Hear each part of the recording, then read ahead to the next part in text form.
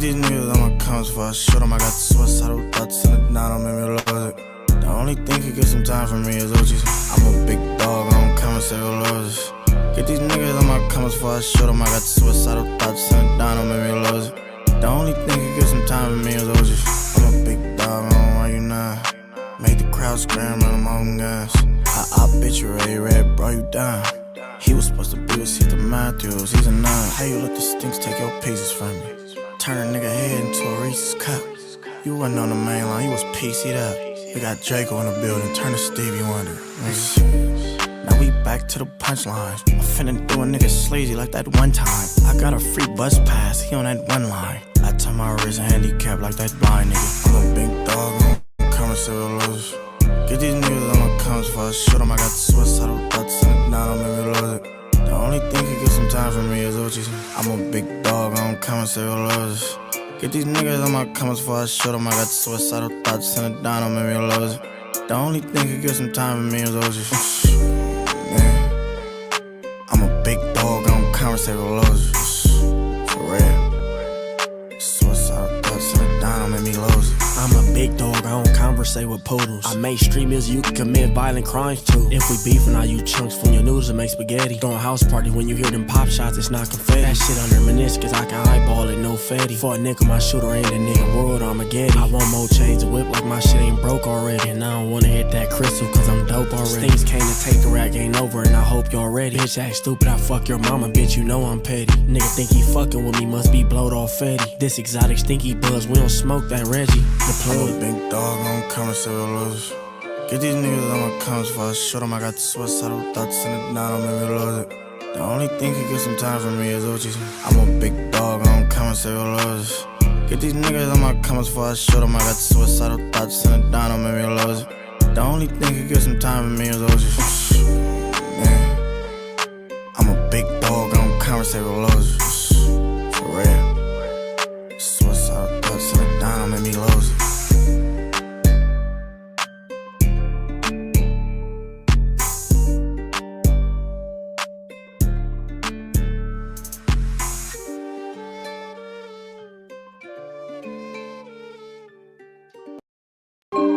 Oh shit,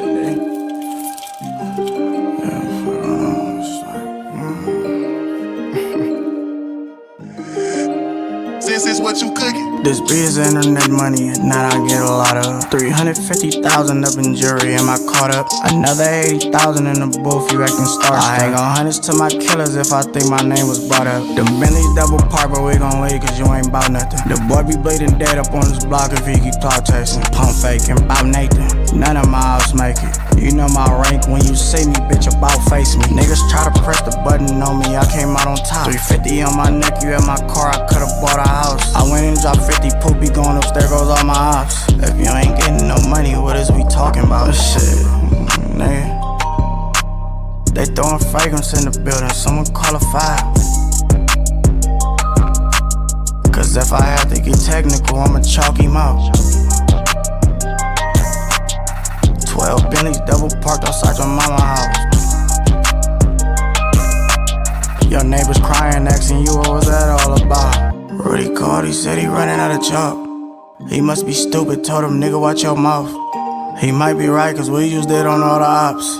Excuse my French, I mean used it on all the cops. You watching me, bitch, you need to go chase a knot. Aborted babies, I'm leaving them on the top. VV clarity, can't see none of my watches. None of my ops on shit, all of my Glocks got sticks. Who said Glocks don't jam? He think he macho man, turn him to taco man if he keep playing with me. I know you laying with her, I know you staying with her. We pull up at his mama house, what type of shit he into? Niggas try to press the button on me, I came out on top. 350 on my neck, you at my car, I could've bought a house. I went and dropped 50 poopy, going upstairs goes all my ops. If you ain't getting no money, what is we talking about? Shit, nigga. They throwing fragrance in the building, someone call a fire. Cause if I have to get technical, I'ma chalk him out. 12 Bentleys double parked outside your mama house. Your neighbors crying, asking you what was that all about.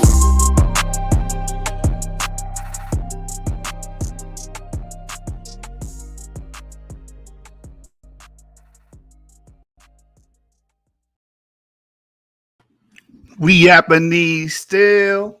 You getting cooked in front of your family like a Japanese meal. It's just shoot the hibachi and none of you niggas can stop me. But can't help but watch me. Look, man, y'all making this too easy. Y'all making this too easy, bro. You know what I'm saying? We're agents, as the brothers say, right? We're agents, but guess what? I am an agent against racism, right? And I've been fighting against this racist stuff for the better part of last year, and I'm definitely going to be fighting for fighting against racism the entirety of this year. Because you guys, first of all, you know, you turn a blind eye to racism when it's committed by people that are quote unquote African Americans or quote unquote black, and we just got to call it out because what was the point of our ancestors fighting in this country to stomp out racism if we're just going to reignite it? You know what I'm saying? Or allow it to exist in our communities. Racism has no place anywhere, and it's a state of ignorance really being pushed in the community. So y'all making it too easy, man. Like I said, Black Hebrew Israelites, like majority 99.98% of their content is about race. It's about racial theory, continental race theory, in some shape, form, or fashion. Today's perpetrator is Benayah Israel. You guys probably understand or know of his content or seen his content. You're aware of him. He has made several mistakes in the past, and that's what we're here for. We're the cleaning up crew, you know what I'm saying? You know, and if I have to get technical, I'm gonna chalk them out. So today we're gonna deal with that. As the show progresses, maybe we get some more YAP members in here. I like do things on site, man. Strike when the metal is hot. You know what I'm saying? Don't let that thing cool down, man. You gotta strike when it's hot. And right now he just released a video. I haven't even watched it. You know what I'm saying? I've been busy doing my just dues, you know what I'm saying, at the JOP. But I just saw this, I was just made aware of this. It's a new video entitled Mount Seir, the Caucasus Mountains. Now, just from a geography standpoint, what is the issue with this statement? I think there's several issues with this statement. Let me go ahead and share my screen so you guys can see what I am seeing. From a geographical standpoint, but then again, geography doesn't mean anything to these people because they're saying Israel is in sub-Saharan Africa. Some of these people, I'm not saying Benayah, but I'm saying there are Black Hebrew Israelites like Teo that subscribe to the idea that Israel is located somewhere in sub-Saharan Africa. So when someone makes, you know, huge leaps like this, Mount Seir, the Caucasus Mountains. Now I haven't watched it yet. I don't know if he's saying Mount Seir is in the Caucasus Mountains, but maybe he needs to understand geography first. So first, I want to show you guys. Shout out to StreamYard being able to switch back between Google Chrome tabs. Great feature, by the way. But I'm going to show you guys, where is Mount Seir? Mount Seir. Let me show you.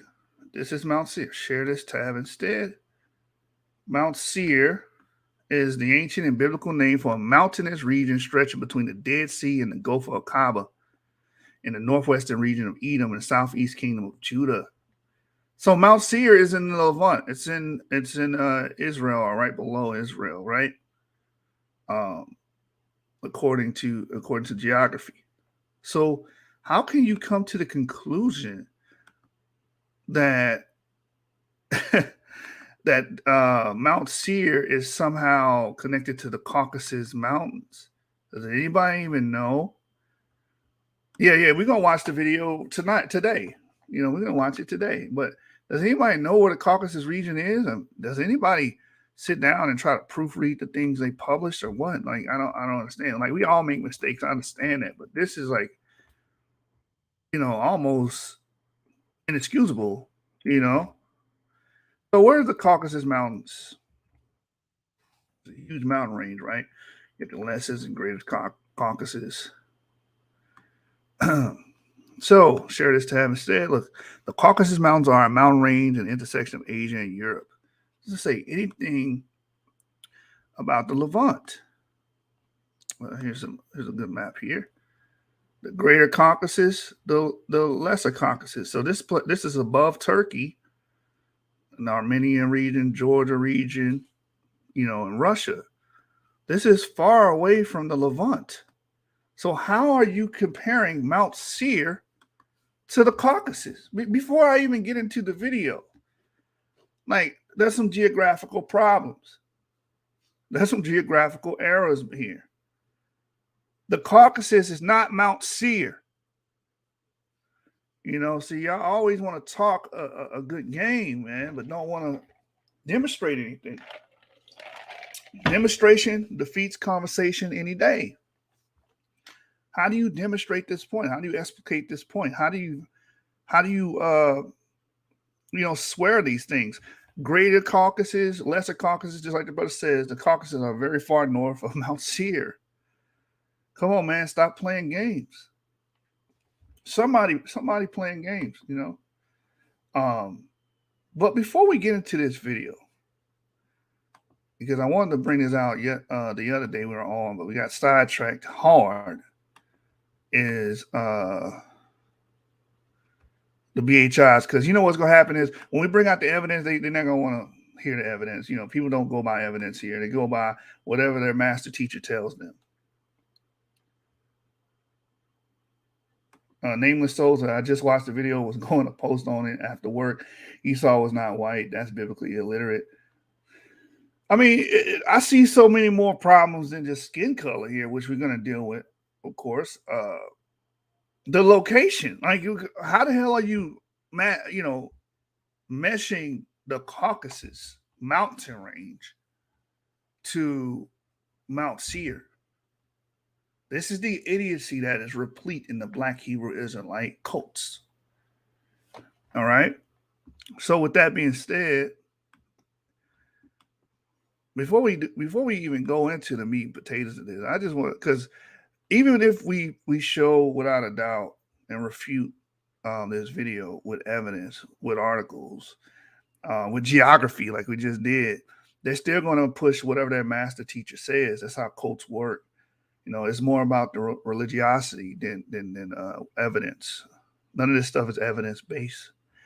You got some few people that are seen to be as charismatic leaders or whatnot, and that outweighs everything. And then when you try to challenge them, they say, well, why are you challenge? You hate your own people. You challenging African Americans. Why are you putting African Americans on blast?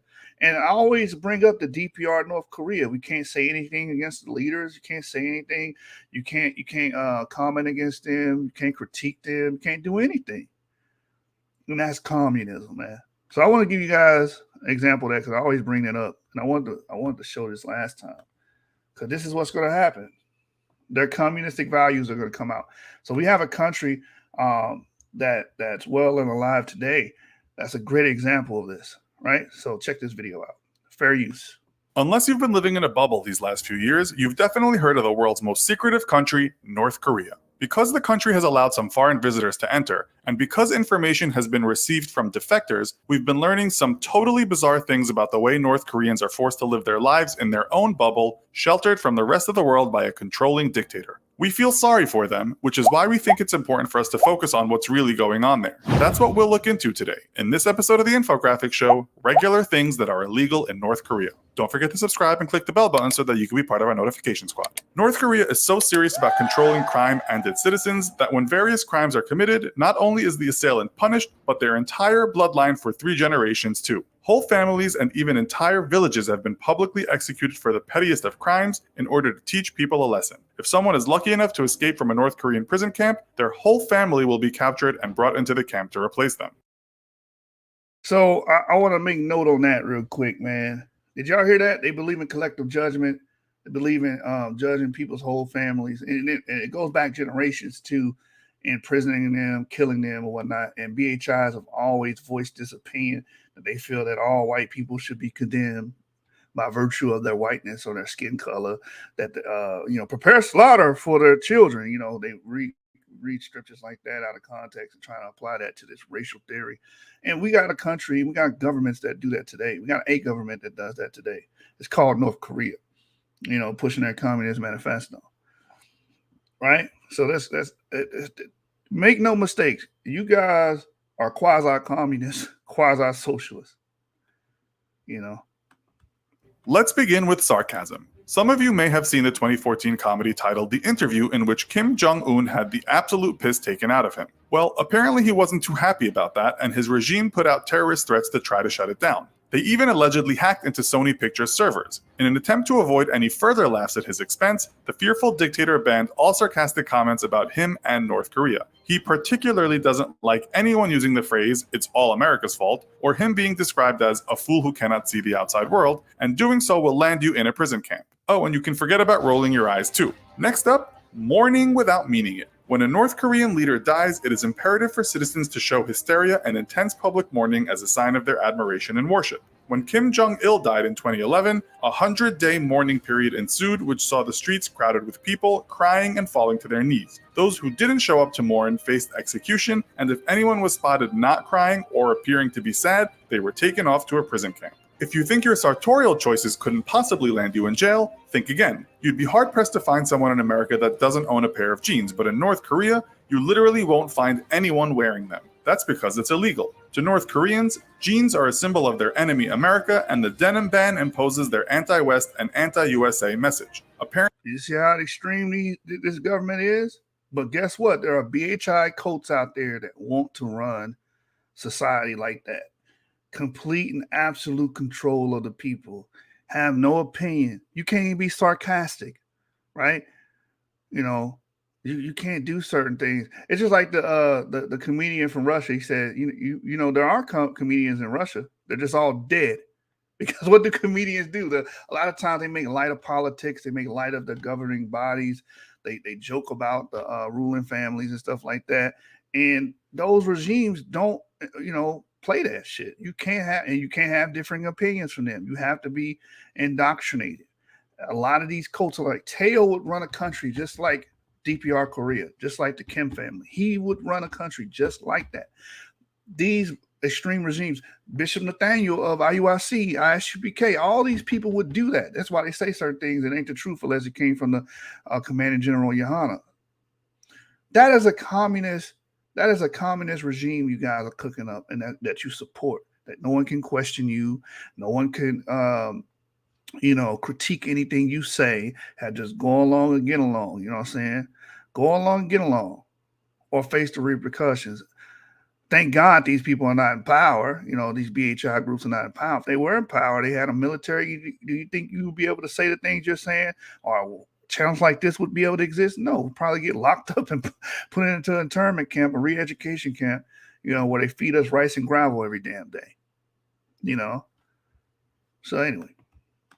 Apparently, the hate for Yankee imperialists is so strong that even kindergarten children are taught to hate anything to do with the USA. Anyone want to Netflix and chill? Not in North Korea. Many North Koreans have smuggled Western media into the country and have shared them amongst family and friends to give insight into the liberated world outside. But this very deed could easily land you in a strict labor camp, or even worse, sentenced to death. An anti-Western film titled Propaganda, made by the North Koreans, was leaked to the outside world by defectors. This film was made to show its citizens all the things that are wrong with Western culture, and it used hundreds of clips from TV shows showing cultural, moral, and political trends that have apparently weakened Western society. Even foreign music could land you in hot water. In 1992, a female former regime propaganda officer made the huge mistake of singing a South Korean song at a party. She was so badly beaten she couldn't walk for a month, and she was also thrown in jail for 3 years. All music that is played on the radio or by orchestras must be Kim Jong-un approved, as well as praise him and communism. Forget about enjoying the new Coldplay or Rihanna album. Even admitting you know the words to their songs will land you in deep doo-doo. Want to turn to the Bible in these tricky times? Think again. Despite there being between 200,000 to 400,000 Christians in North Korea, practicing religion is strictly against the law. Just owning a Bible can get you tortured, thrown into a prison camp, or publicly executed, perhaps along with your family too. As there is no right to religious freedom, citizens are forced to work. And a lot of BHIs don't want anybody to have rights to religious freedom. That goes without saying.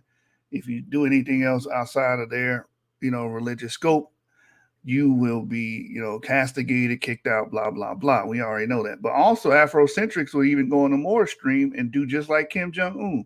Because a lot of Afrocentrics, out there are atheists, and they don't want to have anything to do with religion or the Bible, and they think they own all black people's mind. That's how communism works. It's communal, right? It's got to be a hive mind effect. Everybody has to think the way you think, group think, and anything that does not coincide with that is wrong thinking, should be punished and excommunicated, castigated, right? Beat down. Just like Woodrow Wilson said, you must beat people into conformity. That's where this line of thinking comes from. And the BHIs and Afrocentrics alike share that in common. It's just that the Afrocentrics are more extreme, where they don't want any religion. A lot of these guys don't want any religion. They don't want any of that. You have to think the way they think and teach what they teach.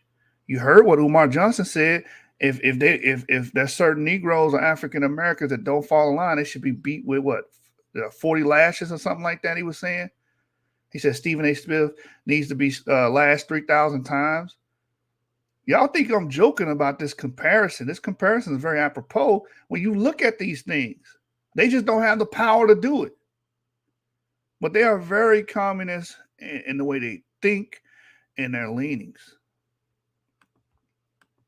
Worship the Kim family, who have actually been found guilty by the United Nations of crimes against humanity for its persecution of Christians. In 2013, 80 Christians were publicly executed in a sports stadium in front of thousands of people just for owning Bibles, and it is estimated that there is up to 80,000 Christians held in concentration camps. After banning Christmas, Kim Jong-un now forces a day of hero worship to his grandmother instead. All this killing giving you a headache? Don't even think of turning off the radio. All houses have a government-controlled radio installed, and it is not allowed to be turned off, ever. Government announcements are made throughout the day, and you have no choice but to listen to them. Announcements include things like, the dear leader hit a hole-in-one today on his very first try playing golf. Maybe you want to capture some still images of all the poor people around town for your next school project. Not so fast. Kim Jong-un desperately wants to hide the fact that around 40% of North Korea lives in extreme poverty and earns a salary of only $2 to $3 a month. Taking photos of the poor is a punishable offense, especially for tourists, as the beyond wealthy dictator is afraid of the country's image being tarnished and perhaps from getting in more trouble by the UN. But surely tourists are exempt from all of these ridiculous laws, right? Wrong. Freedom of travel is a big no-no in North Korea for outside tourists, and anyone who tries to explore by themselves can get into big trouble. As a tourist in North Korea, you will have your every move planned, controlled, and watched by the government, so you can forget about any ideas of solo independent travel at your own pace. You won't even be able to use the public transport system or get into your own taxi. Traveling around the country is only allowed as part of a guided, choreographed tour, which are usually run by the Korean International Travel Company. Their guides will show you around, but you are so restricted that you won't be able to leave your hotel without your guide, even if you just want to get something from the shop across the street. Otherwise, you and your guide will be punished. It is safe to say that unless you enjoy having extremely strict limitations and being watched like a hawk, it's probably better that you don't go on a soul-searching or relaxing holiday to North Korea. But fear not, dear audience. Just when we thought all hope was lost, we learned that marijuana, of all things, is legal in North Korea. In fact, it's not even considered a drug. You can easily find it being grown in fields and can buy it at local markets. Who would have thought? So, which of the aforementioned crimes, yes, I'm using. So you can see someone that's in a communist regime, their freedoms are pretty much non-existent, and you have to listen to the leaders. You can't contradict them. You can't be sarcastic with them. When they die, you must mourn, and there's no laughing aloud. It's a lot of things that are criminal there that we take, we don't take seriously enough, as seriously as we should here in America. We take a lot of things for granted. And like I said, these BHIs, that's their approach, is the communist approach. It's either their way or the highway, and you can't say anything against their leaders. You can't even critique them, can't challenge them. That's a sin in their eyes. And the part about worshiping the Kim family as God, worshiping them, that's how they want you to worship them. That's why when Teo says they're going against the Most High, these religious organizations say they're going after against the Most High. They speak like that, but actually they're talking. The Most High in that sentence is referring to themselves, because who are you actually going against? You're going against Teo, but they're saying, IUIC used to do that. They're going against God. No, I'm going against IUIC. I'm going against Nathaniel and his words, not the Most High. But they equate themselves to the Most High, right? That's just how it works with them. And everything they say is divinely inspired. We got to get out of that thinking, man. It's time to move away from that, right? you're supposed to be equated to some all-knowing being. You're not an all-knowing being. You're not omniscient. You make mistakes. As humans, we're fallible, right? So, with that being said, let's get to the meat and potatoes of today, man. I just had to show you guys the reality of Korea, man, North Korea, not South Korea, but North Korea, and their communist regime, and how a lot of these Black Hebrew Israelites and Afrocentrist arguments and cults sound similar to how they run their government. And I believe that if they had power, they would try to run a government like that. Also, saying, "Oh, an attack against us is an attack against all of Israel, attack against all Black people." That's the communist thing, a communal thing. There is no such thing as individuality, so you can't attack an individual. If I say anything about Teo, that means I must hate all Black people or hate all Israelites. If I say anything about an Afrocentrist like Garfield or something, right, I must hate all Black people. That's that communist mindset, man. So be on the lookout for that. So we have already brought out the irony of Mount Seir being compared to the Caucasus Mountains. Mount Seir is in the Levant. It's below Israel. But he's comparing to the Caucasus Mountains, and the Caucasus Mountains is located above, far north, above Turkey, right? Armenia and Georgia is around that region. And it's not even in the Levant. So, again, ironically, the comment, the title is paradoxical in itself, right? It's paradoxical in itself. So, fair use, we are covered by the Copyright Act 107, which says that it gives us permission to do things as criticism, comment. We can use this for news reporting, teaching, and scholarship or research. So we're well covered within our right to view this and critique it. All right, so fair use, just in case no one knows what fair use is. Let me share this tab here. This is fair use. It says fair use permits a party to use a copyrighted work without the copyright owner's permission for purposes such as criticism, commentary, news reporting, teaching, scholarship, or research. Okay, so we're well covered within our right to under the Copyright Act 107. All right, so here, let's get into it. Issue for that hatred. You need to do three things. One, you need to redefine who the children of Judah are according to the old references. Not from the 1900s and newer, because those books tend to have a totally, completely different history in those books. So you have to ask yourself, how did we lose this in history? How did you lose 400,000 people in history? And the reason why I say how did you lose 400,000 people in history is not in the books. Many people in today's time, many Israelites who don't know their heritage or who they are looking back. Now it is up to us to have eyes to see and ears to hear.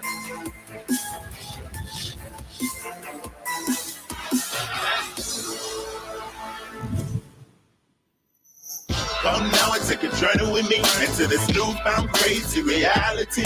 Most people gonna think you insane, you see. Even sometimes. Hey, Tubi Movies, I heard they pay well. If you put your joint on Tubi Movies, you probably getting a consistent check off of that. Duly noted. What you say, brother? I said duly noted. yeah. Start putting content on Tubi.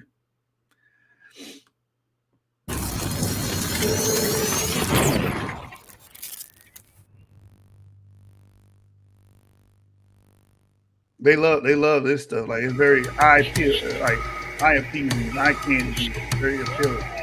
Yeah, it's very cinematic. Black Germany out of the Caucasus. Deep in the shadows of the... You remember, guys, I'm going into this blind. I never watched this video. I just seen it, and I wanted to cover it today on today's live. So I don't know anything that's going to be said in this video. I just know it's very odd to compare Mount Seir to the Caucasus Mountains. So let's see what he got here. Dark Germany. I seen parts of the video, and I won't spoil anything, but they talk. Well, I wonder. Well, I'll just let it play. I'll let it play. And then I'm going to address a few things, but is it that bad, Avery? Yeah, especially when they talk about a certain ethnic group that I've been talking about. Oh, I know where you're going. Yeah, I know where you're going. Okay. Yeah. So I see what he's doing here. All right, I got you. The dark forest, hidden among the cracked rock along the veins of an old mountain, called by the name of Mount Seir. Whoa, I hate to keep stopping this. Is he calling Germany Mount Seir? Hold on, let me go back. Maybe I'm confused here. I believe he does say Mount Seir is in the Levant, but I think he also tries to put Mount Seir in the Caucasus Mountains as well. What? Talk about like there seems to be two Mount Seirs from what I remember, because like I said, I skimmed through it. I was mainly looking at a particular section of the video, but he does say that Mount Seir is in the Levant, which kind of contradicts the whole thing about, Sub-Saharan Africa being the location of Israel, according to Teo Ministries. But anyways. He said Black Germany out of the Caucasus. And then he continues to say, all right, I'm going to let it play. Deep in the shadows of the dark forest, hidden among the cracked rock along the veins of an old mountain, called by the name of Mount Seir. Haunted by wraiths not quite human. See, that's what he said. Out of Black Germany, out of the Caucasus, in a deep, dark forest, in a place called Mount Seir. So he's placing Mount Seir, in Germany someday, or in the Caucasus. Yeah. What? Yeah, there's two Mount Seirs. Well, somebody in the chat said 3 Mount Seirs. He's got 3 Mount Seir. Oh my God. This nigga was clearly lying. Oh God, we already started, man.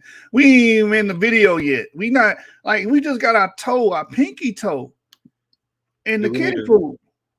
Do we need to address the location of Mount Seir according historically, or what?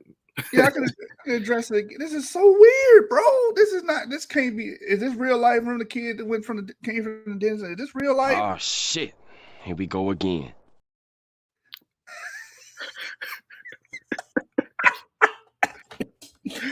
Oh God. All right, Mount Seir on the map. Okay. It's nowhere near Germany, all right? I think even the Bible verses clearly identify Mount Seir in the region of Edom, and Edom historically was always south of Judah in like northwest Arabia. Right. I covered it in the beginning of the video, but here it is again for people that are just not coming in. Mount Seir is here. See that little triangle? That's Mount Seir in Edom, right below Judah, right in the Levant, a Levantine region, right here by the Sinai Wilderness. This is where Mount Seir is located, right? But if you type in Germany, because he brought up Germany, so let's look up Germany. This is where Germany is. I don't even know why he brought Germany up. Yeah, I don't know why either. This is a whole geographical mind fuck right here. Talk about revisionist. Look, and then that's where Germany is. I think he does that to try to connect the Jewish people, the Ashkenazi Jewish people, to the Edomites. I think that's why he does it. Because remember, their whole thing is that Ashkenazi Jews are Edomites / khazars and stuff like that. So I think that's what he's trying to do. Look what Timothy said. Let's just call all mountains Mount Seir from now on. Yeah. Oh man, Errol Brown. They got Errol Brown. They bit Errol Brown. They bit him. You've been bit, brother. I'm gonna have to get him with the anti-venom. You're gonna have to shoot it with the anti-venom. He started to turn. He said the original location cannot be changed, of course, but could it be there that the descendants lived in these places? The descendants of who? Like who are you talking about? Because I'm Mount Seir. Will Son of Yah says they believe Edom seed was the first white man and they migrated to Europe. But Benayah ben Israel believes that as well. Will Son of Yah? Because I know that the BHI do, but does he believe that as well? I didn't even know that. Benayah Israel is a white mystery man. to me. Esau is the first white man, the originator of the white race. What? Oh man, Mount Kilimanjaro is the real Mount Seir. I'm trying to figure out what this guy is saying, but could it be that their descendants lived in these places? The descendants of who? Yeah, like who are we talking Are you about? saying the descendants of the people of Mount Seir lived in Germany? Or the people of Germany? Okay. The descendants of Mount Seir, I'm just asking. I've only been on for 3 minutes. But that don't make any sense because he's saying that they came out. I don't get it. I really don't get it. I got to watch the rest of the video. Let's just keep it plain and simple. According to the scriptures, Mount Seir, the only Mount Seir of Iron Age Israel, was in the Levant. There was no other Mount Seir in any other part of the world that the Israelites referred to when it came to Esau. It was in Bronze Age, Iron Age, Levant, not anywhere else. Right. And someone tell Benayah that the Caucasus is not in Germany, but it's the mountain range that's around Georgia, Azerbaijan, Turkey, Armenia, and you know, where it borders Russia. Georgia borders Russia, the Greater and Lesser Caucasus. That had nothing to do with Germany. So we're just pretty much making up our own geography here. You know what I'm saying? when it's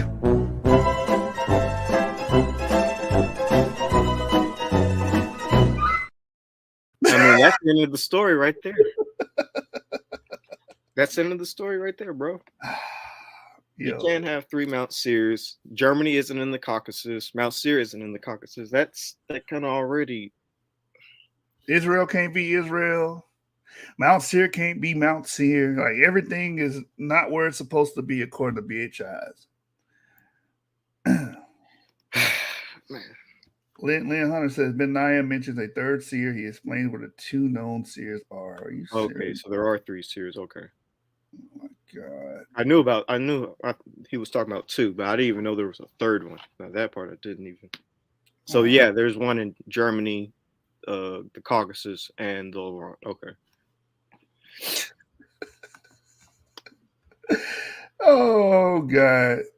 He said, I think you have a better understanding of what he's saying when you watch the video. I know, but I couldn't get past 40 seconds. I'm sorry. This is going to be one of them ones. Like within the first 40 seconds, he says, let me go back. Let me go back, man. We ain't going to get past this. We're going to do a part 2. Just Black Germany out of the Caucasus, right? So let's follow what he's saying here, right? So let's share this tab instead. In the shadows of the dark forest.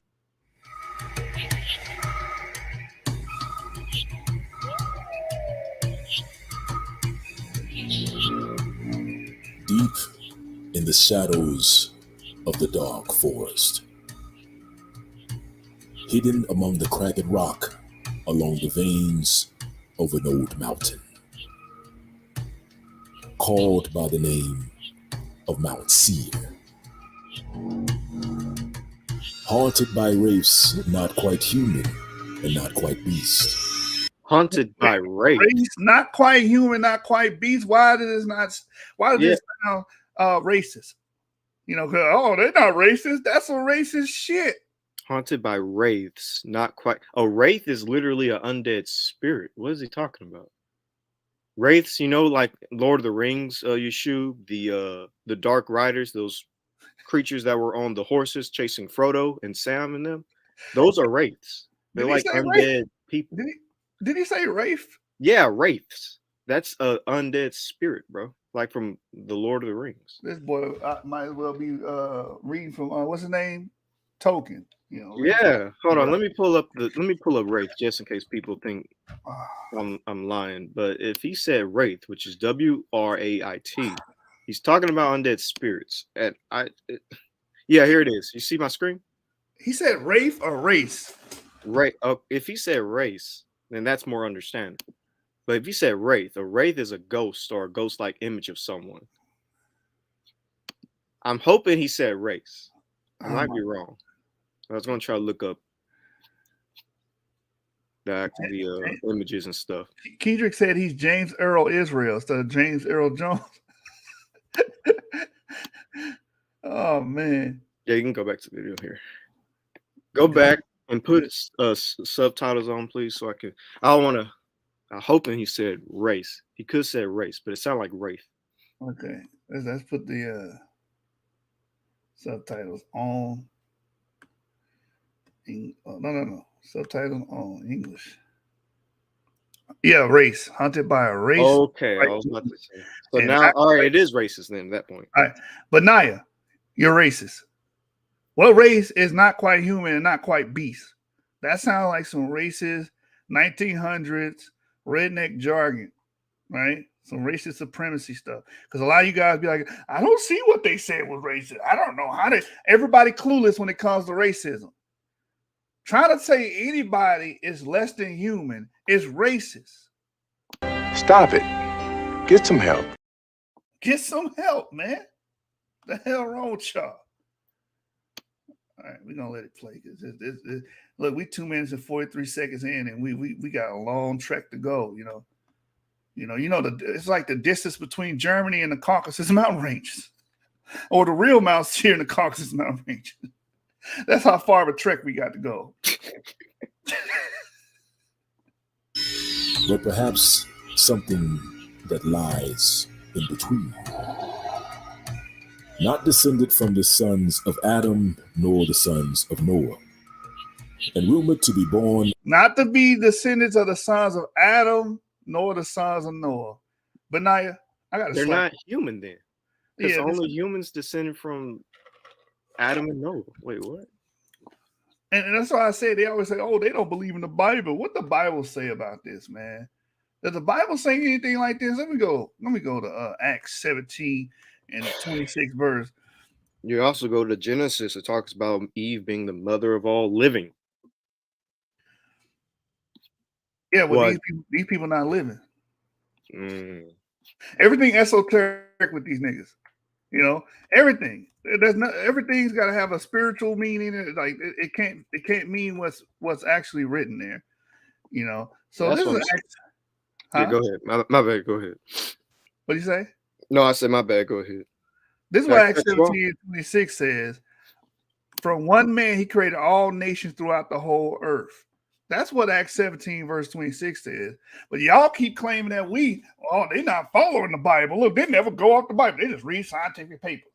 But isn't this fundamental to the biblical understanding? That's why, if you're a Christian or if you believe in the Messiah, that's why it's so important that he died for all nations, right?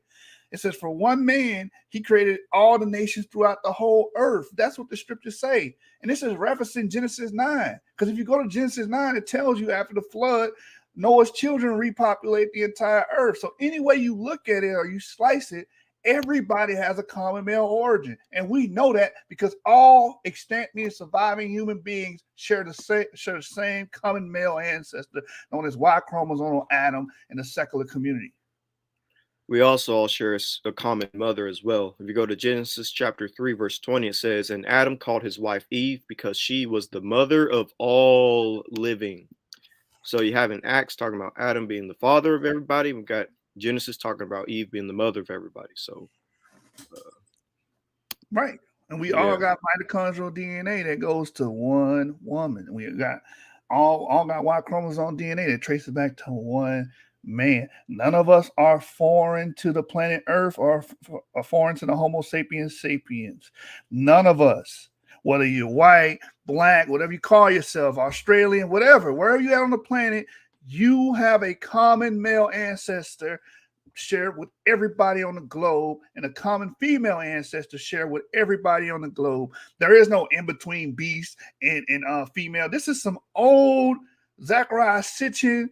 I don't even think Zechariah Sitchin would even go that far. I'm sorry, Zechariah Sitchin. I didn't mean to disrespect your name. This is some old Ernest Cox, Woodrow Wilson, what I'm saying? People in that vein, polygenists. Those people believe that. And they did that and they employed these theories to try to disrespect Black people and say that they were beasts and that they were not human and they were not fully human and they weren't Adam. They were the beasts of the fields. They was crawling around on all fours. Yep. Stuff of that nature. Now you're using the same talking points, and when someone calls you racist, they're not being racist, brother. Just imagine if a white person was on the internet, saying this to us. I'll be just as mad. Saying that, oh, black people, part human and part beast. I'll be like, bro. Yeah. Benayah, you's a clown, man. He's a whole clown. And this is why he's going to butcher a very interesting ethnic group in the ancient Near East that has a lot of profound history. And he's going to basically kind of attach this ethnic group that I study, by the way. I'm going to show you all the videos that I did on them, where you can find the videos where I did on them. And yeah, he's just going to butcher these people, very prestigious people of the ancient Near East. But yeah, we can. Was there anything else you was going to say? No, this guy's an idiot. That's it. Let me rewind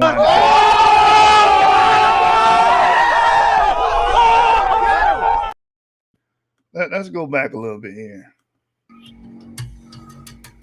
Haunted by wraiths not quite human and not quite beast, but perhaps something that lies in between. Not descended from the sons of Adam nor the sons of Noah, and rumored to be born of a forbidden union between fallen angels and the souls of men, who produced... Oh my God, here we go with this bullshit. I know what this is. Oh shit, here we go again. You gotta be kidding me. We're back to white people are descendants of fallen angels.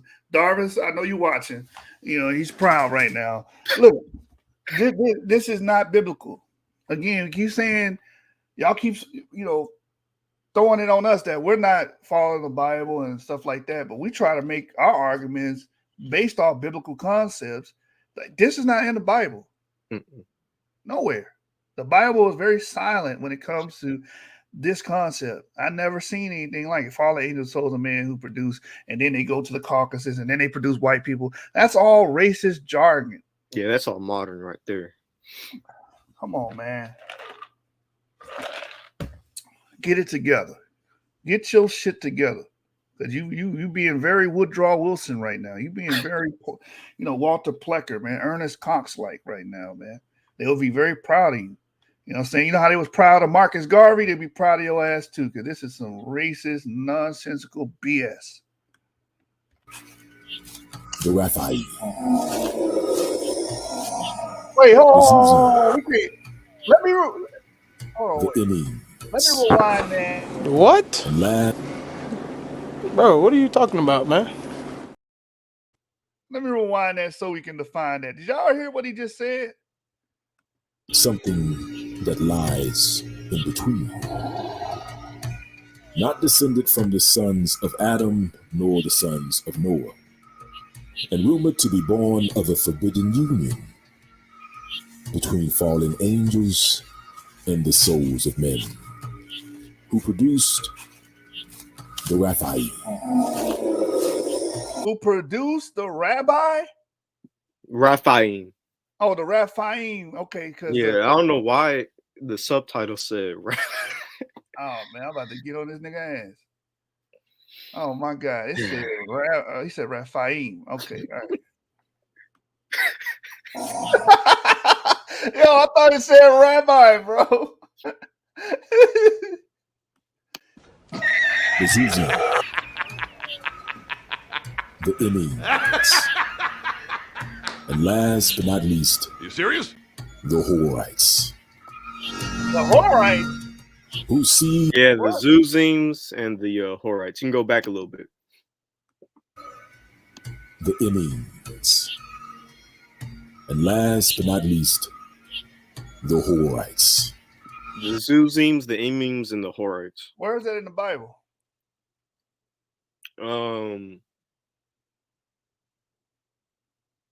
I think he's talking about the in the book of Miscegenation, the giants and stuff like that. In the book of Miscegenation, chapter 3, verse 26. That's where it's at.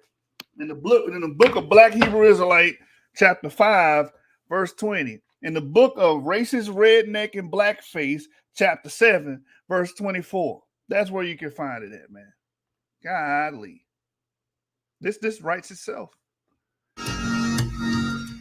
Whose seed was mingled with men, spread wide upon the peaks of Mount Seir, and deep in the bowels of a hollow cave.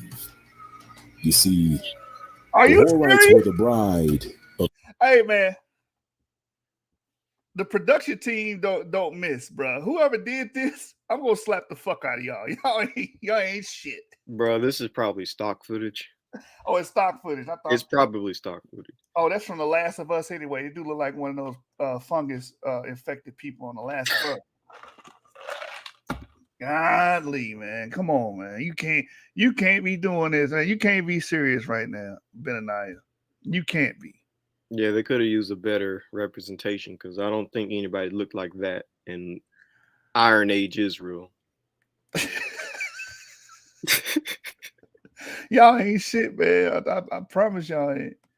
Of Esau, who was born with a hairy red coat upon his naked skin, which forced him to seek out shelter upon the deep, long shadows of Mount Seir, where he would disappear into the darkness of the forest, far away from the reach of men, where he would dwell, bear young, hunt, and find his true love.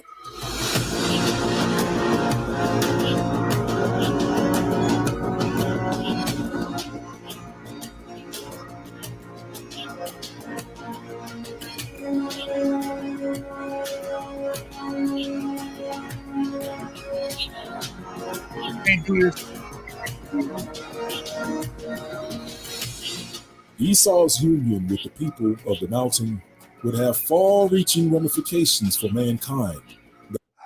I knew it. This is kind of weird. Esau made a union with the Nephilim babies and created. Oh my God. Where is this at? Where did this union happen at? Because you start off in Germany. What the hell is Esau doing in Germany? And what time period is this? You didn't get no dates or nothing. Yeah, no dates. That's what I mean. I feel like a lot of BHI just don't know when anything took place in the Bible. They have no dates for nothing. Would not Esau be a Bronze Age figure? You are correct. You are correct. So what did these Nephilim have sex with? You ain't tell us when, where, how. You just said, oh, they made a union. Right, Lynn, that cuts his BS because it said the Horites were the people before Esau in the land of Mount Seir. Genesis 36 mentions them. We understand that. That's a problem because he said Germany. I don't know, bro. He started off with Germany in a deep, dark forest and the Nephilim there and all this other BS that was just made up and pulled out of his asshole. Yes. This ain't the annals of history. This is the annals of history. You understand? That would last until this very day. An exchange of blood, an oath, would mark the descendants of this union for ages to come. You see, according to the scriptures, Esau was the only people to mix with the Horites during the times of old, therefore creating a height. Where in the scriptures does it say they're the only people to mix with the Horites? How do you even know that? Nothing says that. The scripture doesn't say they were the only people to mix with them. Yeah, you can't make a definitive statement like that because anybody could have mixed with them. Oh my God, bro. And then y'all not going to even question them because, again, they're your beloved leaders like the Kim family and then DPR North Korea, bro. This is just idiocy. This man said they're the only people that... This nigga was clearly lying. All right.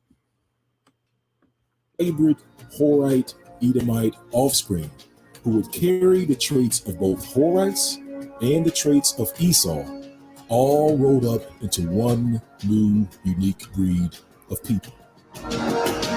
Well, It's like they became a whole new race or something. And especially showing images like that, like they became like almost a superhuman. I don't know. Go ahead. Unpause it, bro. That part was just kind of funny.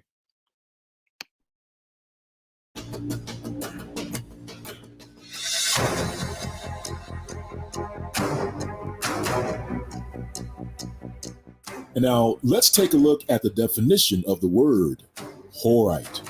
According to the Strong's Concordance, which means cave dweller, as the following reference reads, Strong's number H2752, that's Strong's H2752 means Horims or Horites. It means cave dweller or troglodytes.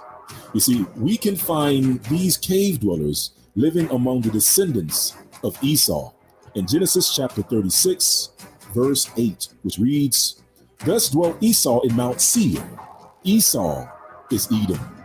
And these are the generations of Esau, the father of the Edomites in Mount Seir. These are the names of Esau's sons. Eliphaz, the son of Ada, the wife of Esau. Reuel, the son of Beshemeth, the wife of Esau.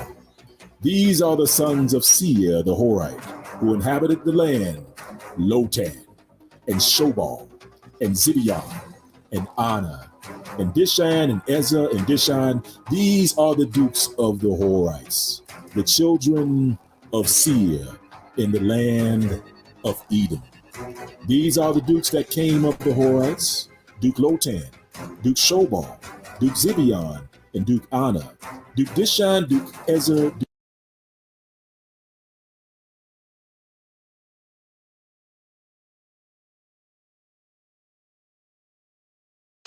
You there? Because I can't Oh, hear my you. bad. I'm talking on mute. He Yeah, said, but- reading the Bible only mentions that Esau mixed, not that nobody else did. No, that's not what he said, bro. We're not going to play this game. The man said the only people to mix. Let's go back. Let's go back. When he said the only people to mix right here. Esau's union with the people of the mountain would have far-reaching ramifications for mankind that would last until this very day. An exchange of blood, an oath, would mark the descendants of this union for ages to come. You see, according to the scriptures, Esau was the only people to mix with the Horites. Now what you got to say, Lynn? He's not saying that, oh, the Bible only mentions that. He said only people to mix with the Horites. That's his words. That's bullshit, and you know it. That's why you're trying to make excuses. Stop trying to make excuses. Just watch. Yeah, that's broad brushing. You can't make a definitive statement that Esau was the only people. Yeah, you don't even know that. And the Bible don't say nothing about Horites being any of this, Lord of the Rings bullshit you came up with, or The Last of Us bullshit. Xenomorphs or some shit. Now, you don't say that. And Zibeon, and Anna, and Dishan, and Ezer, and Dishan. These are the dukes of the Horites, the children of Seir in the land of Edom. These are the dukes that came of the Horites, Duke Lotan, Duke Shobal, Duke Zibeon, and Duke Anna, Duke Dishan, Duke Ezer, Duke Dishan. These are the dukes that came of Hori, among their dukes in the land of Seir. You see, fam, the Horites were divided into two groups, the East Horites and the West Horites. It was the East Horites who initially interacted with Esau, while the West Horites did not mix with Esau until later, as described in the Zondervan Bible Dictionary. Horite, or perhaps cave dweller, or nobleman or son. Also, Horim. Phonetically, this name is the Old Testament Hebrew equivalent of extra-biblical Hurrian. In other words, fam, it's also known as Hurrian, as the name Hurrian, which are an actual people. But we'll come back to that later. So let's drop down to the next paragraph, to the next highlighted section, which reads, He's gonna read that quite a bit, by the way, you shoot in Right. in this video. So the Hurrians are a trans-Caucasian people, right? But this doesn't help his Germany claim either. No. And again, Hurrians are humans just like anybody else. They're not Exactly. aliens and nothing like that. Hurrians are humans. Here, I'm gonna share my screen real quick. That bullshit that he was talking about, some in-betweeners. Oh, they're in between animals and beasts, and they come from the Nephilim, and the Nephilim had sex with souls of men. I don't even know how that fucking works, but I don't know how a soul can have sex. Secondly, they produced these people that were in the forces, the dark forces of Germany. No. So let's get this straight. By the way, if you go to my channel, The Hebrew of Israel, I actually did quite a few presentations on the Hurrians. By the way, long before this documentary came out. But anyways, if you go to my playlist, there is a section called Hurrians.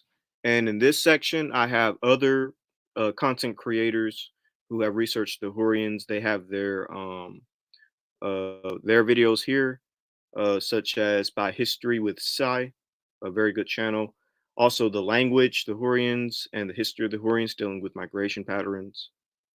And I also have my own videos dealing with the Hurrians. I'm going to just scroll and find that really quick so y'all can see that. I'm going to remake my Hurrian videos, by the way, and I had planned on doing another deep dive into the Hurrians because they are a very interesting ethnic group. I'm going to explain here in a second who the Hurrians are. But first, let me show y'all where you can find my Hurrian videos. I did it almost a year ago, but like I said, I will be redoing it, and I had already planned on going a little bit deeper into them, but you should be able to find them once you get past some of the latest videos that I did. So here are some videos dealing with the Hurrians down here. Like, for instance, I have videos like the Hurrians and the Kurds, the Hurrians, Mitanni, Hittites, Amorites, and Kassites, the Uratrians, the Hurrians right there, the Uratrians, English, Chechenians, and Armenians. So yeah, these are all my videos dealing with like Haplogroup J and the Hurrians and stuff like that. But basically, who the Hurrians was a early Bronze Age trans-Caucasian culture and ethnic group. And they didn't really have like one central civilization. They were kind of spread out. One of the notable Hurrian, I guess you can say, kingdoms was Mitanni, which was located in modern day Syria. But the Hurrians themselves they spoke a Caucasian language named after them, Hurrian, or sometimes called Uratrian. And they were just like any other ethnic group in the ancient Near East. They're not some demon mixed Nephilim hybrid creatures. No, they're just a simple Near Eastern Bronze Age ethnic group that migrated from the Caucasus into parts of the Middle East during the time period in which there was a lot of warfare and migration because of certain climactic events. So yeah, they're just a Caucasian ethnic group that spread out and did interactions with Semitic groups and peoples, and their forefathers would have descended from the Kora Araxes culture between the Kora and the Araxes rivers. And you can tell based on certain pottery and stuff like that, like the black burnished pottery. But yeah, they're just like any other ethnic group, likely carried certain genetic markers that any other people would have, even black people, you know. So yeah, they're not a mysterious, like, unknown ethnic group. Like, we have detailed documents on the Hurrians. They're not some weird thing. All right, you can go ahead and shoot. Yeah, like I said, these people. Go ahead. My bad. Right, the Hurrians would have came down mixed with Canaanites and pretty much made the nexus of Canaanites. So when you're trying to put this all on Esau or whatever, oh, Esau mixed with these alien-born people, you do realize the Israelites mixed with these people. Literally. We know this. Huh? No, I said literally. Like he's butchering this ethnic group. So making them seem Israelites like are they're a devil race. Israelites are Nephilim, Raphaim, and all that bullshit you were saying too, right? Yeah. We go off of that. Yeah, the Israelites literally mixed with these peoples. That's why he's trying to put the Horites only on Esau. But he don't know that the Israelites mixed with Horians as well. And that's why I'm going to do a video after I'm done with my Exodus series. I had already planned this, by the way, but after I'm done with my Exodus series, I'm going to do a deep dive into the Canaanites and people of that nature. So, but yeah, the Horians are not some spooky ethnic group. They're just a Bronze Age, Iron Age, Near Eastern population. Watch this. So I'm going to share this tab instead. It's going to teach you guys, because you're not going to get taught by Benayah. You're going to get indoctrinated, right? So he's going to teach you here, right? So this is according to Times of Israel. Study shows that Canaanite Israelites, biblical frenemies, kept genetic integrity, right? And this segment here is discussing the Canaanite-Hurrian connection, right? When you go here, it says in samples taken from 35 individuals, not some racist redneck and black face on the internet known as Benayah. No, this is coming from samples, DNA samples of people that lived during that time. And I don't see anything in here saying that, oh, we found some kind of weird Nephilim mix here. No, these were Homo sapiens sapien humans, right? 35 individuals from Tel Megiddo, northern Israel. It was discovered that the influx of migration from the possibly Hurrian-speaking areas of the Zagros Caucasus Mountains continued through a rise in the percentage of this foreign DNA and a few outliers found at the site. The Canaanite society of Megiddo was certainly tolerant of foreigners and immigrants, as shown by several genetic outlier individuals we detect there, said geneticist Carmine. Archaeologist Finkelstein told the Times of Israel that these individuals were buried close to the palace in a tomb related to the fantastically preserved Canaanite royal tomb uncovered recently. Asked about the reasons behind the migration, Finkelstein wrote in an email, "Why is a good question to which for the time being we don't have an answer. We think that the origin of these people was the Caucasus. To just walk from the Megiddo there to the Megiddo would take a long time, perhaps a month or more, but I don't think that it worked that way. We're probably speaking about a gradual movement to the south and one which continued in drips and drabs for many centuries," said Finkelstein. Finkelstein referred to the Bronze Age archaeological evidence found in the Levant that tied the material culture of the Caucasus Mountains people to the Levant from the early Bronze Age, including the Kerbet vessels. For later in the second millennium, Hurrian names of local rulers in the 14th century Armana tablets, including the name of the ruler king of the city of Megiddo, Benayah.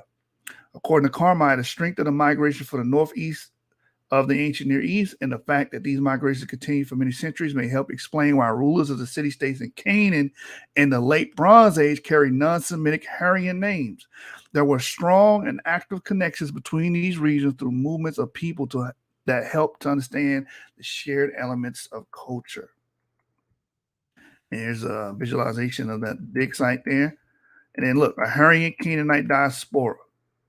It says, we found that both Arabic-speaking and Jewish populations are compatible with having more than 50% Middle Eastern-related ancestry. At the same time, the direct contribution of Canaanites to modern populations cannot be accurately quantified. They write, so there is some genetic tie between the Canaanites and modern Arabic-speaking and Jewish populations. Hebrew University Carmel laughed when asked if his research team methods will be available to those who, for example, want to check if they have Jewish ancestry. It will be a little bit of an overkill to say the least, he laughed, pointing the curious to many online genetic testing sites available on the market. So with that being said, the evidence that the Hurrians were in the Levant is replete, right? Because we have the names, we have the Egyptians even calling them Hurry, right? We brought this out in prior episodes before. These we people talked about this. Yeah. These people come from the Caucasus will be haplogroup J. They're not aliens. Mm-mm. They're not Nephilims. They're not Raphaim and all this other bullshit this guy put. They're haplogroup J, meaning they descend from IJ, which descends from IJK, which descends from HIJK, which descends from GHIJK, right? Which descends from FM89, which descends from CF. And CF and DE are closely paired because they have common mutations on the Y chromosome. So if they're Nephilim, we're Nephilim because most Black Americans descend from DE because they're downstream markers of E, whether they're E1B1A. Let's do one better though. If they're Nephilim, then the Limba are Nephilim because they love claiming that they're Limba, the Darbyites. So Yes. if these Hurrians who are J markers are Nephilim, then the Limba tribe are Nephilim, which makes you a Nephilim because the Limba carries the J marker. Right. The Limba All likely these people are descend directly from Hurrians. The ones Big with the J. facts. Big facts. You understand? So none of this makes sense. Especially, this is why we spend so many hours trying to teach you guys genetics. And we're trying to purge this racist BS out of you. You know, a lot of y'all clicked off the video. Y'all want to hear that. You want us to feed the racism in you. You want us to feed the Woodrow Wilson and the baby Hitler that dwells inside of you. Baby Hitler. We're not doing that. Yeah. You understand? And again, he's trying to miss. My bad. Go ahead. What are you saying? No, you go ahead. I'll go after you. Go ahead. As you can see here, let's share this tab here. Here's a frequency map of JM267 and also J1P58, which is the known, what they call the Jewish marker in secular circles. As you can see, that marker penetrates the Horn of Africa, penetrates sub-Saharan Africa as well. There are plenty of Africans with that same marker. The same marker that we associate with Hurrians, the same marker we associate with modern Jews is African as well. There are a lot of Africans that carry that DNA, including the Limba, which you guys champion, right? That's why they connected them to modern Jewish groups, is because they had J1P58, which is a hominin or a Homo sapiens sapien haplogroup, not a Nephilim. Okay? Like, we got to stop this bullshit. You know, you're spreading idiocy, Benayah. That's what you're doing. You're spreading idiocy on the internet and claiming that these people are anything other than the sons of Adam and sons of Noah is racist jargon. And we're not going to stand for it. And if you want to debate, you know where we at. Well, most of you guys are cowards. You never debate. You'll never debate. So when he said that about the Horian thing and trying to bring it out as some kind of zinger or gotcha, you're full of shit, bro. This nigga was clearly lying. All right, now let's get back to the video. Oh, this is the article here. I'll put it in the chat. Origin and diffusion of human, not Nephilim, not fallen angel or some bullshit. Human. Yep. Y chromosome haplogroup J1M267. Yep. All right. Trying to mystify them. They're just a simple Bronze Age Near Eastern ethnic group. Yeah, this is not Lord of the Rings, orcs, humans, and elves. Nope. All right. Stop it. And again, if you want to look at specific videos dealing with them, with this ethnic group, check out my channel on the Hurrians. I'm going to remake these videos because I feel like the production quality and my speech could be a lot better, but still check them out to actually learn like a more grounded, I guess you can say, understanding of the Hurrian peoples. Because I did this like almost a year ago, talking about this before his documentary came out. And on this channel, Genesis 49ers, we talked about the Hurrians as well, almost a year ago, before Benayah's video came out.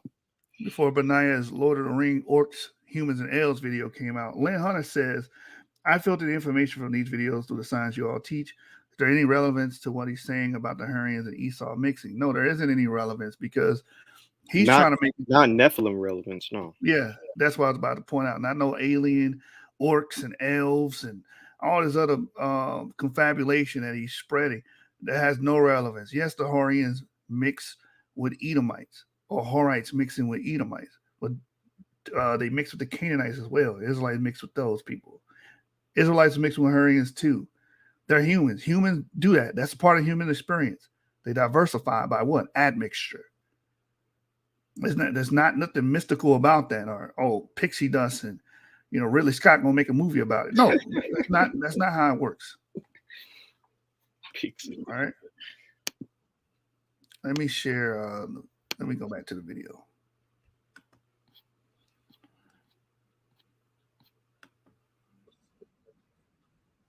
As East Horites, and who were driven out and destroyed by the Edomites, were apparently not Hurrians.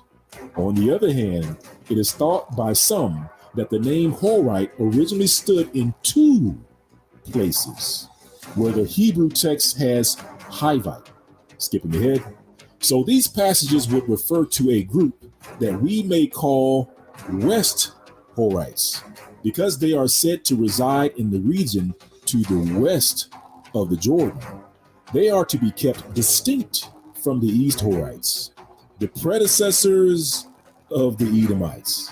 The West Horites, it is claimed by some, are non-Semitic, related to the peoples called Hurrians in extra-biblical texts of the second millennia BC.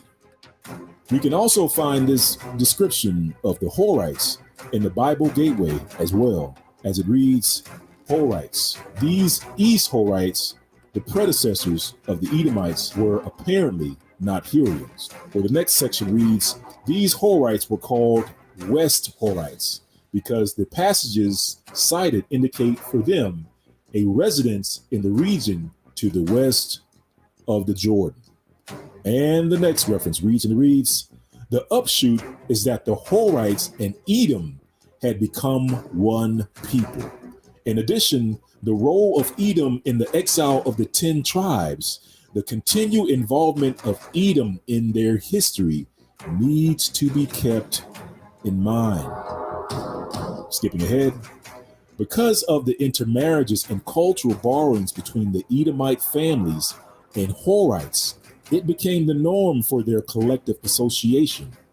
Red-headed Esau himself was hirsute, a coincidental similarity. It's important to note that both the Horite and Esau lived in the same places. Therefore, if you find the Horites, you'll more than likely find Esau.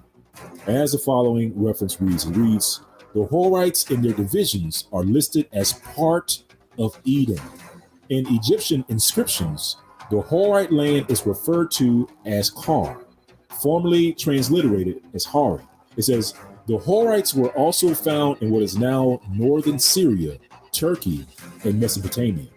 Archaeological finds indicate that they spoke a language called Hurrian, similar to that later known as Urartu. According to I.M.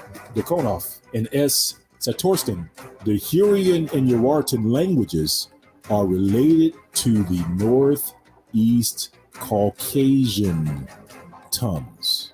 That's important, fam. We'll come back to that later. But let's keep reading. It says, the Horites in Hebrew are referred to as Horim, or in archaeological terms as Hurrians. The Bible recalls the Horites as dwelling around Mount Seir, which was to the south of Canaan. All right, fam. So in the Bible, Mount Seir is synonymous with Esau. In other words, if you find... I own that book, Germany and Edom, which was written by an Ashkenazi Jew. And that book is very pseudo as hell. I used to quote that book and used to try to make arguments for Esau being the white man. So I'm well aware of that book. That book is actually on my shelf right now. That book is very pseudo as hell. What is the problem saying all white people being Esau, right? A majority or the bulk of them. The problem is they got different haplogroups. This is why it's very important to understand what a haplogroup is. People try to sweep it under the rug. No, we don't care about haplogroup. I don't give a damn what you care about. It flies in the face of this idea that one man is the father of all these people that have a certain skin complexion. First of all, white skin existed before Esau. It existed before the Hurrians. You understand? It existed before them. Before there were people called Hurrians in the Trans-Caucasian context. White people existed. Let me show you that real quick because, again, you're not going to learn it from these BHI racist cult members like Benayah. So if we go here to how Europeans evolved white skin. And this is from science.org. I have a subscription to this so I can see all the articles. But it says here, ancient DNA from skeletons show dramatic natural selection on skin color and height in many Europeans. This is a human, by the way. Everybody watching. It's so sad. I got to teach y'all that this is a human. Right?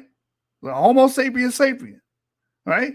It's not alien. She got a third eye. No, she got two eyes, lips, and a nose, just like you do. Stop it. Get some help. She breathes oxygen just like you do. Right? She has to consume food just like you do. It's sad. I got to tell people this in 2023. Grown-ass people. Remind them that we're human. They probably got kids and everything. Oh, my God, man. St. Louis, Missouri. Most of us think of Europe as the ancestral home of white people, but a new study shows that pale skin, as well as other traits such as tallness and the ability to digest milk as adults, arrive in most of the continent relatively recently. The work presented here last week at the 84th annual meeting of the American Association of Physical Anthropologists offers dramatic evidence of recent evolution in Europe and shows that most modern Europeans don't look much like those of 8,000 years ago. Why? Because many of the Europeans of 8,000 years ago were dark-skinned. They were dark-skinned with blue eyes, Cheddar Man, but many of Cheddar Man's descendants don't look like him. They're still his descendants are, they come from the same group of males that he comes from, right? Even though they're darker. Yeah. But majority, all humans were dark and brown at one time. Their children don't look like their ancestors. You understand? The origins of Europeans have come into sharp focus in the past years as researchers sequenced the genomes of ancient populations, rather than only a few individuals. By comparing key parts of the DNA across the genomes of 83 ancient individuals from archaeological sites throughout Europe, the international team of researchers reported earlier this year that the Europeans today are a mix of the blending of at least three ancient populations of hunter-gatherers, farmers who moved into Europe in separate migrations over the past 8,000 years. Again, I don't see anything about Nephilim, angels falling out the sky, Ridley Scott alien. I don't see any of that here. Brother, that's because you don't have eyes to see and ears to hear. Yeah. See, everything esoteric here. When it says hunter-gatherers, let's talk about Nephilim. Shut your goofy Donald and Mickey ass up. Shut up, bitch. It says the study revealed that a massive migration of Yamnaya herders from the steppes north of the Black Sea may have brought Indo-European languages to Europe about 45,000 years ago. Now, we just recently discovered that the Yamnaya themselves were dark-skinned too. They were brown and dark-skinned people. That's what they were. It says now a new study from the same team drills down further into the remarkable data such as genes that were under strong natural selection, including traits so favorable that they spread rapidly through Egypt in the past why do I always do that? Through Europe in the past 8,000 years. By comparing the ancient European genomes with those of recent ones from the 1,000 Genes Project, population geneticist Ian Madison, a postdoc in the Harvard University lab of population geneticist David Reich, found 5 genes associated with change in diet and skin pigmentation that underwent strong natural selection. This has nothing to do with angels coming down and having sex with people. Humans naturally develop lighter skin. Naturally. Keyword naturally. Right? This has nothing to do with aliens coming down and having sex with people. Having sex with their soul. I don't even know what that is. That sounds like some kind of crazy porn genre. Angels having sex with people's souls. How do you even have sex with an immaterial thing? I thought sex required physical parts. Didn't they teach that in biology? Yeah, semen and all that. Come on, man. Unless a spirit has semen. Spirit has semen now, right? Oh my God! Wow! First, the scientists confirmed an earlier report that hunter-gatherers in Europe could not digest the sugars in the milks 8,000 years ago, according to a poster. They also noted an interesting twist. The first farmers also couldn't digest milk. The farmers who came from the Near East about 7,800 years ago, and the Anaya pastoralists who came from the steppes 4,800 years ago, lacked the version of the LCT gene that allows adults to digest sugars in milk. It wasn't until about 4,300 years ago that lactose tolerance swept through Europe. When it comes to skin color, the team found a patchwork of evolution in different places and 3 separate genes that produce light skin, telling a complex story for how European skin evolved to be much lighter during the past 8,000 years. The modern humans who came out of Africa to originally settle Europe about 40,000 years are presumed to have dark skin, which is advantageous in sunny latitudes. And the new data confirmed about 8,500 years ago, early hunter-gatherers in Spain, Luxembourg, and Hungary also had dark skin. So Europe was dark for about 40 to 8,500 years ago, 40,000 to 8,500 years ago, right? That's about 32,000 years of Europeans being dark-skinned, right? They lack versions of 2 genes, SLC2485 and SLC4582, that led to depigmentation and therefore pale skin in Europeans today. But in the far north, where low lights levels would favor pale skin, the team found a different picture in hunter-gatherers. 7 people from the 7,700-year-old Motala archaeological site in southern Sweden had both light skin gene variants SLC2485 and SLC4582. They also had a third gene, the HERC2 OCA2 gene, which causes blue eyes, and may also contribute to light skin and blonde hair. Thus, ancient hunter-gatherers of the far north were already pale and blue-eyed, but those of Southern Europe had darker skin. So I brought this out to show and prove before Esau was born, before there was anything known as a Hurrian, light skin was already on the earth.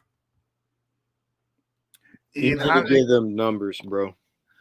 They don't give dates, but there were no Hurrians 7,700 years ago. Yeah. There were no Edomites 7,700 years ago. Right. This is 5,700 BCE. No, that's even before Abraham existed. That's before any of that, man. There's no Abraham, Isaac, and Jacob. White skin people existed on the planet. Exactly. We don't have to invoke some kind of external or extra terrestrial origin for white skin. These were just humans that over time developed mutations in the allele frequencies that change their skin color. That's it. See, y'all don't like that because it's boring. Oh yeah, man, I want anime. I want Ridley Scott alien.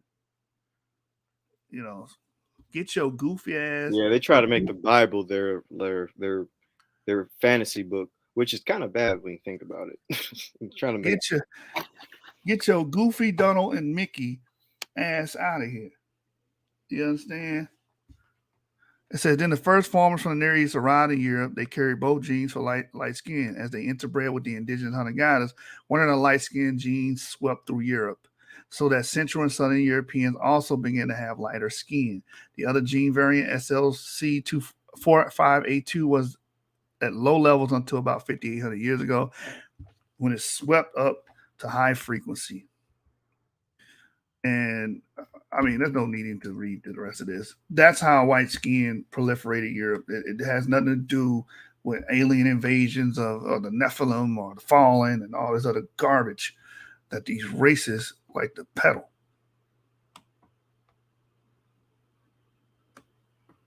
Find Mount Seir, more than likely you'll find Esau's hairy descendants called Edomites. Now we note that the name Seir literally means hairy and shaggy, which is befitting of the descendants of Esau, because remember, in the scripture, Esau was described as being hairy and red. Genesis chapter 25, verse 25, which reads, "And the first came out red. He was like a hairy garment all over. So they called his name Esau." Now consider this. Esau was so hairy that his brother Jacob once put hairy goat skin on his neck and his arms to impersonate Esau. Think about it, fam. The hair of a goat. Now that's one red hairy dude. living on a mountain called Hairy and Shaggy, with a people called cave dwellers on Mount Seir. Now, family, did you know that there was more than one Mount Seir in the Bible, aka Hairy Mountain? In fact, there's the Mount Seir that most people are familiar with, which is located in the territory of Esau, which is also the home of the Horites. However, there's also another Mount Seir in the territory of Judah, just west of the Valley of the Rephaim, also known as the Valley of the Giants. And for this, let's take a look at the encyclopedia in the Bible Hub, which reads, number 1, the Mount and the land of Seir are alternative appellations of the mountainous tract which runs along the eastern side of Arabah, occupied by the descendants of Esau, who succeeded the ancient Horites. Number 2, which is the second Mount Seir, it reads, Seir, a landmark on the boundary of Judah. Now, let's take a look at the Smith's Bible Dictionary. It reads, Seir, it means hairy, shaggy. And number 1 reads, we have both the land of Seir, and it says, it is the original name of the mountain range extending along the east side of the Valley of Arabah, from the Dead Sea to the Atlantic Gulf. And then 2, which is the second Mount Seir, it says, Mount Seir, an entirely different place from the foregoing. In other words, it's different from the first one. One of the landmarks on the north boundary of the territory of Judah. And for that, you can read Joshua chapter 15, verse 10.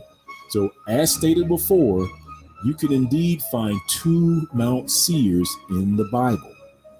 However, did you know that there was a third? I'm going to punch Benayah in his fucking face. There's a third Mount Seir. And then let me guess. Where is it at? Where is it at? Where is it at? Drum roll, please. Mount Seir. One that was discovered Here we go in again. an unsuspecting place. That's right. That's right. This third Mount Seir, one whose people would shape the very trajectory of mankind all around the world. For this third Mount Seir is located in none other than the Caucasus Mountain.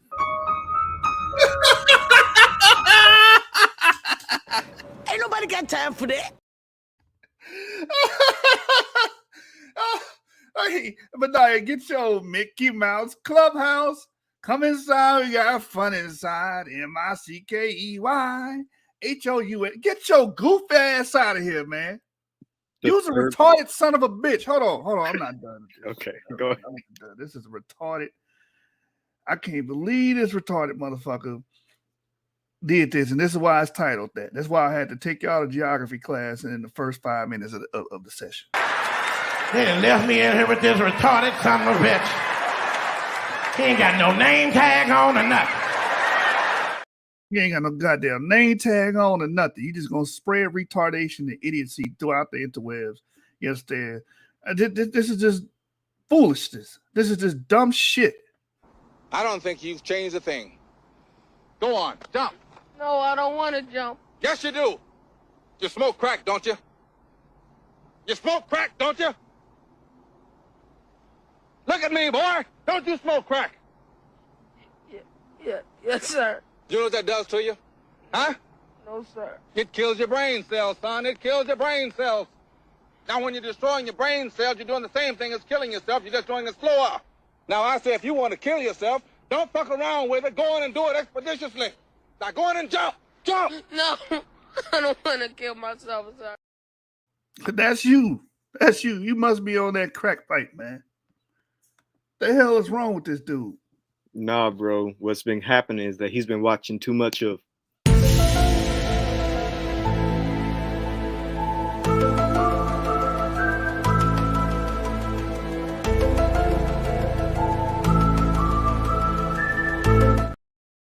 I mean, it's a good show. I like the X-Files. I just started watching season 1, but bro, X-Files ain't real life. I'm just saying. You smoke crack, don't you?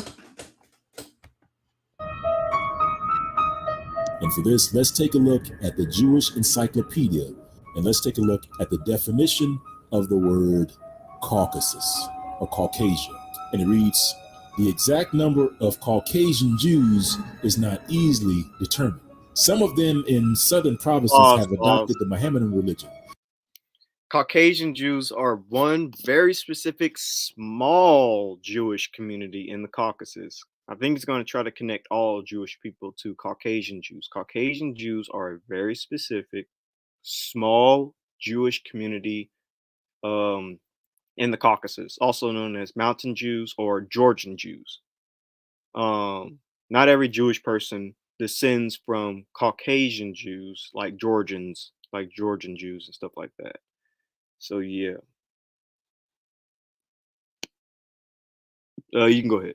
While others in Georgia have embraced Christianity. Let's drop down to the highlighted paragraph. It reads, Mountain Jews of the Caucasus. Hasdai ben Isaac, in his letters to the king of the Khazars in about 960 AD, says that according to a tradition, the Khazars formerly lived in the mountains of Seir. Seir in the eastern Caucasus.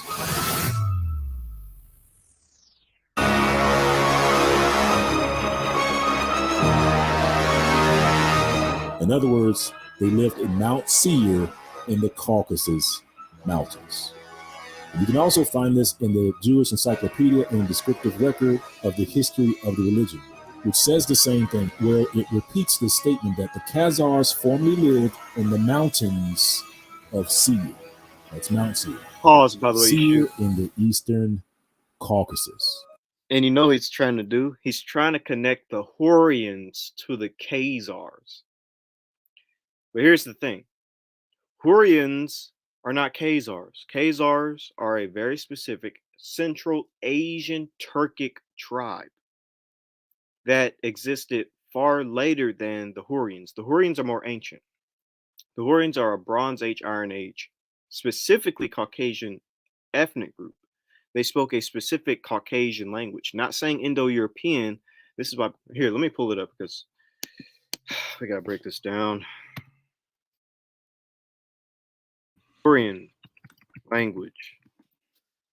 Because Hurrians are not Khazars, and Khazars are not Hurrians.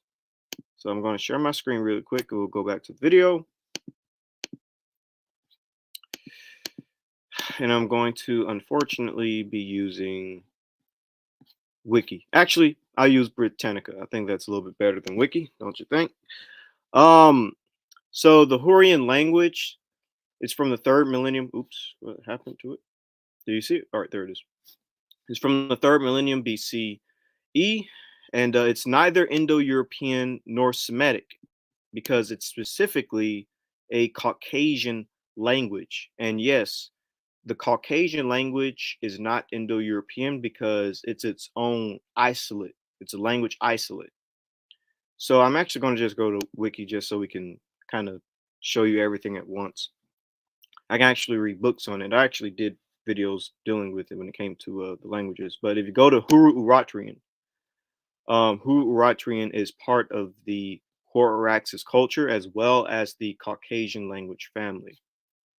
It's part of the Nakdangishtani languages. I'm going to see if I can show you all that. Here it is, Northeast Caucasian. It's a Northeast Caucasian language. And if you go under the section dealing with, see, Nakdangishtanian, and in here it should pop up and show Hurrian. Actually, here it is right here. Connections to Hurrian and Uratrian. So this is a specific Caucasian language. It's not an Indo-European language. It's not a Semitic language. That's what the Hurrian language family is. Now, if you go to the Khazars,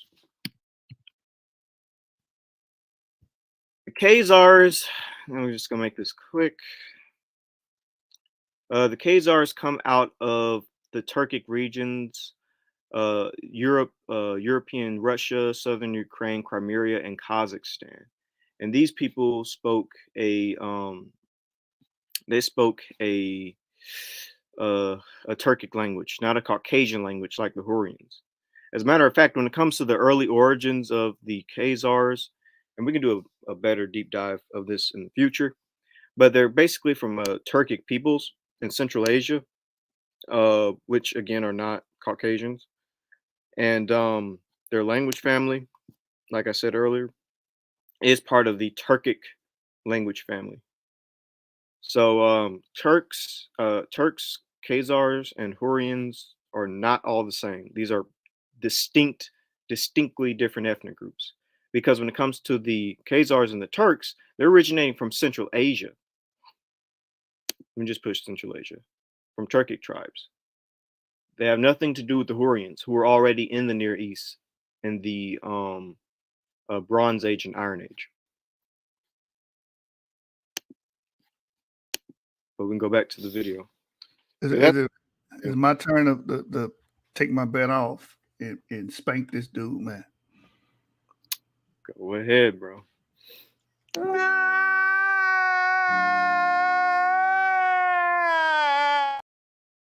This is just idiocy here, bro.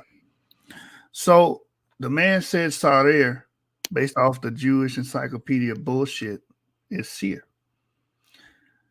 Oh, the Jewish encyclopedia said it must be true. Let me share this. How about we do this real quick? What is Sarir? Sarir was a medieval Christian state lasting from the 6th or 7th century to the 12th century in the mountainous regions of the modern-day Dagestan. Do Khazars come from Dagestan? No, they come from Central Asia. Okay, its name is derived from the Arabic word for throne. That has nothing to do with the Mount Seir of the Bible. It's an Arabic word, okay. In the Middle Ages. Yes. So in refers to a golden throne that was viewed as a symbol of royal authority. This has nothing to do with the Mount Seir of the Bible, right? Sarir was first documented as a political entity in the 6th century AD. Oh, so it doesn't go back to the Iron Age or Bronze Age. Okay. Doesn't even go that far. Just like the Khazars don't even go that far. We keep telling these dumbasses that had nothing to do with anything that's written in the Bible. Right. This is far after that. The memory of its foundation was transmitted orally among the Caucasian Avars. According to one legend, the kingdom was established by a Persian general who was sent to control the Caucasus by the Sassanian king. This legend is corroborated by the names of the local kings, which are normally of Persian or even Syrian etymology. Sarir bordered the Khazars to the north. So, no, but Sarir, this is the irony about it.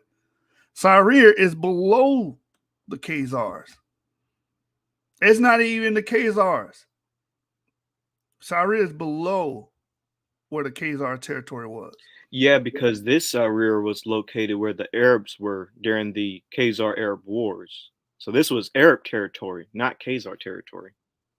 Right, but these Arabs will be, at this time, they start off as Christians. They were Christians, right? This has nothing to do, this doesn't do anything for this argument that he's making. He's just mystifying you guys by saying, oh, look at this word. Sarir and Seer, it sounds similar. It must be the fucking same. Get your Goofy, Donald, and Mickey head ass out of here, man. Almost. I want to pull up. My bad. Go ahead. My bad. What were you about to say? Well, I want to pull up something really quick. And then I go back to your screen. Unless you have something else you want to say. Oh, I was going to show where the Khazars were. Go ahead. Yeah, go. Well, the only thing I'm going to say is this. When it comes to mountain Jews, by the way, they're a very specific, very small Jewish community. Total population of mountain Jews is like 150,000 to 270,000. So, and if you go back further, they're only like 31,000. So when it comes to the mountain Jews, he's trying to connect Jewish people, like all Jewish people, to mountain Jews. They're not that many. They're a very specific small Jewish community. They don't represent every single Jew descends from them. No. But go ahead, Yeshua, to your... Yeah, and modern Jews have a high percentage of J, and those would be your Khazar, not Khazarians, excuse me, your Hurrians. They would have had J as well. Exactly. Coming from that Trans-Caucasus region. But when we look at the Khazarian burials, let me get that real quick. The Khazarian royal burial. Yeah, they had Q and R and all that stuff. Hey, They're not real even quick, the same fam. Not to catch up. Real quick, did y'all actually watch Benayah's video? No, we're watching it right now. Like, no, I mean like the whole thing. We're going through it piece by piece. We're at like 15-minute marker. Oh, okay. Yeah, well, 16 minutes. We got. Did he actually bring up the khazars? Yes. Yeah.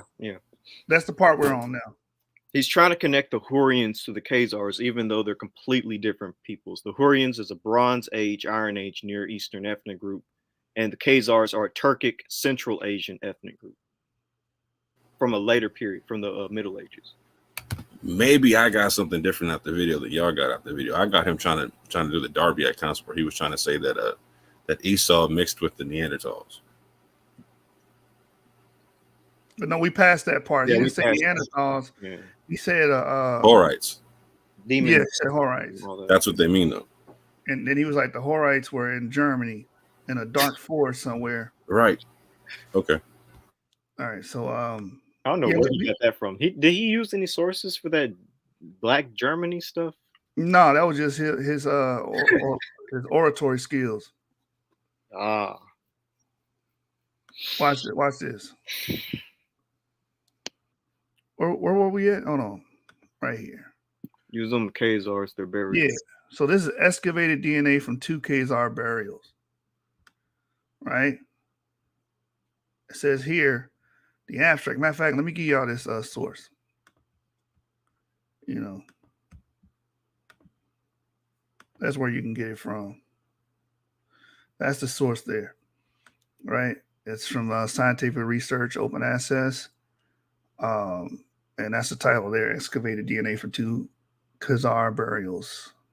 By Klyasov and others, right? It says to understand the biological tribal affiliation in terms of Y chromosome haplogroups, subclades, and haplotypes of 2 excavated Khazar bone remains in the lower Don region in the south of Russia, we have extracted and analyzed their DNA and showed that both belong to haplogroup R1A and its subclade Z93. The pattern can be considered typically Turkic and not a Jewish DNA lineage. Their haplotypes were also identified and reported here. The haplotypes indicate that both Khazars were unrelated to each other in the sense that their common ancestor lived as long as 15 to 2,500 years earlier than them in the middle of the 2nd millennium BC. Beginning of the 1st millennium BC, during the typically Scythian times or somewhat earlier, the haplotypes are unrelated to well-known Jewish haplotypes of haplogroup R1A. So that's what was found, right?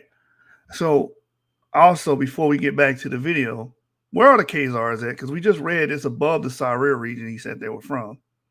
Right. Right? So where's the Khazar territory at? It would have originally been where most Turkic peoples come from, which is Central Asia. Exactly. So we go here. They were in the Great Plains in the steep steppes. Let's go to Khazaria. Eventually, they migrated west, but this will be Khazaria here. Hold on. Let me see. This will be Khazaria here. And again, this is a common era kingdom. Right. That's when they migrated there from Central Asia. They set up shop in that territory. Right. And it's above that region here, above Georgia, Azerbaijan, is above all of that. Yeah, because they were warring with the people south of them. Mm-hmm. Constantly warring. Which contradicts what he's saying, that Sarir stuff. The Jewish Encyclopedia was wrong. Those people that wrote that in the 1920s were wrong. It's like they were wrong about other stuff. Right. They said all black people come from a union between dogs and ham. Yeah. Yep.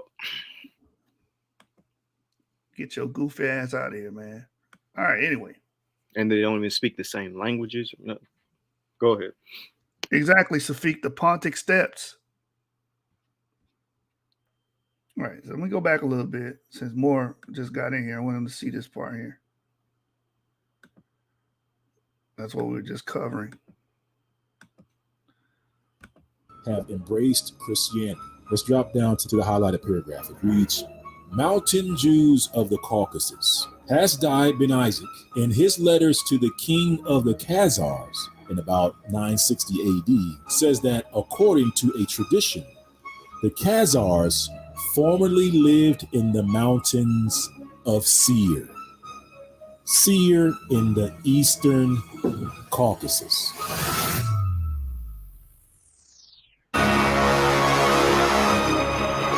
That said earlier, by the way. By the way, Moore, he believes that there's 3 Mount Seirs, not just one as described in the Bible, but there's 3. One in Germany, one in the traditional Levant, and one in the Caucasus that he's saying right here. And this is where the Edomites are in all 3 of those places in ancient times. In other words, they lived in Mount Seir in the Caucasus Mountains. You can also find this in the Jewish Encyclopedia and Descriptive Record of the History of the Religion, which says the same thing, where it repeats the statement that the Khazars formerly lived in the mountains of Seir. That's Mount Seir. Seir in the eastern Caucasus. Miller is of the opinion that the Jews... So, I don't know if he brought this up took this up with Tiger or not, because this is talking about like a 3 days journey from a certain location and whatnot, and I doubt that's West Africa. Yeah. We mentioned how Benayah is saying Seir and the Edomites are in the Levant, which contradicts Theo's teachings that Israel is in sub-Saharan Africa. Wow. Are they about to circle the wagons around your boy and start shooting? Hit by him in haplogroup E1B1A and whatnot? Nah, it ain't happening no time soon, fam. Yeah. We should have been shooting because Benayah is a proponent of E1B1A. He believes the Israelites are E1B1A. And Theo, of course, does not believe haplogroups have anything to do with humanity, I guess. I don't know.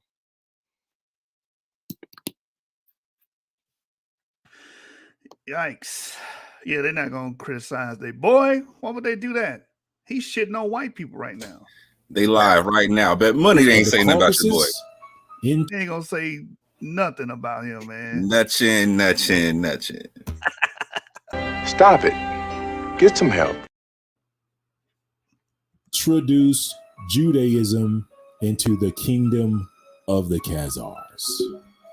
And the next reference reads, Mountain Jews are those of the Caucasian Jews who live in villages and some towns of the provinces Dagestan, Turks, Kuban, and in the governments of Baku and Yasivlipol, and who speak an Iranian tongue, a dialect of the Tat.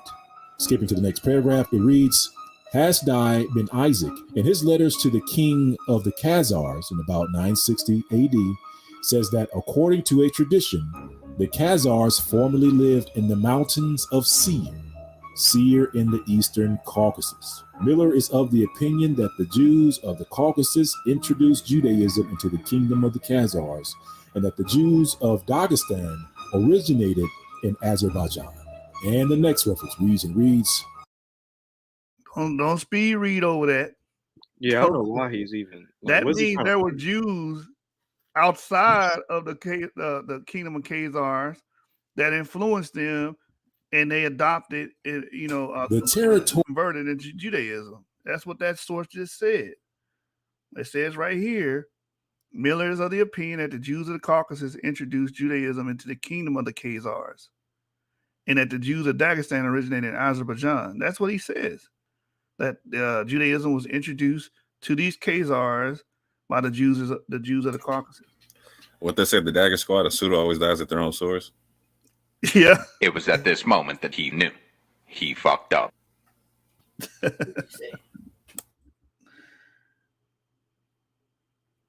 Okay, Yas Botanical. What does that have to do with what we're talking about right now? I want you to stop and think about what does E1B1A being an Israelite haplogroup have to do with this topic or not? Yeah, we'll talk about that later. Matter of fact, I'll drop the link after we're finished, and you can jump on and pose your question. Okay? All right, brother. Of Dagestan originated in Azerbaijan. And the next reference reads, the territory of Seir began at a distance of 3 days' journey That don't say seer, bruh. Yeah, remind them you shoot of. It's Sarir, yeah, or Sarir. It's an Arabic term for throne. So now he's just gonna purposely say it's seer, so it'd be burnt into your mind. Yo, say that one more time, because if I said it, I'll be, you know what I'm saying, like it's me pushing out propaganda. You know what I'm saying? Yeah, like that word is Sarir or Sarir, an Arabic term that means throne. We read it here. Oh man! And it's also dated to the 6th century AD. So this isn't even Bronze Age or Iron Age when the biblical events are taking place. Nope, not at all. Medieval. They putting the egg before the chicken here. It says Sarir or Sarir was a medieval Christian state lasting from 6th to 7th or 7th century to the 12th century in the mountainous regions of modern-day Dagestan. Its name is derived from the Arabic word for throne. That's what that word means. So not shaggy hair or cave dweller and troglodyte, but it means none of that. Throne? Don't mean any of that. Oh snap, bro! Yo, shout out to the Dagestan. They ate some raw cats over there. You know what I'm saying? That's facts, though. They fighting hard. Ain't none of them trying to get in with the Dagestani. I can tell you that right now. Yeah, a lot of them. I think a lot of them Chechens and stuff linked up with the Russians when they were fighting in Ukraine.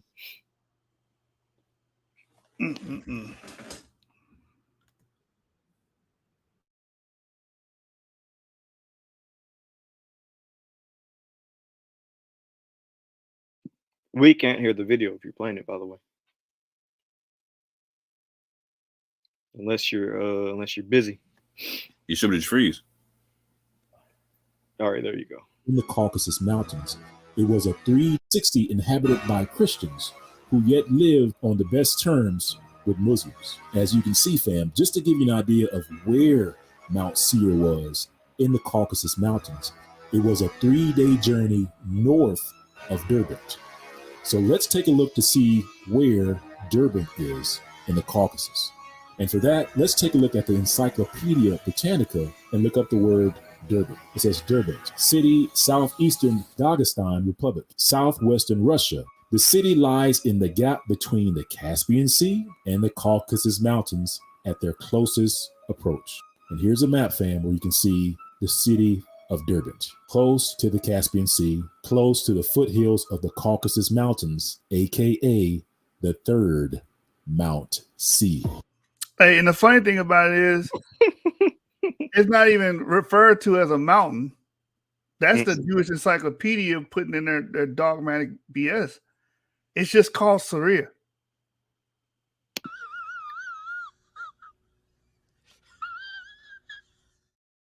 It's not even the Mount Sarir. It's just called Sarir. Dang. And remember, fam, Seir means hairy and shaggy, and was the home of Esau, who was hairy all over. And it was also home of the Horites, who were cave dwellers. Now, fam, did you know that the Caucasians who live in this region are the hairiest people on the planet? No, that's actually not true. That's not true. This nigga put his own meme in here. Hold on, let me go back. Oh shit! I don't know how. If that was even true, I don't know how does this prove everything else. Like that don't make no sense. Especially when Seir means thrown in Arabic and not hairy. But okay. This nigga put his own little meme in here, man.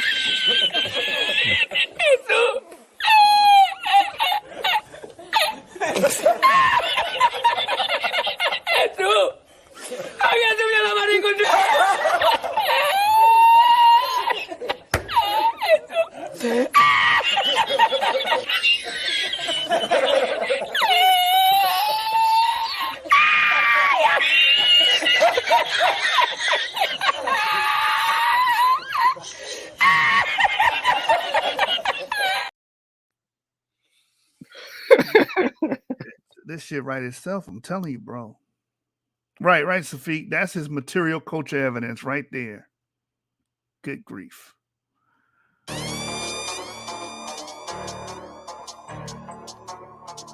The New York Times, still There are genetically influenced variations in people. Whites tend to be hairier than blacks, and among whites, Mediterranean and Semitic people tend to be hairier than Scandinavians and Anglo-Saxons. And the Wait a next minute. reference Pause. reads, Semitic people tend to be hairier than Scandinavians and Anglo-Saxons. So don't that kind of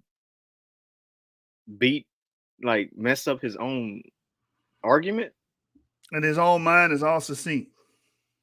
No, that's yeah. When this is done, I'm gonna throw an alternative potential way of understanding what he's saying.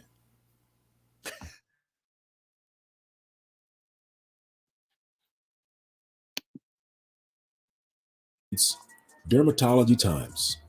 Caucasians have the highest hair density among the ethnicities studied. Black people have the lowest. Asian people have hair density that falls somewhere in between. All right, family. Well, that's proof, evidence. White people, you're Edomites. We don't need to see the rest of this video. That's the nail in the damn coffin. And how I know it's the nail in the coffin, 19 minutes, and it's the 20-minute and 41-second video. And this is what he decided to leave. This is the mic drop moment. This is what he's gonna leave y'all off on. that concludes episode 1 of the Caucasus. And in this episode, we learned that Esau mixed with the Horites, which means cave dweller, and that these Horites consisted of two groups, the East Horites and the West Horites. And we learned that Esau initially mixed with the East Horites in Mount Seir. We also learned that the West Horites, also called Hurrians, spoke a Caucasian language, meaning that the language of the Horites can be found in the Caucasus Mountains. And we also learned that Mount Seir, which is associated with Esau and the Horites, was not only found in the land of Edom, it was also found in the Caucasus Mountains, in the land of the Khazars.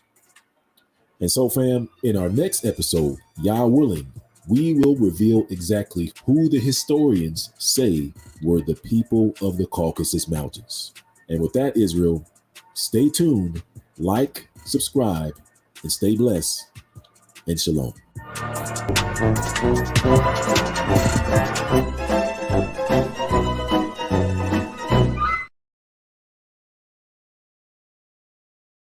Yo, man. Like he forgot to mention the alien part, the alien fallen angel, Nephilim part. He just left that part out, man. We learned that the white people come from Nephilim, alien, Ridley Scott beings that came down and had sex with not humans, with not the physical part of humans, the soul of humans, and created the Raphaim, Horites, and what was the other group? I forget the third one. The Zamzumim. Yeah, what was it? Zuzim. Z-U-Z-I-M. Zuzim. Moore said something else. He said Sam Zuzim. What's a Sam? Zamzumim? No, it's another part of the Bible, but no, he's right. Zuzim there. Oh. Zuzim, Emim, and Horites. Yeah, he started the whole video off with that. Yeah, don't rule out the Nephilim just yet. This is episode 1, because oh man, this is about to get.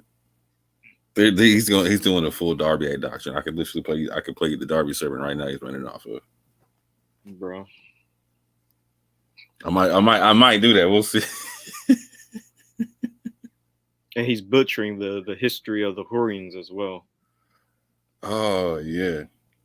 And like I already told folks, I already did presentations on the Hurrians. They're just a, Bronze Age, Iron Age, Near Eastern ethnic group. And I planned on doing after the Exodus series, had already planned this, doing a deep dive into the Hurrians again, and talking about them and the Canaanites and stuff like that. Mm-hmm. Now I definitely have to, because he's butchering their history. He's making them seem like a mystical, magical monster ethnic group, or not an ethnic group, but people. Like, no, bro, they're not mystical. They're just an ethnic group in the Near East. Yeah, and if I'm correct in my assumption, right? Because I'll just say it's an assumption at this juncture. If I'm correct in my assumption, where they're going to try to take this is the route of the Neanderthal population there, and also in Western Europe. They're going to talk about the admixture thereof. They're going to talk about how Europeans have a higher admixture than Africans of Neanderthal. Neanderthal wasn't in Africa, blah, blah, blah, blah, blah. They're going to talk about, they're going to do like the Iceman Inheritance route. Have y'all read that book? Are you familiar with the book, The Iceman's Inheritance? No. Oh, okay. So I got a hunch he's going to go the Iceman Inheritance route. Like, so this is one of them other things that's part of like the conscious community mindset, or part of the whole environment, the literary environment of the conscious community and whatnot. So this is a book to where, again, this is written by another Caucasian man. So he's telling the goes on his people, to where he's talking about he believes people like certain groups of Jews and other people that are like the Khazaris, etc., whatnot, and people from that area have a higher admixture of Neanderthal DNA, which makes them more warlike, makes them more all kind of aggressive, etc., etc., etc., whatnot. And so I promise you, they're going to tie this in to this whole fact that, like, again, these Semitic and European people have higher admixtures of Neanderthal DNA than we do, blah, blah, blah, blah, blah. Even though we got Neanderthal DNA as well, especially after being in the United States. No, bruh, like we got remnants of a whole, like, ghost population of a whole different hominid from West Africa. Yeah, that too. And I'm sorry when you see the big like Icelandic Scandinavian homies, and you see like the big like Iranian homies, and you go to West Africa and you be like, damn, you see some of the homies on the West Coast, like, oh damn, y'all are huge. Like some of them, like you see some little homies and then some tall thing homies. It's like, hold on, where these 6'5", 285 pound running like fucking 4.5 where do y'all come from? Probably why the Mandinka and Mandingo people are so big. It's definitely one of the reasons, because you can see like anyway, that's a whole nother issue. Long story short is like, no, we got the same events happening in West Africa, fam. And here's the cold part, right? It's so just like they're talking about like the Neanderthal didn't intermix with people in continental Africa. Yeah, we literally have stuff in continental Africa that didn't make it out that we mixed with that no one else mixed with. It's the same in reverse. Yeah. They think that admixed percentages, a lot of people make this mistake, mean direct ancestry. Nobody directly descends from a Neanderthal. Nobody descends from a Denisovian. Nobody directly descends. No extant human, let me put it like that. Directly descends from an ancient hominid. You know, white people are not Neanderthals. You know what I'm saying? Malaysians are not Denisovians or Homo sapiens sapien. You know, so it's just silly argumentum all the way around, and the hairy stuff. Oh, white people are more hairier than Africans, therefore they're Esau. Damn. Yeah. Everybody white is Edomite because they hairy? I've seen some hairy black people, so no, that's man. I'm hairy, man, bro. and the cold part is like, so like black people, like they're gonna like the Austronesian peoples and whatnot. They got the highest admixture of like Denisovan DNA and whatnot, right? Mm-hmm. I mean, they got more than the 4% average that Europeans have of Neanderthal DNA. You know what I'm saying? Like, so it's like they got twice. And I can show you, like, we get into the Austronesian people thing, like we start looking like, wow, you don't look like you're Homo sapiens sapien. You look different. Like, that's how much the admixture is. Mm-hmm. But ain't no one making no videos about them being some troglodytes and some Horites and all, you know what I mean? They the tribe of Reuben. Man. They can be Israelites to some people, you feel me? Because they black. They just go back Right. to them being dark skinned, man. That's the common denominator. They black, you're Israel. You're white, Esau. And according to that paper he read, China is Edom too. That's so crazy. You could be twice as much hominid and be black and be Israel, be half as much hominid and be white and be Esau. Like, that's, yo, if that ain't special pleading, I don't know what is, fam. I got another word for you, special ed. That's what that is. All right, so I put the StreamYard link in the chat. So if brothers want to pose their questions or their grievances, because you know how y'all are when we go against your leaders, your spiritual leaders, you get upset. Go ahead, air your grievances.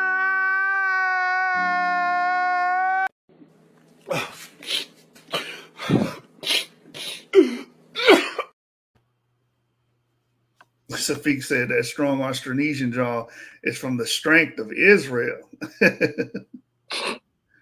That's Samson, bro. Samson's strength. Yo, they about to make me put up a whole video with me and Dana Marnici talking about from her page where she's talking. It's a whole breakdown. She's like all these groups in East Africa and in Arabia that are black people that say they descend from Esau. It says here, all y'all here defending the man with the plan. Yahweh P. Yasharal. Is that Pizzle? I know that ain't Pizzle. Who? I don't know who. Yahweh Pizzle. That's a UK homie that does his joints in French and whatnot. He's a BHI from the UK whatnot that goes on the Torah Nights and Judah Nazareth platform. Well, y'all can click the link and come up if y'all want to, I guess, refute what we said or have questions or whatever. Click the link. Lynn Hunter says here, and Lynn, I want you to click the link and pose these questions. He says, so what about the descendants of Esau who are mixed with Ishmael? Esau's descendants are in many nations, right? The Israelites would also have this Horian or that ain't a tail twin question. I don't know what it is, fam. Yeah, I don't get the relevance. Like, do you understand like how they do the suggestion part? Like it's the assumption suggestion all at the same time. They try to lead you somewhere. It's like, where are you going? What are you? Tell me the relevance, Lynn Hunter. You right. Like account right now. You got a unicorn as your profile pic. You looking like a troll. So let me ask you this: what's the relevance of this question? What does it have to do with anything? Maybe that would help me answer you. Safik clowning on him. We said Nephilim descendants that speak Caucasian languages from the third Mount Seir, mind you. Bruh. Yeah, the paper didn't say Seir, it said Seir. So convoluted, like. Yo, he went from Seir, like it's Seir, fam. Like from that to Seir, like yo. Yeah, I'll give him this though. I give him the benefit of the doubt. He is an English speaker. He does not speak any Semitic languages or know any Semitic languages. Hey, don't you say no bad words about Benayah. He went and translated some cursive Hebrew off them pews there. What you talking about? Backwards and all that. And it happened to be the same pew that Ephraim Isaac said was Ge'ez and whatnot. So I had to throw away what the OG said. They're gonna take what Benayah said. What you talking about, sir? What do you think about what Lynn Hunter said here? I don't think Benayah is like Ron Dalton. So if you email him his huge mistake, he might take it down and apologize. I can let me tell you from personal experience, right? Okay. So I've literally interviewed your boy. I've literally tried to do follow-up interviews with your boy. Try to have a bunch of conversations with your boy, and he's not down for this kind of stuff because no, he's just not only is he like Ron Dalton, he helped Ron Dalton make his stuff. He's part of the whole Hebrew Nation building crew and whatnot. Fam. Like, no, they're roundabout part of the same crew when you would like in the 6 degrees of separation and whatnot. And no, they won't apologize for him. Like, did they apologize? He came out and falsely accused me of doxing a professor that I did not dox. That in fact, the people who show he was on doxed, right? He was defending them doxing him by trying to point the finger at me and whatnot. When the information was put out that I did not dox the dude, and it was proven that the other people doxed him, nothing, silent on the matter. There seems to be some more videos that might need to be addressed, or maybe we already did. I can't remember, but there's a video where he said that a Israelite was found with E1B1A in 500 BC. Did we address that already? Issue? Not thoroughly enough at all. Okay. Not thoroughly enough at all. Because in the same video, he's equating E1A to E1B1A and all kind of stuff. He's misreading. He's claiming that E1B1A was found amongst the Natufians.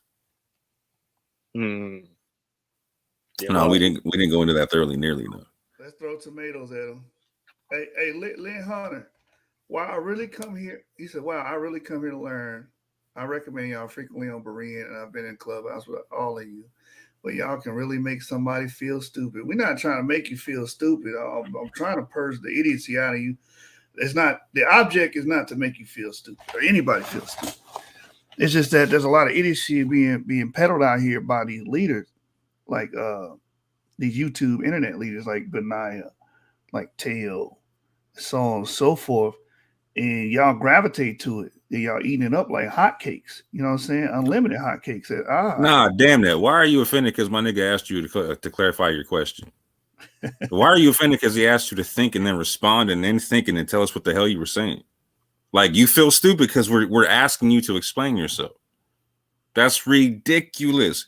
That's that whole tail twin mindset, fam. Like, no, fam. No, it's a simple question. He asked you, what's the relevance? And let me explain. What is the relevance of Ishmael's children being mixed with Esau when none of that is what Benayah was talking about? Benayah's talking about some Khazars, Hurrians, Horites, etc. whatnot. Ishmael's nowhere in the conversation. So again, what's the relevance of what you're saying? Not so again, like y'all come from the group of people to where a question is an insult and attack. No, a question is a question, bro. like question mark. Don't know what you mean. Can you explain further, please? Can you show the relevance to what you're talking about? Does that offend you? Should we be offended by your question then? Was your question an attack on us? Was it two attacks because it was two questions at the same time? All right, I'm putting the link back down so y'all can come up and verbally tell us what you mean. This is what he said after that. More if you want to tackle that.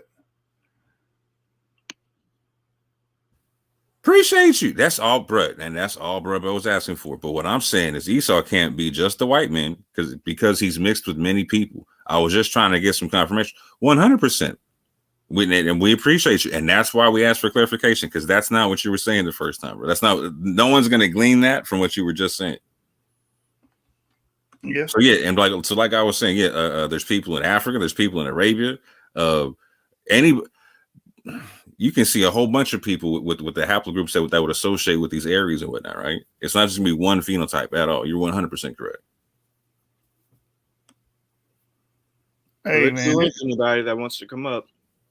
Yawada P. Yasharal, click the link. Oh, that is Pizzle. Comment allez-vous?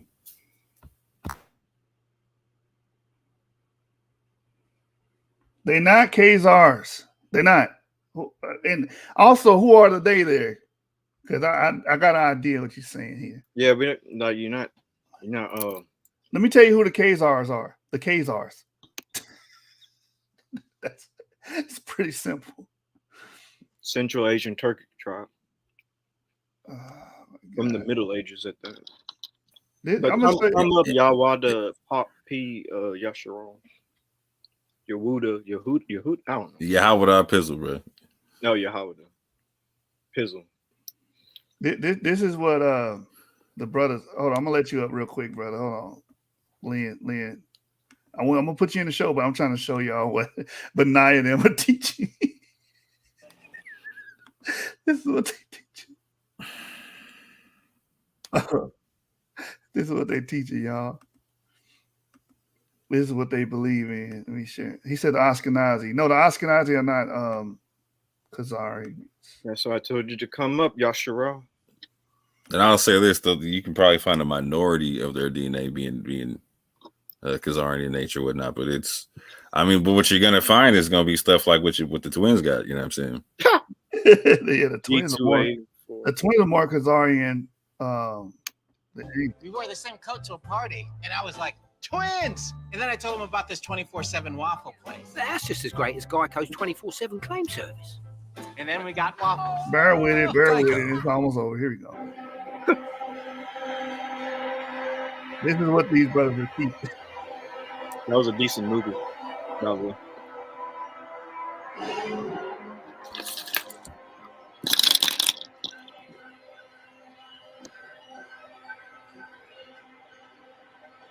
Somebody Fair recorded use. with their cell phone. Who recorded this? Yeah, it's supposed to be HD. Looks kind of fuzzy. Yeah, somebody recorded this with their phone.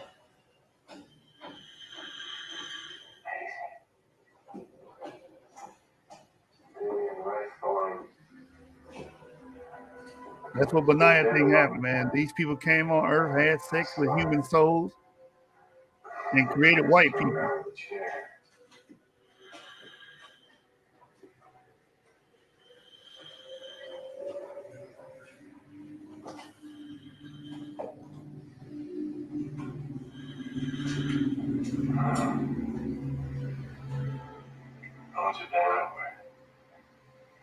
Exploded from inside.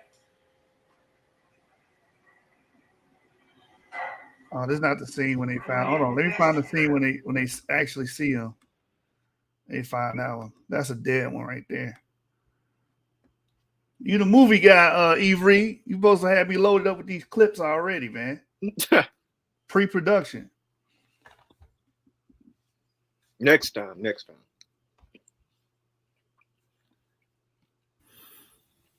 Yeah, but on the real, Benayah stuff's going to have to be targeted with the stuff that we do. There's a lot of nonsense that he runs with that people run with really hard, and they consider him to be like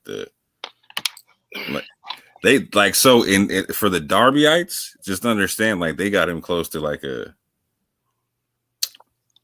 Well, no, I'm not going to put him on that. I'll say like so he's like probably like top 3 or 4 for them, right? In terms of like people that they're going to respect in terms of scholarship and all that type of stuff, because he has the wow factor with the way he puts stuff together and whatnot, right? Yeah. And he inundates the senses while he's giving you wrong information and whatnot. Yeah, it's very appealing to the eye, man. He did a lot for the production wise, for those videos. Check this out. Yeah, cinematic. Yo, shalom, brothers. What? The air is perfectly breathable. You sure? Positive. Wait, we still don't know how Holloway got infected. If it's in the air. It's not. How do you know that? Smells fine to me. Hey, yo, please.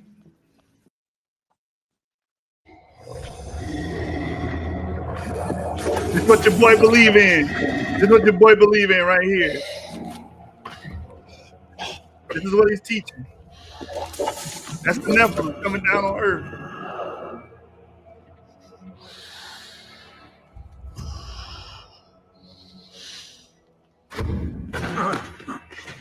I'm all right. I'm all right. Speak to him, David. Tell him we came, like he asked. Ask him where they're from. What are you doing? Obviously, ask him what's in his cargo. It killed his people. Sure. Enough. David. You made it here, and it was meant for us. Why? Sure, enough. For God's sake, why you come down and have sex with our souls?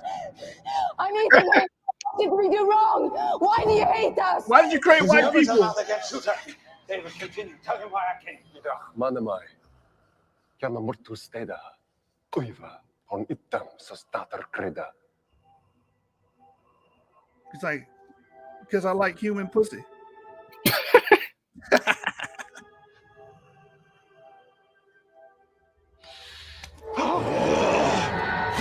No!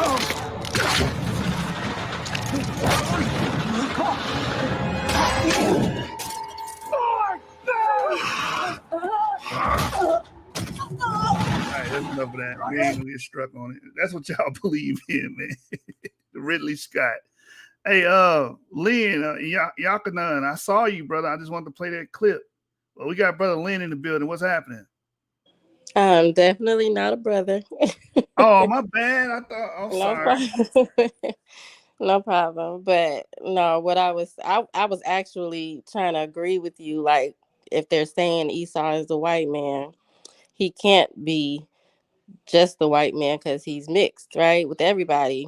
Not even mentioning he was the twin brother of Jacob, And the co-partners, they agree with you, sis, because like the moment you disagree with them, oh, you're Esau, you're Edom. You was Israel 5 minutes ago, but at the moment you disagree, oh, you gotta be Esau. Yeah, Yeah, a lot of people do that. But that's all I was saying. I just wanted to clarify that because every time I come in here and I have a question, you kind of put me with one of their followers, even though I look at all Israelites videos and stuff like that. Like I said, I filter them through the science that y'all teach. So I don't just go off believing everything that they say. I want to know the science behind what they're coming up with because it don't make sense for Jacob to have had all these different haplogroups, you know? So that's all I'll be doing is asking questions just to get clarification. And when his video I just saw it this morning and I was like, I really want to know his opinion. And then lo and behold, you had a live up. So I was like, okay, well, let me go and see what they're talking about. And more, I wasn't like offended. If you see, I laughed at the end of my comment. But him asking me that, it wasn't just that question. It was all the questions I had today was a little aggressive. That's all. No, and appreciation for clarifying and whatnot, because a lot of questions. So a lot of questions we get, they do come from a lot of people. Like, so we get people from their chats coming over who are just trying to disrupt stuff and not actually like take part in the conversation and whatnot, right? So that's why we specifically ask for the clarifications and whatnot, right? When we don't understand something. So that question that you did ask sounded like a question they might have asked or whatnot, right? Hence, my brother asked for the clarification or whatnot, right? So apologies if it was taken incorrectly, and apologies if I came off crass or whatnot. But thank you for clarifying because that's what we needed. Okay, thank y'all. I'll go back down and listen. Before you leave, you got any questions? Ivra Israel answer all your questions, sister. Okay. Well, I did want to ask about his descendants with. Can y'all hear that? Because I keep getting messages. No, but no, you're good. Because the descendants with Ishmael, would they have been some of the Arabs, or would that have been some of the black Muslims, or where would they have gone? The Ishmaelites? Yeah, like the Ishmaelites and Esau. Well, the scriptures say that the Ishmaelites dwelt from the desert of Shur to Havilah. So I personally think that is in the northern part of the of Saudi Arabia, the northern part of Arabia, because there's an Arab tradition that in the southern part of Arabia are the Jokhtanites, or the Quachtanites, or the Cochtanites, and the Adanine were in northern Arabia. So I would say that the northern Arabs, the earliest northern Arab tribes would be from Ishmael. But today, these people are scattered all over the place. So all over, and they would have E or DE, right? Too, right? E. They will have E. There's a lot of Arabs with E markers. There's even like Arab Facebook pages, Twitter pages, forum boards on the internet talking about them having E markers and that the original Arabs are E and stuff like that. Okay. Well, that's all. Thank y'all so much. Yeah, you're gonna see a bunch of EM78, EM80, 183, etc. Amongst the Ishmael, etc. You're gonna see like Ibri was talking about. In the scrolls they talk about like his sons being like Nebaot and Kedar, etc. whatnot, right? And so like these are gonna be like, so they also talk about the scrolls like him dwelling from like the deserts of Paran, etc. whatnot. And so this is going to be more like the Nabatean area, etc. More of like the in between Sinai and in the Jordan area and whatnot, right? And so like Petra and all them kind of things and whatnot, right? All right. Like them kind of areas. Well, I enjoyed the show, you guys. Have a good. Peace and blessings. Shalom, shalom. Bye. Shalom. Shalom. But yeah, the Ishmaelites would have made like the Ishmaelites, the Midianites, Edomites. When you go through historical context, they would have made similar migrations to a lot of different places that Israel went. Right. Specifically in also in North Africa, Central Africa, West Africa, etc. Mm-hmm. East Africa, all that. My bad. Go ahead. No, I was just finished on that statement. You're good. Yasharal, click the link again because you was here, but you dropped out, and we were trying to play a video, and you was talking through it. But click the link again, and we can let you up. He's like, you don't want no smoke, man. The sister got on here. She got on here. Why can't you get on here, brother? I'm gonna be quiet. Now, I'm too aggressive. I'm too crass. I understand. Oh no, it's gonna be beef at some point.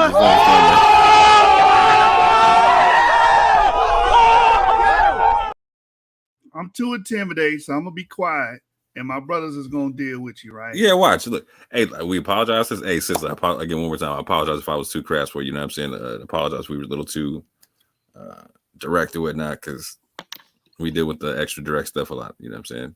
So, Pizzle, we like see this is a friendly environment. Pizzle, you good? Go ahead, brother. You on the show, brother? Oh, yo, shalom, man. Shalom. Shalom.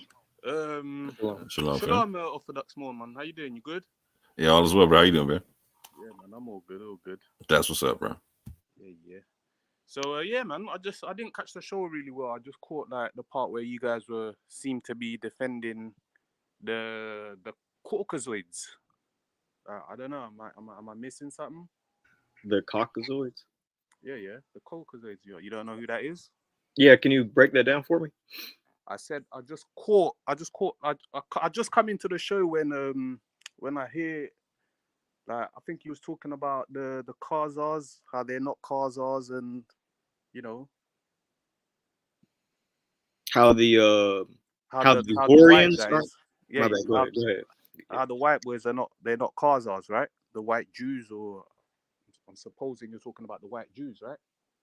Yeah, we were talking about several different groups. I was talking about, for one, like the Hurrians aren't khazars, but yeah, Jewish. Who? Sorry. The Hurrians. They're ancient. They're a Bronze Age, Iron Age, Near Eastern. Horites, you mean? Or well, Horians. I ain't never really heard that term, Horians. Yeah, well, if you wanna learn about the Hurrians, check out my channel, The Hebrew of Israel. I did a deep dive into the Hurrians and modern day peoples that they're related to, as well as who they were anciently. But sorry. Do you mean the Horites, or is Horians and Horites different people? That's where things get a little interesting. So the Hurrians would have been an ethnic group of people that migrated into the Levant, and by the time the Israelites write about these people, they go by certain names like Horite or Perizzite or Hivite and stuff like that. Okay. But yeah, so the Hurrians are not khazars because the Hurrians are very specific Iron Age, Bronze Age, Near Eastern ethnic group from the Caucasus. Khazars are from the Pontic Steppe in Central Asia as Turks. And you just put the time on it though, like on just the chronological thing. You can't put the chicken before the egg, or the egg before the chicken on the situation. Yeah, because Khazars are a medieval people, right? 6th century AD. So you can make a claim like they're like you might find some Hurrian like genetics somewhere, but you can't put it the reverse way. Did he say the Hurrians are Turkish? No, they're not. They're not Turkish. Okay. Yes, they're not. Right. Yeah. Oh, could it be? But as for the Jewish people, now for the second statement dealing with the Jewish people, no, they are not Khazars. At least not the bulk of them. You might be able to make the argument that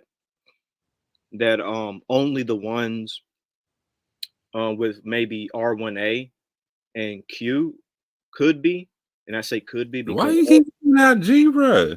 Oh yeah, and G2A as well, and you might be able to make the argument for those.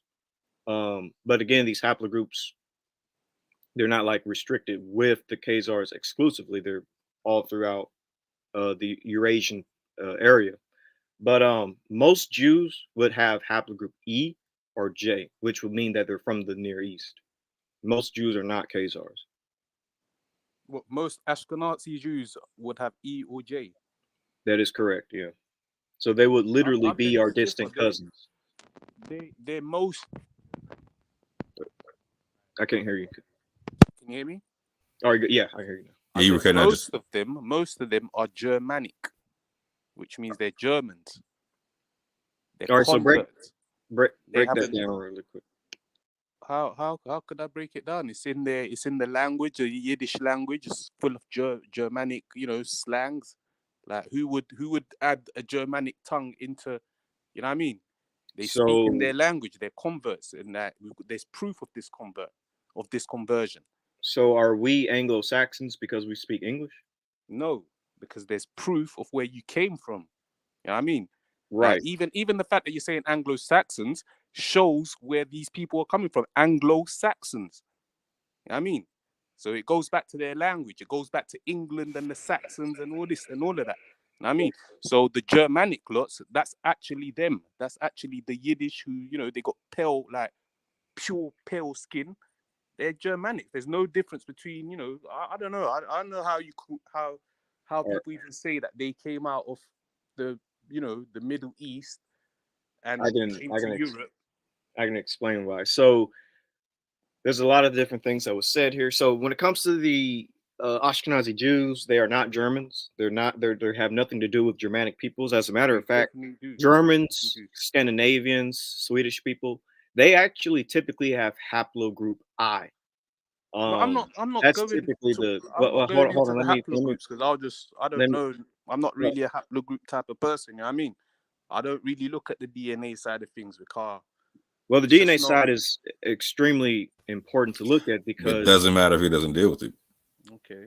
Yeah, but you know, there's actual proof that these people migrated over there. These Germans.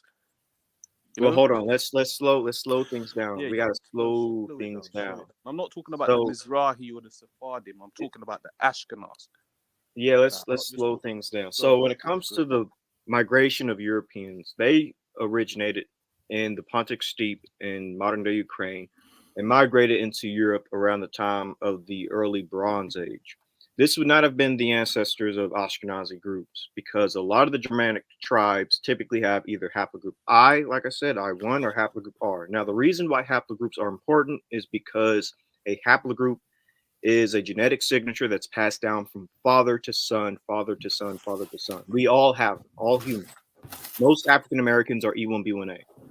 Now, when it comes to Ashkenazi Jews, most of them either have haplogroup E, which is at like 20 to 30%, or they have haplogroup J, which is at like 40%. So most of them don't descend from the R1B and I Germanic peoples. Because again, remember, this is passed down from father to son, father to son.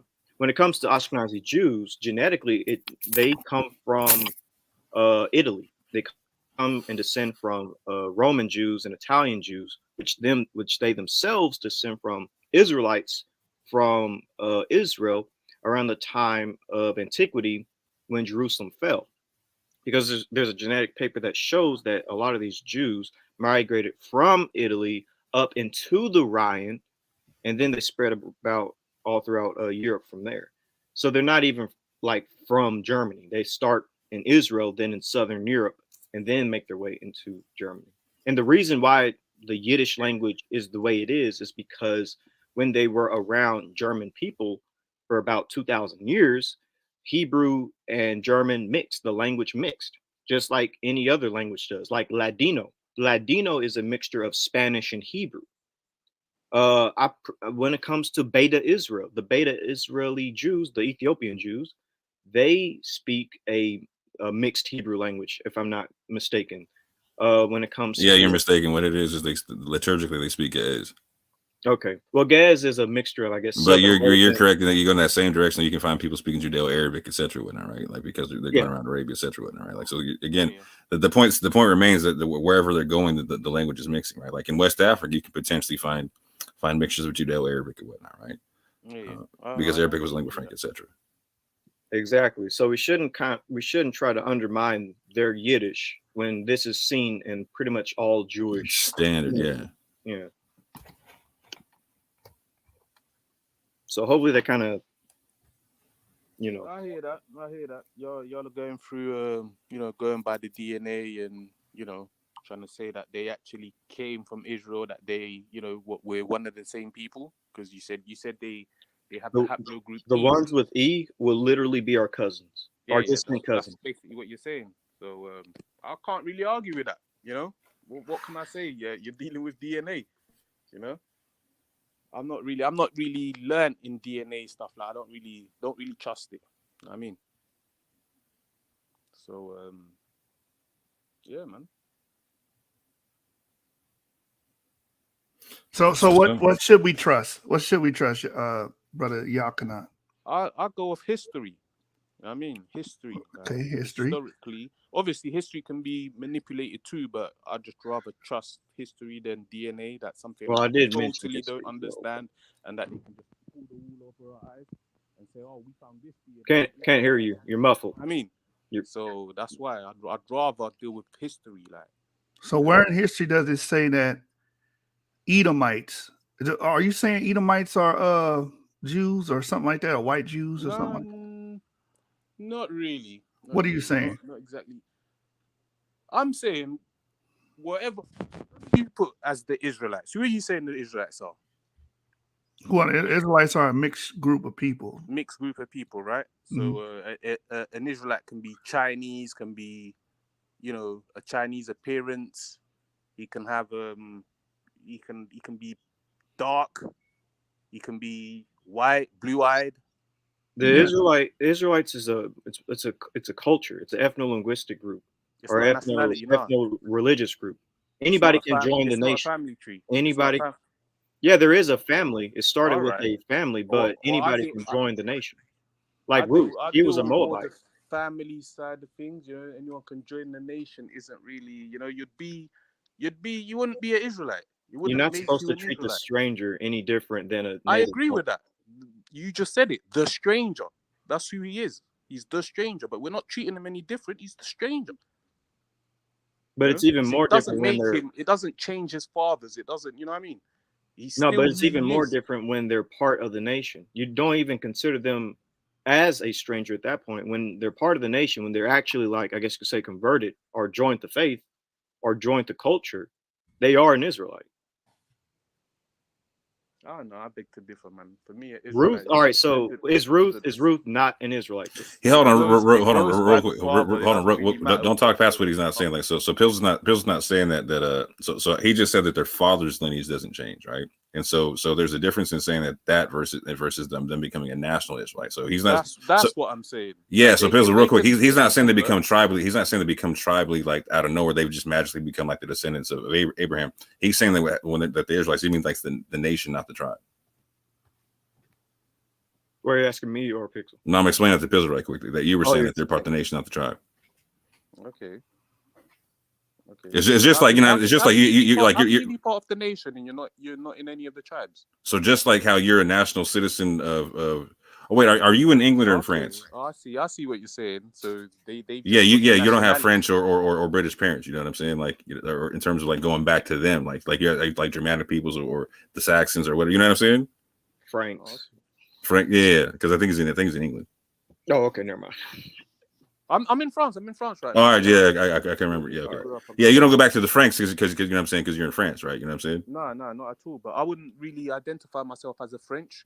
Like other parts of the world isn't really like like. Yeah, but it's just like so nationality. Like so again, like I so if we go anywhere, our passport's gonna say like America, right? But we're not. You know what I'm saying? We didn't come off the boat with Pilgrims. My passport might say French or right. That's got. And that's what he's saying: nationality versus a tribal concept, right? Like, so as a nation, you can have many different people with different ethnicities be part of the nation, right? But in terms of the tribe that like you're talking about, like the father, the lineage, that doesn't change, right? Yeah. The father's lineage can't change, right? It will still be, like he spoke of Ruth. Ruth was a Moabitess. Mm-hmm. She didn't change. She obviously she joined onto the right. The powers of Israel, but mm-hmm. she's still a Moabitess. I mean, so she's a convert. So I didn't really want to be talking about the convert. I wanted to talk about the real deal. Who are the real Israelites? The original. So if we're saying that E1B1, A or B, I don't know if the Ashkenazi Jews are actually their brothers or our brothers, because I'm E1B1 E1B1A2. I mean, so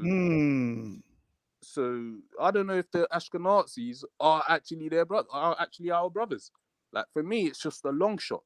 Sorry to say that, but I take an Arab as my brother. So if 20 or 30% of them have haplogroup E, What would make us not connected? That's what it is. That's why I think that's how I think they manipulate the whole DNA thing. They just take it's owned by the Jews.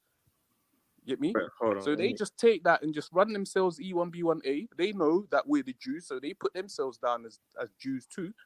And that's how, it's just a hoodwink. It's too easy. So, question, real quick, like, would you agree, like back in the time of the Moors, etc., there was a bunch of people looking like you in France, just like how you are now? Yeah, definitely was. So, would you agree that there was probably a chance that there was a couple of Frankish women that got knocked down by a couple of people who look like us?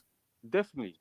So if that hold on, real quick, if that happened, right, and generationally speaking, like those children got with other Frankish women, etc., and continue to do so, they would look Frankish over a period of time, right? But they would still I wouldn't even consider them Israel no more. Like, come on, man. Okay. After like 10 washes, like 20, 50, 100 years of washing, of just washing it down. Like, say I come to France, bred a French girl, left the country.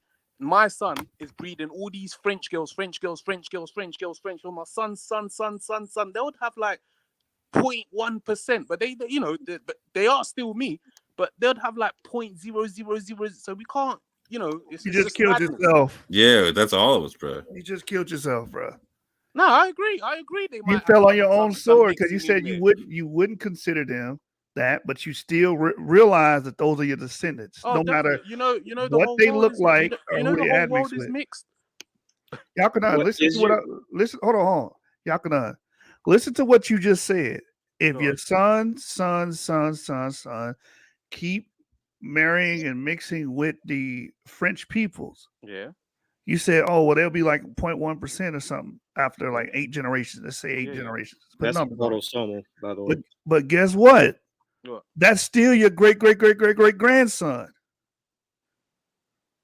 That's still your child. That's still your I would agree that there's some looking like proper blue eyes and all of that, but like to even consider them Israel, if you read the Torah, like they are what they've mixed out of Israel because like through doing what they've been doing, like through see me, if I took like we're taking my example. If I took a heathen, my son would have to take an Israelite. If he didn't take an Israelite, bro, you've washed out the, Is your issue book chapter and verse? Say that again. Book, chapter, and verse. You said the Bible says that. Book, chapter, and verse. Also, is your issue skin tone? No, it's not. It's that finding who our brothers are. But I'm saying, can an Israelite be white skinned? He can, but very few. Very few, and they'd have to go by what we just said, like mixing, washing it out, and all of that. Like, I don't know, man. It's just how many generations do you have to be before you're bred out? I guess mixed out. I'd say I think it's 3. 3 generations. So let me show you this while you get that Bible verse. Is this kid an Israelite?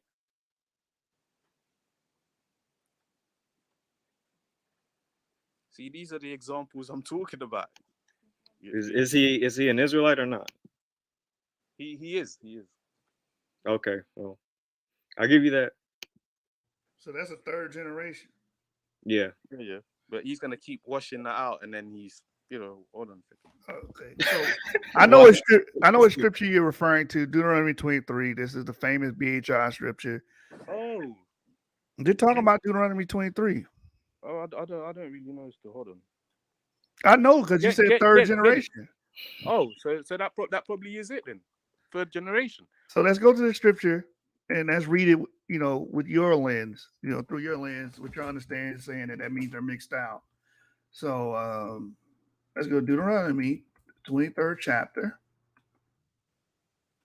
23, and let's read it together. I put the link in for anybody else that wants to jump on the panel, ask questions, or contribute to the conversation.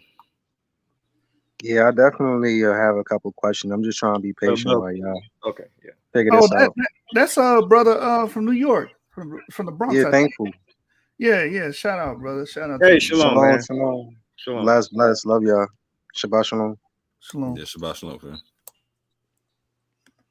All right, so Deuteronomy 23. Let's read it with this man's understanding that this means you mixed out. The very first verse should tell you that that's not what it is, but okay. Deuteronomy 21. You even not even using the NKJV. Oh no, I'm not. No, I don't read the KJV. But anyway, the brother says this chapter is denoting mixing out. Like people can get mixed out of the nation of Israel. It says here, Deuteronomy 23, verse 1. If a man's testicles are crushed or his penis is cut off, he may not be admitted to the assembly of the Lord. So verse 1, does that have anything to do with mixing? No, it's talking about various laws on exclusion from the congregation. Okay, to the congregation. Yeah. The guy. Right. All right. So you realize that it's talking about not being in the assembly of the Lord. It's talking about being in the congregation. Yeah. The congregation is. Yeah. It's talking about the congregation. Can you break that down when you say congregation? Like, what do you mean? The congregation is the nation. Like, no, you're not part of the congregation. That's you're not part. Where did it say that in the scripture? Circle. Well, you asked me to break down what the name, what the congregation was. Like, it does not say that in the scripture that means what's the the nation. Congregation to you then? What's the congregation? What's the assembly of the Lord? I asked you a question. You're gonna. Yeah, because I'm trying to walk you through. I'm trying to walk through this with you. You admitted that that's talking about the congregation or the assembly of the Lord. What is the assembly of the Lord? It's the assembly of the Lord. It's Israel. Okay, define that. No, that's Israel. Not the assembly. That's not the assembly. Now you define it. The assembly. Right. The assembly of the Lord is where you go to practice and worship. That's the assembly of the Lord. That's where you go give your sacrifices at. That's the assembly of the Lord. It's Israel. So if a man, because no, it's not. It's not. Because we are a nation. We are a nation. Hold on, brother. Let me finish. We were supposed to. That's our position. No, that's not the assembly of the Lord. That's not a biblical concept. Right. Anyway, go. No, stop interrupting me, brother. Stop. The assembly of the Lord, when you read it in context, it's talking about where they go to sacrifice and worship. That's the assembly of the Lord. It defines itself later on in the book. It's not talking about the people of Israel. Get the definition. If your testicles are crushed, that does not mean you're not an Israelite anymore. No, you're not allowed in the congregation. Exactly. Meaning you can't go into the assembly of the Lord. The worship place. Stop it. It does not mean you're no longer an Israelite. That's because let me give an example. Daniel is still an Israelite, even though he was castrated. Exactly. But he can't go into the assembly of the Lord. Exactly. He cannot partake in the rites and rituals, right, of the Most High. That's the proper understanding of this scripture. What does this even say right here? Regulations concerning worship. That's a summation of this chapter. Bro, if you can't make it to the congregation, how can you even possibly call yourself an Israelite? Is Daniel an Israelite? Yes or no? Because he was castrated. He definitely is. All right, he definitely is. And what is the verse? Are we not? Say? Are you not going to read the next verse? Why are we getting stopped? Yeah, we're going to read the next verse. I'm going to read it. But we're trying to establish the facts of the case here. Right? This is talking about regulations concerning worship. Yeah. All right. So the next part, if a person is illegitimate by birth, this is where you get the word mamzer from, right? Yeah. Illegitimate by birth, neither he nor his descendants for 10 generations may be admitted to the assembly of the Lord. That's still not talking about being considered an Israelite, as you guys interpret it as. That means he can't go to the worship center. He can't go there. He can't go to the assembly of the Lord. Yeah. So what does that mean to you? What does this verse is just talking about? What's a mamzer? A mamzer is a person that is born on a illegitimate way. Like, so for instance, if you're born out of wedlock and your parents are not married, you can be considered a mamzer. Basically, anything that's sexually immoral, like incest. You're a mamzer. And it's not a mixed child, no. No, It never has been. That concept's not in the Bible. What makes you say that? Because even the Strongs says it, and like you're here saying, no, it doesn't mean The that. Strongs may say It has that. many different meanings. Hold on, Exactly. real quick. So Stop. Why James does he Strong, say stop. it doesn't? No, wait. No, I'm trying to answer your question. He said, what makes you say that, even though the Strongs said it? The Strongs may interpret it that way, but in the scripture, it is never said to mean a person, a black and a white person having a baby. No, can you show me that scripture? The Strong just pulled it out the back door. Do you think the Strong just writ it there just to James Strong probably did? I'll tell you why it says we're that. Going off the scripture, bro. If you go into the etymology of Mamzer, it literally saying a heathen mother. Yeah, that's what it's saying. It's basically a zar. A zar is a stranger. A zor. Okay, it's a stranger. A mamazar is the m, the mim, could mean to come from. Get me? Come from a stranger. That's what it means. Pizzle, I hear you real quick. So just help me understand what you're saying. Like, so help me walk that out. With, like, so was Boaz a mamzer? His mother was a Canaanite. Let's go. Talk. Was Boaz a mamzer? Yeah, his mother was a Canaanite. Rahab. Well, if his mother was yeah. Okay, so is David? So let's walk down the generations then. So he gets with the Moabite woman. Is that child a mamzer still that they have? That's a good question. Boaz and Ruth. Yeah. Yeah. Okay, so their firstborn is a mamzer, right? So how many generations do we have between them and David and Solomon? That's what I'm saying. So they'd have to mix back in. Wait, if they kept going like the Moabite way, we couldn't consider him Israel. Hold on. It's just no. Hold on. Hold on. Let's walk down. Hold on, Pizzle. But I couldn't show you that in the scriptures. You know what I mean? But it's just what I'm telling you, bro. Like if you know, why is it telling us the 10th generation? Why would it say that?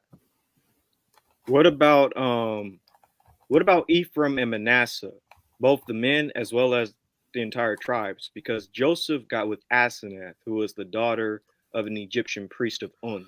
So is Ephraim and Manasseh mamzers, and that entire tribe of Israel mamzers? Many Israelites were mamzers. Like you. No, I mean the entire tribes of Ephraim and Manasseh are mamzers. No, not the entire, bro. Many were mamzers. That's all I'm saying. But Ephraim and Manasseh were born from a mixed. Ephraim and Manasseh were born from a mixed marriage. But they're mamzers, isn't it? Like, come on. Like certain children were children of slaves. Like, why are you trying? Like, why is it sounding so bad? But you do understand you're saying two entire Israelite tribes are mamzers, so they're not Israelites then, right? Were Ephraim and Manasseh barred from coming to the assembly of the Lord? That's interesting because why? If your father is an Israelite and your mum is a stranger, then you are a mamzer, but you're an Israelite mamzer. You can also be a fucking Moabite mamzer if your pops was a Moabite and your mum was an Israelite. You're a Moabite. Ask your question more. You're still a mix.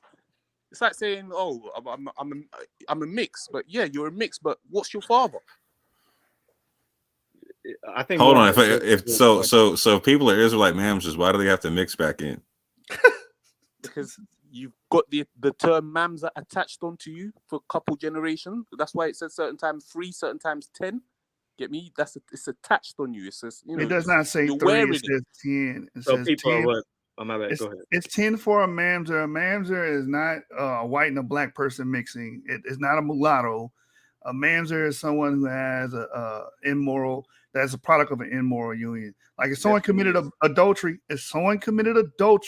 with a married woman and they had a child, I agree with that. I agree, but stop, bro. Stop. You're saying, hold on, real quick. Let me finish. I'll let you talk, bro. I'll let you speak. Hold on, I'll let you speak. Just let me finish my sentence. Been speaking, man. You spoke too, bro. Like, I said one word and you butted in.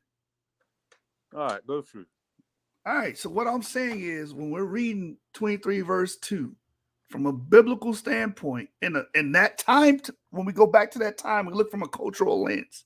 It has nothing to do with a black and a white person mixing or someone with a different skin complexion. It has something to do with what's called immoral sex practices, like a baby born out of wedlock or a baby born from adultery. Incest. That would be considered or incest. That would be considered a mamzer. And I'll even give you a heathen, or like somebody who believes in a foreign god. Right? I'll even give you that one, right? But like that's why like we're trying to figure out some stuff out, because like so like Ruth obviously said like your God will be my God, your people will be my people. Rahab, similar concept. So you're saying like those two situations are mamzers. I'm gonna say no, they're not, because they're not worshiping other gods, and they've clung to the nation and whatnot. Does that make sense, Pizzle, or no? Boy, I'm not gonna lie, it didn't. Not too much sense. See, this is why so very important, more than the blood. This is why the cultural aspect is far more important than the blood, bro. I have a question. It related to the topic. Is it sexually immoral to have a child outside of your tribe? That's exactly what I was gonna say. I don't think it is, because Moses got with that Ethiopian chick. The Midianite woman, yeah. Do we think that was evil? No, we actually praise that. We say that's an example of Israelites mixing with dark-skinned nations. Every time it says not to mix with certain people. It also says that Moses. You got to read it. It also says Moses didn't touch the Ethiopian woman. Wait, what? It says that Moses didn't touch the Ethiopian woman. Where does it say that? I think it's in the book of. Yo, how did they have a child and he didn't touch her? Say that again. How did he have a child? I think he's talking about Moses' other wife. Oh, yeah, I'm talking about the he had other wife, multiple Zipporah. Yeah, I'm not talking about Zipporah. I'm talking about his Ethiopian wife, his Nubian wife. Well, what was her name? What? Her name wasn't mentioned, but Josephus mentioned so. What do you hold on? What? What just happened? Wait, let's go back to the Midianite woman. Yeah, please. Let's actually stick to the scrolls or whatnot. Like so Zipporah.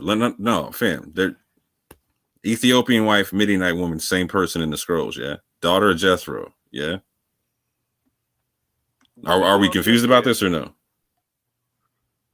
I think we're talking over the point. The point is that he had sex with a Midianite woman and had children, and those children were able to go into the assembly of the Lord because his children, the children of Moses, were over the pretty much furnishing the temple or furnishing the worshiping center, right? That's what the scriptures say. The temple. So obviously, stop. So obviously, Deuteronomy 23:2 is not talking about that. Listen, Moses' son weren't priests. The sons of Aaron were priests.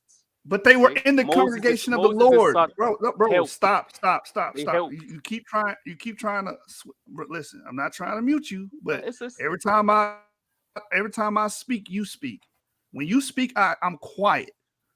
I'm listening to what you're saying so I can intelligently respond. You're not even listening. You're just saying stuff. Like I said, the children of Moses were able to go into the congregation of the Lord, into the assembly of the Lord, the worship center. They were able to go in there. They partook in it, and they furnished it, and they took part in some shape, form, or fashion of being there. If Deuteronomy 23:2 was interpreted the way you're saying it should be interpreted, they would not be allowed to even come into the worship center. Period. He's not saying that they satisfied the Levite process. Because why? They were Moses' children. Who you comparing to Moses? I thought. Didn't you say that most? Didn't you say that many Israelites? The average Israelite. Didn't you say that many? Shut up to Pizzle. Didn't you say that many Israelites are mamzers? So that would mean many Israelites are not Israelites. No, you could see. That's when he hit you with. You could be an Israelite mamzer. Thank you. I didn't say that the mamzer can't be an Israelite. But many Israelite women got mix. with non-Israelite men, though. The scriptures even say this. Say that again. Many Israelite women got with non-Israelite men. So the scriptures even say that. Where? You don't know, dude? In the book of Judges, the Israelite daughters married Canaanite men. Literally says that in the scriptures. So what would you class them as? Well, I mean, what is this doing in the conversation? To me, they're Israelites, right? To me, they're Israelites. To you, they're Israelites. They would be, like, scripturally. What? Scripturally, yes, they'll be Israelites. Israelite woman and a Gentile man makes an Israelite. Yes, they will be Israelites because especially if they follow the culture. Go ahead, Yeshua. Exactly. Leviticus 19. One law should be one law for everybody, and they should be treated as what? Homeborns. They're Israelites. What happens if they don't follow the scripture? Are they not Israelites? Yeah, they don't follow as anybody who didn't follow the scripture. Exactly. Yeah. So if an Israelite didn't follow the scripture, would he be a non-Israelite or she be a non-Israelite? He'd be excommunicated. Yeah, they'll be. Yeah, exactly. They'll be but physically, would they be a non-Israelite if they didn't follow the scripture? No. Well, I think the difference is you're not trying to mix the religious aspect of it between the physical aspect of it. We should clarify. You could be an Israelite according to the religion that you follow, but even if you are an Israelite, even if you're a Jew or Jewish, however you want to put it, Israelite by religion, it doesn't mean that you are an ethnic or bloodline Jew according to your descent. So let's say haplogroup J takes on the religion of the Israelites. They're not ethnic Israelites according to their descent, but they are Israelites according to the religion that they practice. So I feel like that is something that should be, clarified. What the Bible clarifies it. There's national and tribal concepts, right? But like, in between, not just that. Like in between the two the debate that's happening right now, or just trying to clarify for the brother, because I think what he's more focused on is the physical aspect of it and not the spiritual aspect because I don't religious really aspect. Dissociate the two. You can be a Gentile and pray to the Most High of Israel. You're still a Gentile, fam, but you're praying to the Most High of Israel. No, hold on. Let me that say doesn't like make you an Israelite. That's you're still a Gentile, and an Israelite that doesn't practice, he's still an Israelite, even though he's moving like a Gentile. We can consider him as a Gentile, even. Get me? But deep down who his father is. His father can be bold. Like, come on. I mean, so if your father's descent is of Israel, but you don't practice the religion, why does it matter? Like, why are you even part of the conversation? Because the scrolls talk about like being circumcised in the heart and the flesh. Your father doesn't budge who your father is. You can't budge who your father is. Yes. But if you're not practicing the religion of your forefathers, who cares? That's the point. No, but your father stays who he is. Like, sure, got you. No one's denying that. No. Your why DNA is your why DNA. No one here is going to deny that. We uphold that to the umpteenth degree. The point is, what's the significance then? There may be. It might be significant to you. It may not be to me. But the fact stays there. The fact is the fact. That's what I'm not. Can they come into the nation of Israel if you're not practicing the tradition? No. So what's the significance? So who cares, bro? No. Caring. See, this is. We're going back to caring. We're going back to people's opinion. Like, without opinion, you are still an Israelite, whether you practice or not. Get me? The Most I will save you. No, you're not an Israelite. You're a descendant of your father. There's a difference. Well, Israel's a nation. If your father's an Israelite, Israel's a nation. If your father is an Israelite, yeah, and you're not practicing, you remain an Israelite, but you don't have descendants. No, you do not have inheritance in Israel, fam. Boy. Okay then, all right. What do you become? British? I don't know. French? You're not. If you get, bro, like, so if you get excommunicated, right? If you get tossed out, you don't take part anymore. That's not how that works. I know. I agree with that. But it doesn't take away who your father is. That's all I'm trying to say. I agree with you. Your Y DNA is not changing. But check this out. But your passport just got cut in half. You keep coming in, fam. No, you're not part of the nation. All right. So that what's funny? We're not really. We're talking two different languages. No. Go ahead. No, you got it, bro. I was just gonna say it's interesting because it's true. Yeah, both are right. And it's interesting because I was just watching something earlier about Messianic Jews or Messianic Jewish people. How I don't think they're, and this is from what I've saw. I don't want to try to assert this onto whatever, but when you try to make Aliyah if you are classified as a Messianic Jew or a Messianic Jewish person, they will deny you, or they're more likely to deny you.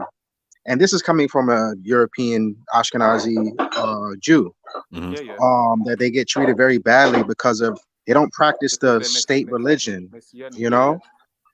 So it's an interesting topic because it has a lot of validity to it. You know, they take your Jewishness, if I can say it like that, or your Israeliteness is not as valid if you don't practice the rabbinical tradition, or you don't practice I'd agree with them. You know what I'm saying? Who they say, like, say for example, you're born from a Jewish mother, yeah, you are automatically an Israeli, right, or a Jew, how they see it, Jewish. Okay, you're automatically Jewish. Now you could be gay, you're still Jewish. You know what I mean? You're just a Jew walking on the left side of the road. You get me? You're doing things wrong. You know you should be doing better, but you're still a Jew. And you can ask the nationality. Ask them. They'll tell you. Like you are excommunicated, but you can turn back. You can repent anytime. Like you wouldn't need to go through the whole conversion process. You are still one of us. You're still a Jew.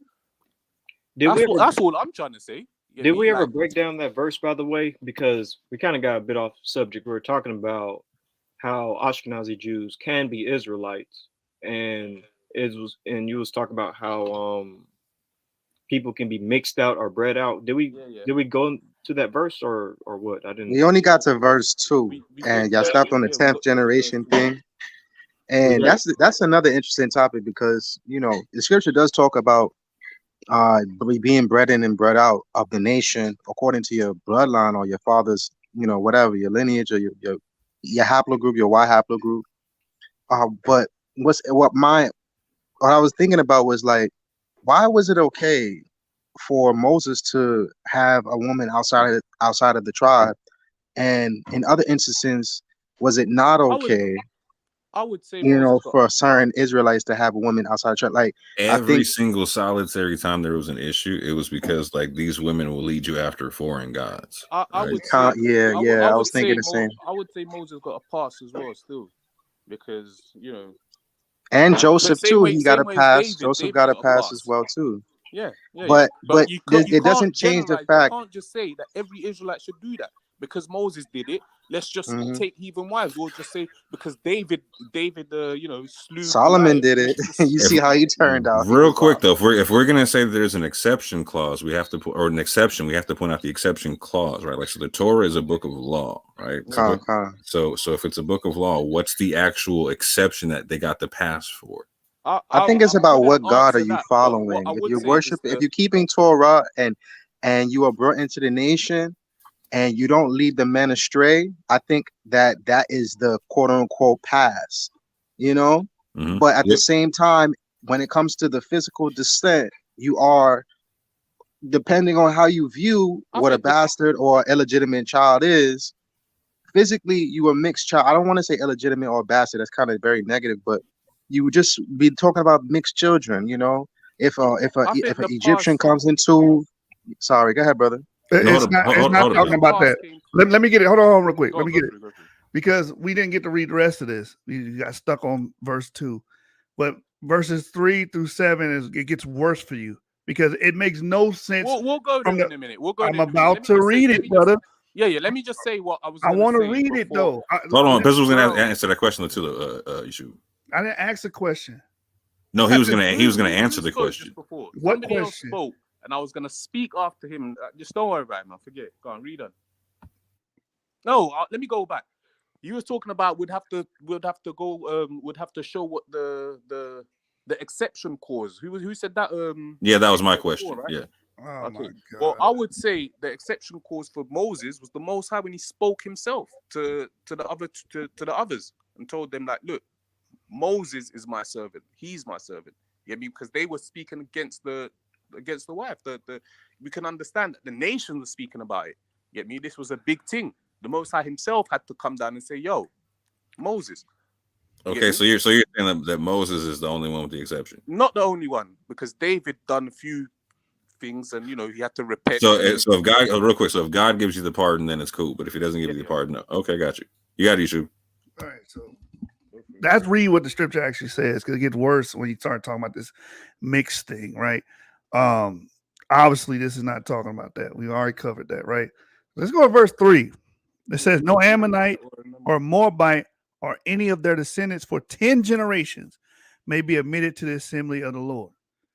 Now, we're going to continue to read this, because it's not just because by virtue of them being Moabite or Ammonite. It's not that. These nations not welcome you with food and water when you came out of Egypt. So that's the reasoning behind that. So they can't go into the worship centers with you, right? This is all this is saying.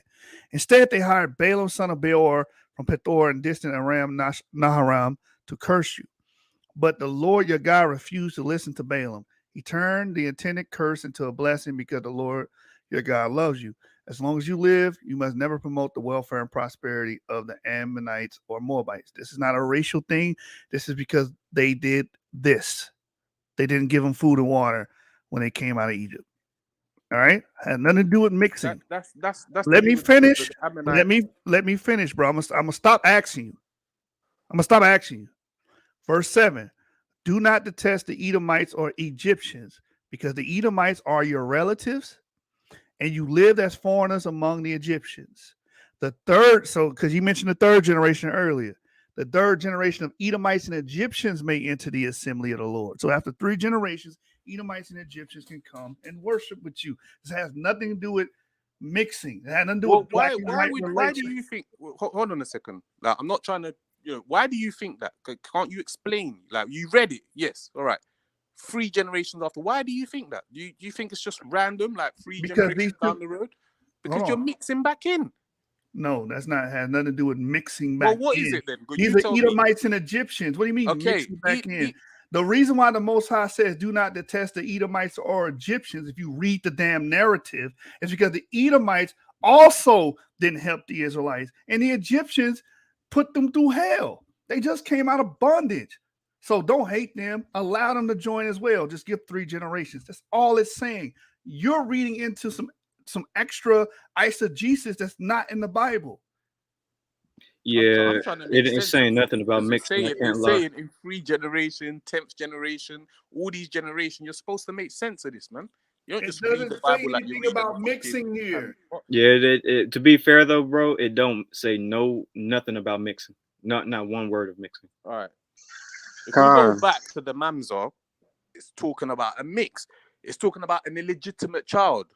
You get me? And an illegitimate child could come from anywhere. It could come from a mixture. Could come from a incest. Could come from many places. The Bible doesn't say that. What? There's no illegitimate children. Like illegitimate children. No, the Bible doesn't say it comes from mixing. If that's the case, then Bro, this law etymology says that. And if you click the word Mamzer itself, bro. it does say that. What are you talking about? Let me finish. I don't want to hear no racist mumbo jumbo on this. Stop it. Get some help. This is talking about an illegitimate birth. What's an illegitimate? What does illegitimate even mean? What does illegitimate mean? Taking a woman stranger. You're not No, allowed. that's not what illegitimate means. That's what it means. Anything that's not what allowed. Means. Right. What does illegitimate mean, man? Orthodox more answer that. No, you answer it. I just did. I told you. You did not answer. That's not what illegitimate means. Anything you that's didn't illegal, answer that with illegit. Okay, there's legit and there's illegit. Okay, anything that's legit is kosher. It's cool. It's for the law. Anything that's illegitimate is against the law. Now we are not allowed to take heathen women. We're not allowed. That's a lie. That's a lie. The Bible don't say that. Oh, what? So, it doesn't take. So I'm going to share what the word illegitimate means. Illegitimate. Not authorized by the law. Right? That's what I just said. Okay, so what law does it say black people and white people can't mix? Go. Book, verse, and chapter. I want to hear nothing else. Book, verse, and chapter. Nothing but Bible. Let me get it. Yeah, I don't think that. I think the point is that it's not about the color. Is a difference between, like, there could be, let's say the Moabites, they were light-skinned Moabites and dark-skinned Moabites, or light-skinned Egyptians, dark-skinned Egyptians. You could classify them in different races, but we know it's a social construct.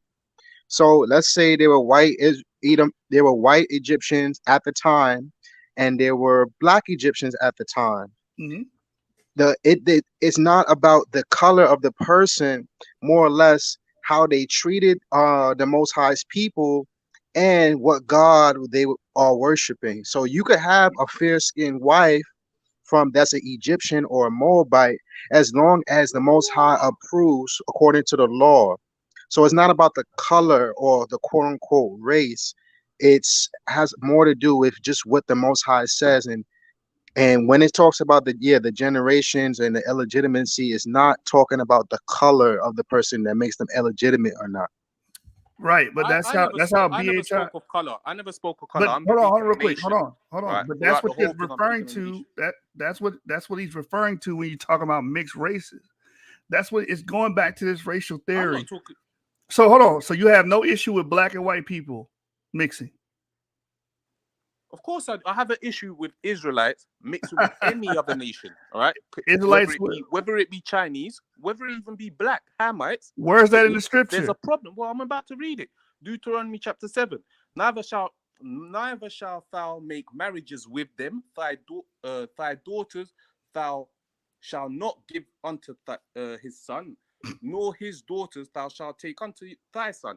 Okay, that's Deuteronomy chapter 7, talking about the seven Canaanite nations. Oh, the seven Canaanite nations. Well, let me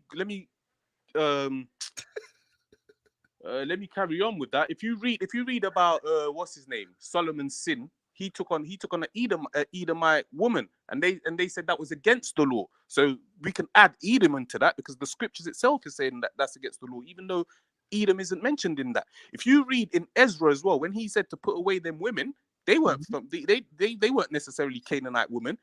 Get me? They were just mixed children. Get me? Who couldn't speak the language. Get me? So that's showing you that they were seen from back then as they're heathens, man. They're strangers. Okay. So it's not what Deuteronomy 7 says. Oh, what does it say then? Read it, bro.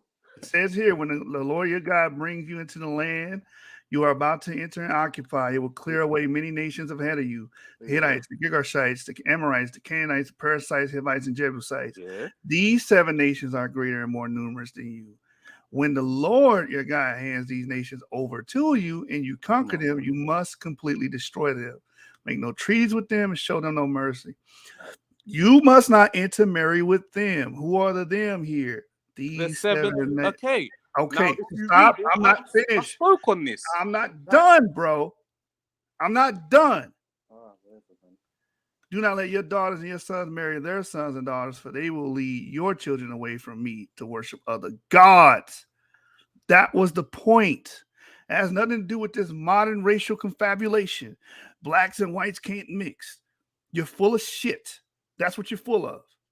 All right? The scripture never said that. It was just talking about these people in that land. They not want to leave the children. Let me ask you a personal question. Are you married to a white girl? Are you mixed? What they got to do with people who defend what the hell they got to do with any goddamn thing? Wait. People who defend mixing this exactly hard, because you think black and white people. I'm gonna tell you.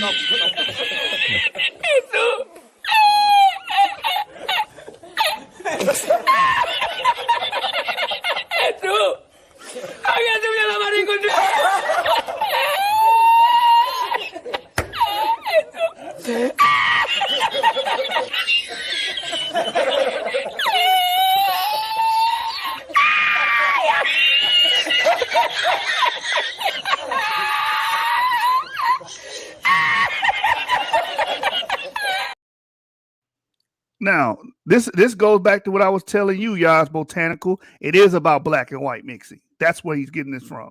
Now, when I finish here, this brother has proven that he's worried about a modern racial theory by saying, "Oh, do you got a white woman?" No, I'm just going off the scripture, bro. Or are you? I spoke of Asian chicks too. Argue the scripture because I can go into several locations within the scripture where they married. Hold on, where they married their daughters off and the men off to other groups, and it's not illegal. It says nothing about it being illegal. You just they left me in here with this retarded son of a bitch. He ain't got no name tag on or nothing.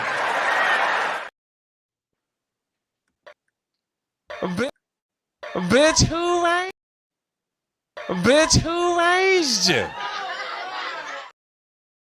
God damn, man.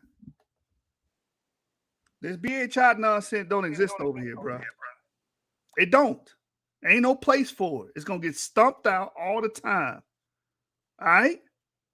Stop it. Get some help. Shit. The Bible don't say nothing like that. So if we go to Chronicles 2, let's go to first, I believe it's First Chronicles 2. Let's go to Chronicles 2 and show and prove that these people were giving their sons and daughters to other groups. I had no issue with it. The only people that have issue with it is racists today. That's who have like this brother here and like the BHI. All you do is spew racism, and it's based off skin color. Ain't got shit to do with Israel. How is that racist? Get out of here, bro. I'm done with you, man. How is that racist? You literally telling people that you're basically saying the Bible is pro-anti-miscegenation. That is fucking racist, bro. I gotta spell that. That's why I said earlier on the show. People gonna act like they'll speak these racist points. They'll speak these racist talking points that many people like Woodrow Wilson, Ernest Cox, right? And those assholes of the past spoke. And then when you call them out on it, how is that racist? Shut the fuck up and listen. Get your notepad and write down and learn. How about that? There's too many damn idiots in this community, man. That is racist, textbook racism. The first thing you said was, do you have a white wife? Why? Because you're a fucking racist. That's why. And if you're mixed. Anti-miscegenation. Yeah, are you mixed?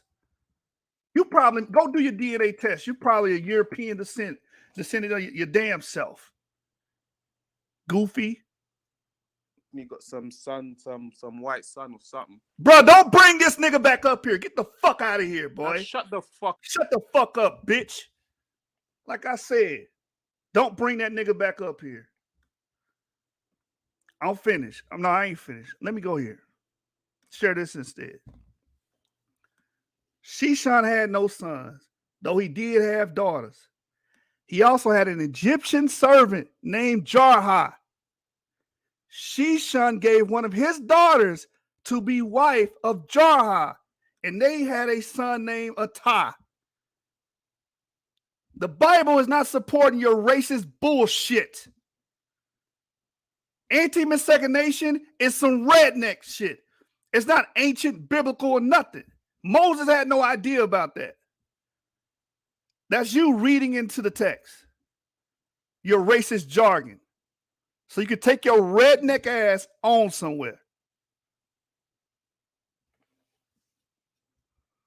And then they got a long list of his descendants.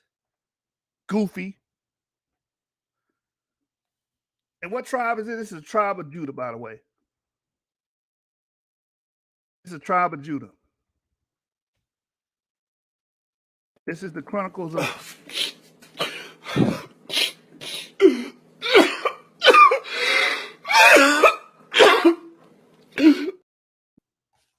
I'm not going to tolerate y'all bullshit, man. And then try to hide. No, not. Yes, you're being racist. This ain't the panel for it. Goofy ass niggas. Yes, it's fucking racist. You're a fucking racist. Dickhead.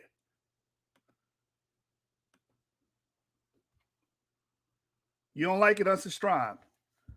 There's plenty of BHI channels out there that you can go be racist and evil with. Go over there.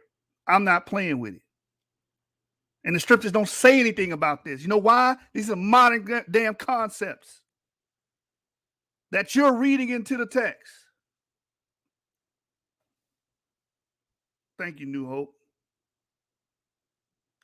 He says he lacks basic reading comprehension skills, learn the definition of subject and predicate. That's why I want to read the rest of Deuteronomy 23, because they always say third generation. They never say 10th generation. That's when he's talking about the Sexual Immoral Act, verse 2. But they always quote third generation. Verse 7 is just talking about Egyptians and Edomites. Do not detest them. Don't hate them. Because the Edomites are your brother, and you were a stranger in the land of Egypt. They're going to be able to join the worship center 3 generations after. That's it. Exactly. He kept them laws. That's all that mattered. That's all that mattered. Again, these modern racial concepts that y'all got in y'all head did not exist 3,000 to 4,000 years ago. They did not exist. You niggas are goofy, man.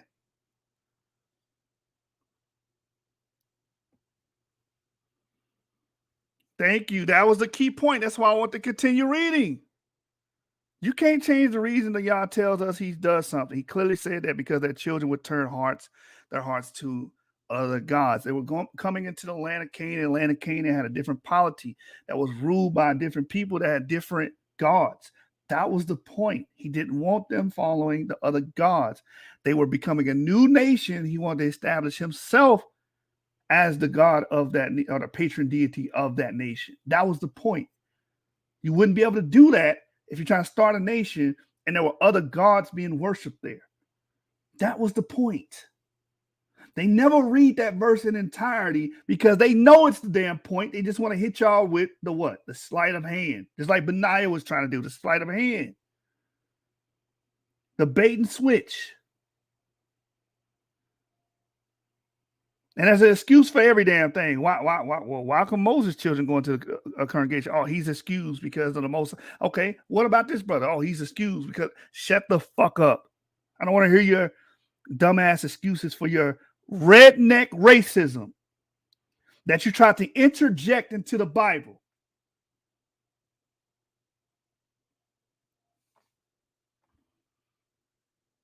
Dave of Yah, even though BHI movement is important and has racist demons, is inundated with racism. That's like a very integral part of their doctrine. Go listen to their street teachings. Majority of it is about condemning white people and anti-miscegenation. It sounds like a KKK rally. That's what they were teaching. That's what they were teaching. Mr. Rashid said, yeah, a lot of them misread and lack context of these verses. I'm glad there are some folks that read the scriptures carefully and know the truth. And I'm extra hard on these niggas because I used to be just like him. Besides the internet part, because I didn't start on the internet. I went on the streets. We was in Dallas, Keys and Polk, in the hood, in front of Motown. Telling people that bullshit to their face. Over there in West End, downtown, right across from El Centro, the college, right? Telling people this shit to their face. So I don't have the temperament for this bullshit. And you know you full of shit. You know you are. Find another channel, dude. We're not going to play them games. We don't play them games with none of you racists, man. My ancestors fought against racism. You supporting it and encouraging it and applauding it. The way you think is not in these old-ass texts that we're reading. There was no racial concept then. A black person, a white person. That did not exist.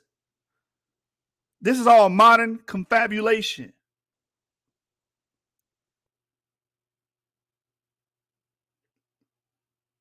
Weird ass nigga. That's why I kept asking you, book, chapter, and verse. You're not giving me anything from the scripture. All you're giving is your eisegesis. What is eisegesis? Man can't even tell me what illegitimate was, right? This is what most of these niggas do.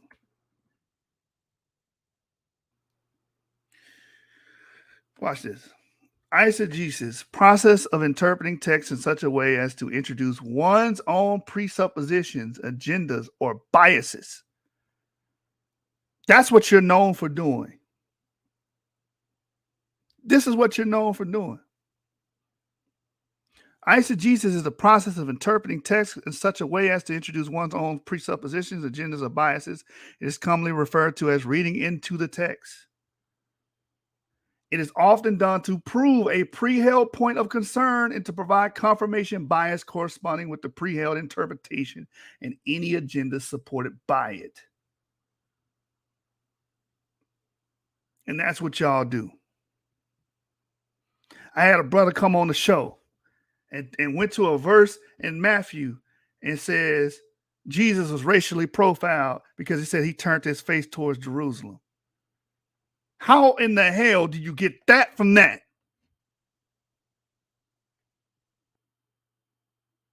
It's because y'all constantly read your personal held beliefs into the scripture. You're not reading the scripture. You're reading your belief into the scripture. You're putting your racist, redneck, Woodrow Wilson ideals into the scripture. The Bible is not about anti-miscegenation. You know where your people learn that from? Rednecks. KKK. That's where they learn that from. Racist white hicks.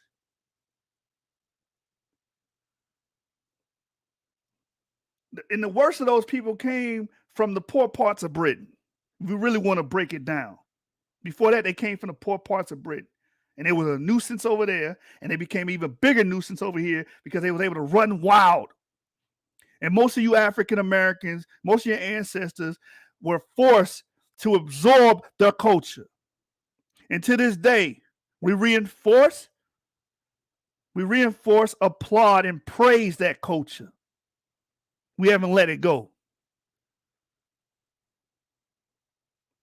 We support colorism. We support anti-miscegenation.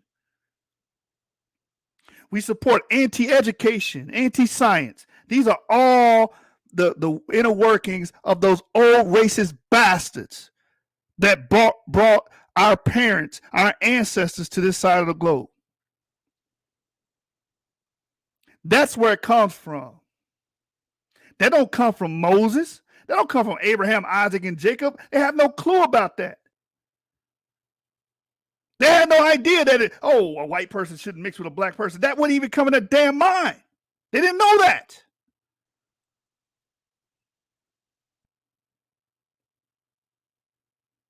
This whole idea about, white people coming from Nephilims and angel interactions with humans on some Ridley Scott Prometheus shit. They didn't have no clue about that.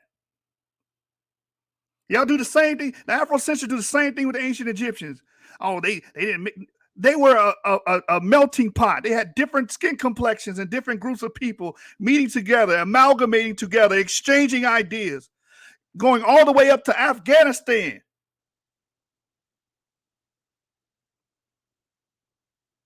This is how goofy you niggas are, man. And the text tells you, even though Deuteronomy 7:3 was put out there, the text tells you they didn't even listen to that law. They still mix with them. They still mix with the Canaanites.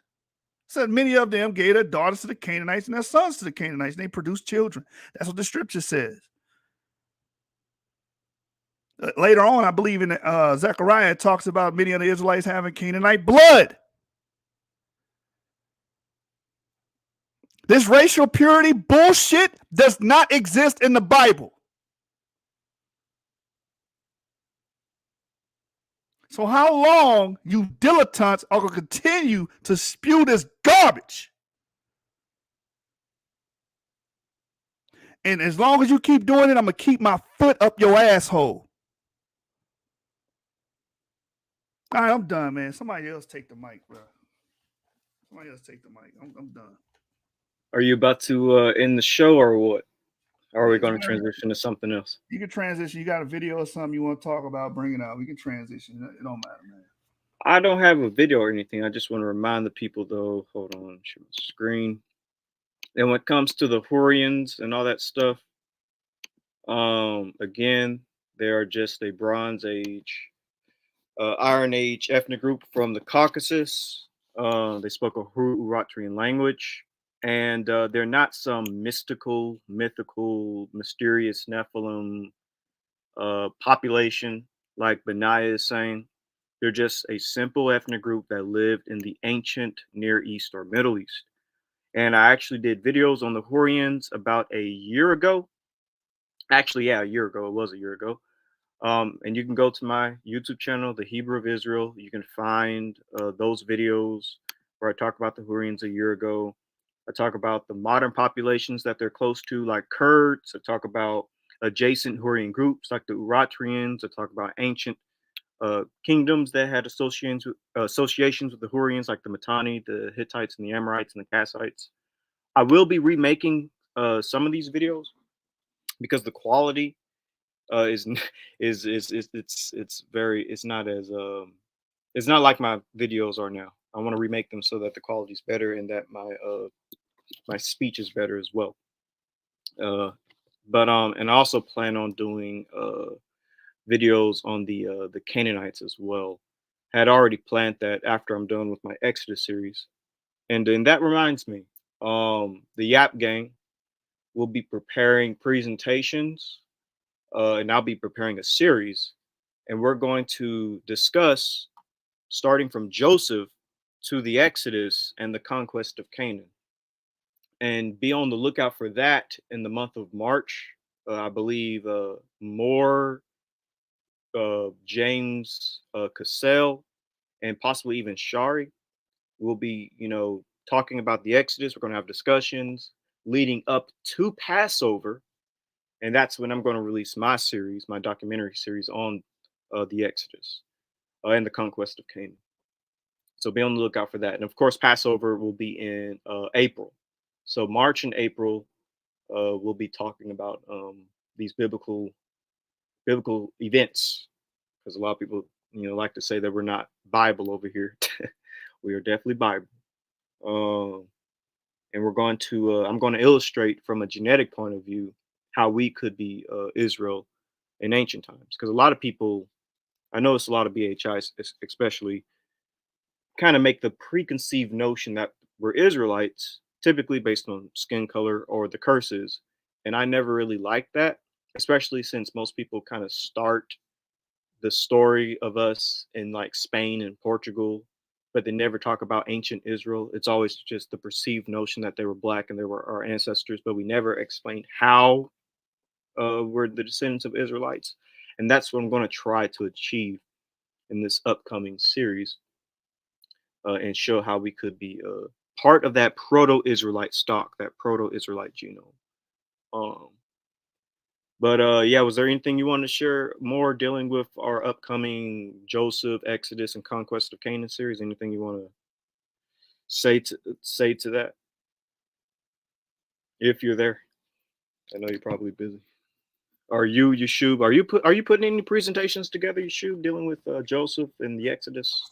No, I just share what David Rose said. I like David Rose's model explanation, and I just share what he said, man. I like his argumentum on a lot of talking points. Anku being the king of peace or whatever, being the vizier, during that time, and that maybe being the connection to Joseph and stuff of that nature. And like I said, the Ipawar papyrus going back to the Middle Kingdom and stuff like that. So I love that argumentum. I haven't sat down and made my own model or anything like that. So I like going to and leaning on David Rose's work. Mm-hmm. Yeah, he has some good stuff. New Hope said, Thankful had a question. Oh, really? Okay. Are you there, Thankful? Yeah, I'm here, man. I love y'all, man. Y'all niggas is crazy. Oh, man. Yeshua, I felt you, though. I felt all of that passion because, a lot of our people need to come out of these, downright lies. Stop being racist. We have to acknowledge that we've been taught lies, just like the Gentiles been taught lies, and let go of the social constructs, especially when it comes to race. We do want the truth, but in the pursuit of truth, you can't be a hypocrite, and you can't be out here trying to judge people off the color of their skin. That just doesn't work, especially when you are a Bible advocate, and you follow in Christ. But anyways, my question, it was pertaining to E1B1A, because that's kind of it was one of the beginning haplogroups that I learned about when it was concerning Israel. And it was through, I think, Benayah that I first started learning about that. And I have respect for that man. I don't agree with everything, obviously. Like the woman, the sister earlier said, I utilize the science that I'm learning from Genesis 49ers, from Hebrew Israel, from the brother, the Orthodox Moor, and anybody else that's teaching this truth. I utilize that along with everything else that I'm learning in the community, and I filter it. Now I'm in a place now where, like, all of that stuff that they try to put on to us, me, I'm not in a camp. Me and my family, we just home and we just worship the Most High Spirit and truth to the best of our ability. And I accept people regardless of their skin complexion, and even regardless of their haplogroup, if I could take it that far now, I have the understanding thanks to you guys. And my question is basically because I've been studying. I have Ibria, I always love your work, and I've been studying or catching up really because I've been going through a lot. I've been catching up with some of the material that you put out specifically about I guess I could say the potential haplogroups for some of the Jewish or Israelite lineages, or what could potentially the haplogroup could Abraham have. It was that part of part of your videos that I've been catching up to, specifically about the different haplogroups that are possibly Israel's haplogroup. And I just need some clarification because I seen EP2, and I know I had EP252, and I think that was one of the first videos you did on it, or short videos that you did on it. And then you came out with a couple of other haplogroups. I'm still catching up. I'm not done yet. But so I'm trying to understand, is E1B1A still potentially Israelite haplogroup, or are we ruling that out? And I know EP252 and E1B1A is pretty much the same thing, but I'm just trying to be specific when I ask my question, because a lot of people in the Israelite community, especially now the BHI, I guess we call them, they're utilizing E1B1A, and they're not taking into account all the other haplogroups that EV brought out. Some of those haplogroups too. The other E haplogroups or subclades that come from whatever E group. So yeah, is E1B1A still a potential Israelite haplogroup, or are we completely ruling that out? Yeah, and thank you for supporting the work, by the way. You already know. Facts. But that's a good question. That's a good question. So just to sort of recap for those who may not know what you're talking about, I did a video basically explaining the potential haplogroup that Abraham could have had, as well as the Israelites, because obviously the Israelites descend from Abraham. And if you want to check out that video, I'll scroll to it. It's this video right here. Yeah, right here. Abraham and Israel Y DNA. And I have three at the very end of the video. I basically have three potential haplogroups for Abraham. And I'll tell you those three. Let me see if I can find it. All right. So the first one I have is EP2, which is E1B1. Abraham potentially could have been a E1B1. I also have E-M78 as a potential haplogroup for Abraham, or he'll be a subclade of it. And another potential haplogroup for Abraham will be E-Z830. So that's another potential subclade that Abraham could have had. And the reason why I name EM78 as a potential haplogroup because the Samaritan Jews in Israel today have that subclade, as well as the Laura rabbinical family, who have the oldest family tree, claiming to go back to King David. They descend from that subclade. And then when it comes to E-Z830, the reason why I say that's potential is because a lot of Jewish groups all over the world have that subclades, haplogroup subclades from that particular branch. And obviously E-M78 and E-Z830 are easily found in ancient times in North Africa, the Mediterranean, the Middle East, the Levant, and also they're found there in modern times. But for E-B2, that's also another interesting possibility because both E1B1A and E1B1B can both descend from that. And so that means the Israelites will be a mixture of E1B1A and E1B1B. So to answer your question, Thankful, is that if Abraham is E-B2, then yes, both the Israelites will be a mixture of E1B1A and E1B1B. But even if Abraham wasn't E-B2, I can still make an argument for the Israelites, for the Israelite population to have E1B1A within it, and therefore being Israelites. And I'll actually explain that during my Exodus series. You know, what's funny? I appreciate that, man, because I was thinking the same thing. I got a lot of thoughts, and when I was going over it, I love the how you tapped into the Laurel and the Samaritan Jews lineage. But it also made me think about a lot of other lineages that go unrecognized.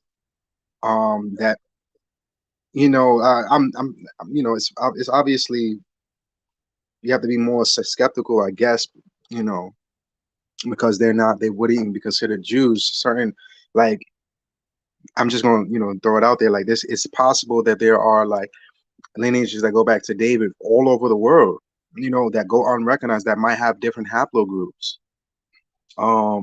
But I still believe that they all will have to fall on the E haplogroup for it to be actually Semitic, or for legitimately to go back to King David.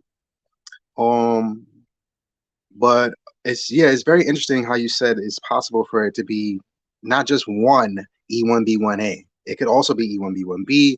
It could be and some, I think it was EM78 you said. Yeah, here are all the different possibilities. Yeah. I'm pretty much done with it. I think I need to watch the last 3 or 2. So yeah, like, because the last one that you mentioned, I didn't get to that far yet. But I love that.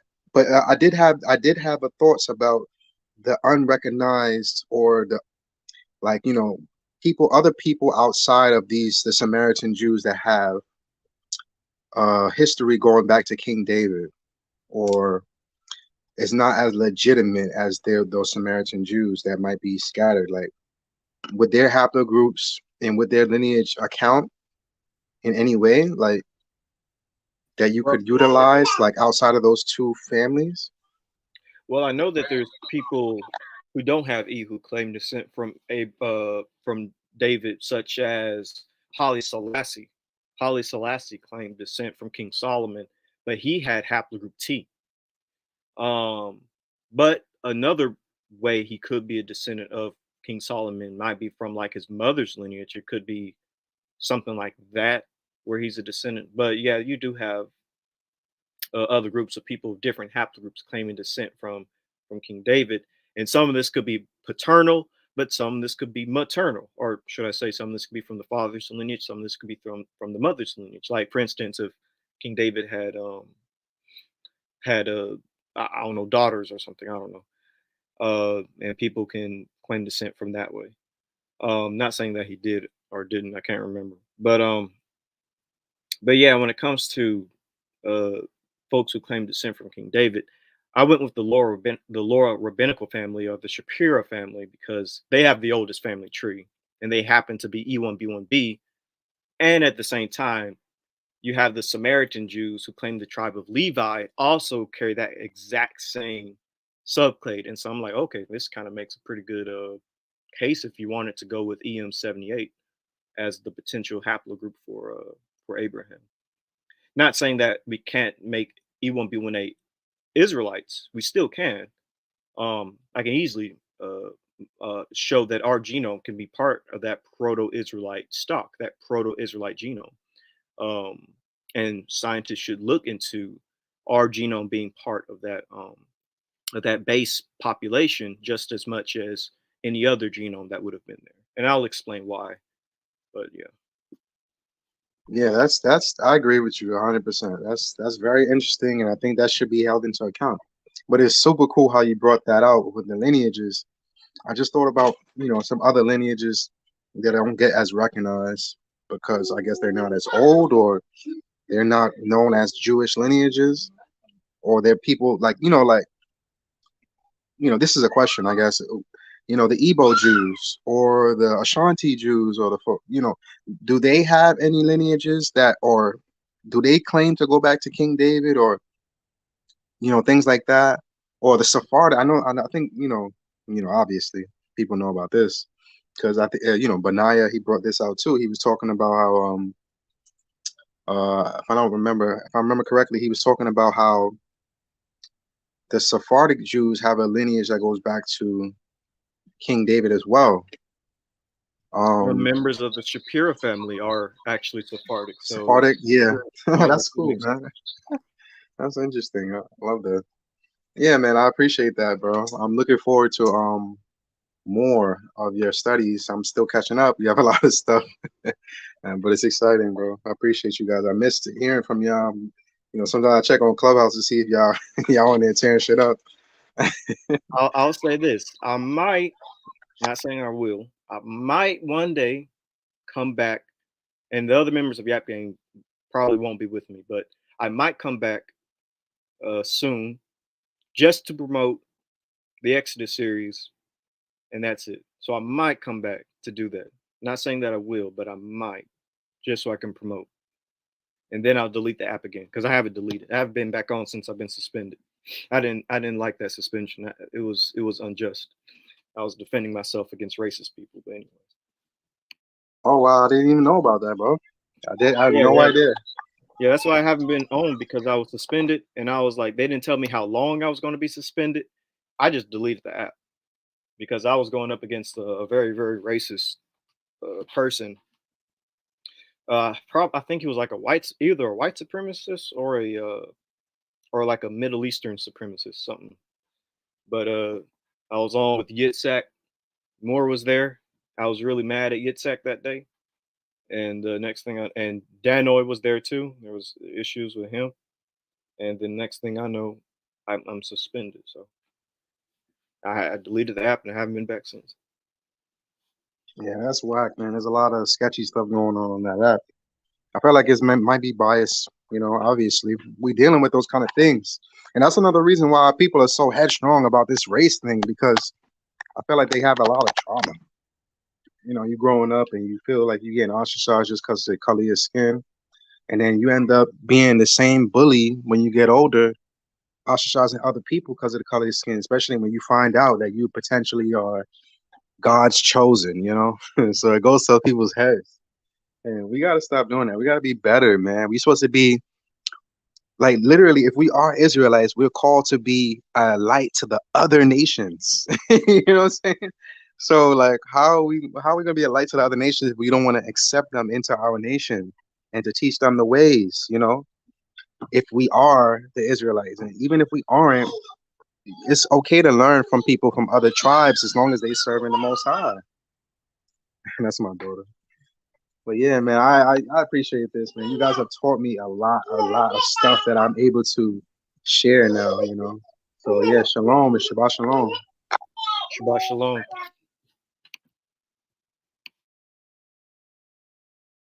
Anything y'all got more, or just shoot?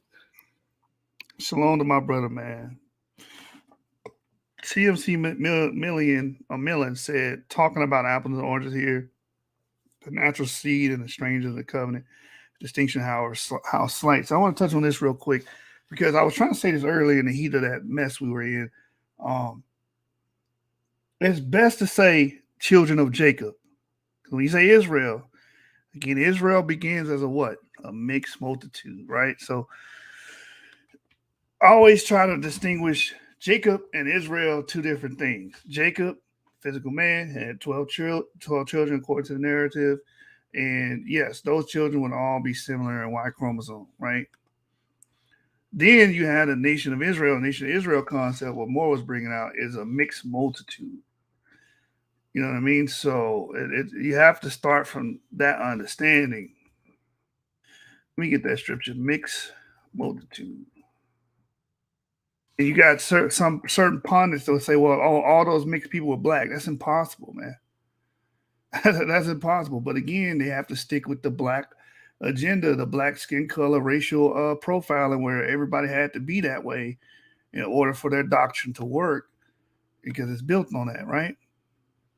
So let me pull up the verse when it talks about the mixed multitude. I think it's Exodus 12. Mixed multitude is a very powerful event in the history of Israel, and it really shapes them as a nation. I mean, we're going to go deep into it when we touch on the Exodus. Yeah.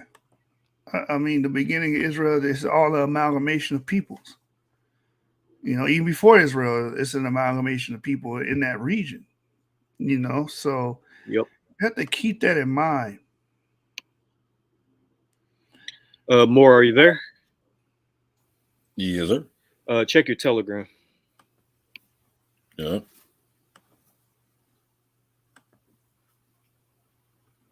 So as you can see here, this is from Bible Study Tools, and it defines mixed multitude. It says here, a mixed multitude, a class, or Exodus 12:38, a class who accompanied the Israelites as they journeyed from Ramesses to Sukkah, the first stage of the Exodus. These were probably miscellaneous hangers on to the Hebrews, whether Egyptian, of the lower orders, or the remains of the Hyksos, as some think. The same thing happened to the return of the Jews from Babylon, and mixed multitude accompanied them so far. Well, and then you also have to put into the mix that Israel started off small, less than 70 souls, and they went into Egypt and became a multitude of people. They did a lot of admixing there. The scripture said they came out either with, there's two different ideas of this though, but either 1 million people or a couple of 100,000. Mm-hmm. Mm-hmm. I don't know which one's accurate. I don't think there was 1 million people in the Levant like that way back, 3,400 years ago, but it's probably a couple 100,000. Right. So they would have been an admixed people, an amalgamated peoples. So this idea about racial purity does not apply to ancient Israel. It could not apply to ancient Israel. You're picking the wrong nation to do this whole racial superiority and purity thing with. Like, literally, as a nation, it's established as a mixed multitude. That's what I love what Yeshua was saying about, like, okay, we're talking about like the seed of Jacob. Cool, got you. That's a whole nother conversation than a national concept, right? Mm-hmm. Tribalism versus nationalism is a whole nother thing, right? Like, you can be a nation full of a bunch of different tribes. Like, fam, like go to Nigeria, fam. That's one nation, right? You know how many tribes are in Nigeria, fam? Right. Igbos, Yoruba, Fulani, Hausa. Right. Oh, I guess Deuteronomy is trying to nullify this. Deuteronomy says, Wisdom of Solomon 18, verse 20, and it reads, yea, the tasting of death touched the righteous also. And there was a destruction of the multitude in the wilderness, but the wrath endured not long. I put the link in Deuteronomy if you want to jump on. We'll be, yeah. So I guess this person here is trying to nullify the multitude. See, no, and this is Dante trying to do the same thing. Talking about like, no, see, the mixed multitude was separated. It's like, no, like you. Okay, I love y'all for touching on what you think you're reading in literature. But if we actually study, if we get into the language, there's the mixed multitude, right, and then there's a multitude. It doesn't say anything about the mixed multitude being separated. Man. What's the wisdom? My bad. Go ahead. No, go ahead. Go. You got it. No, I was just asking, was the Wisdom of Solomon written in Hebrew or what was it written in? Greek.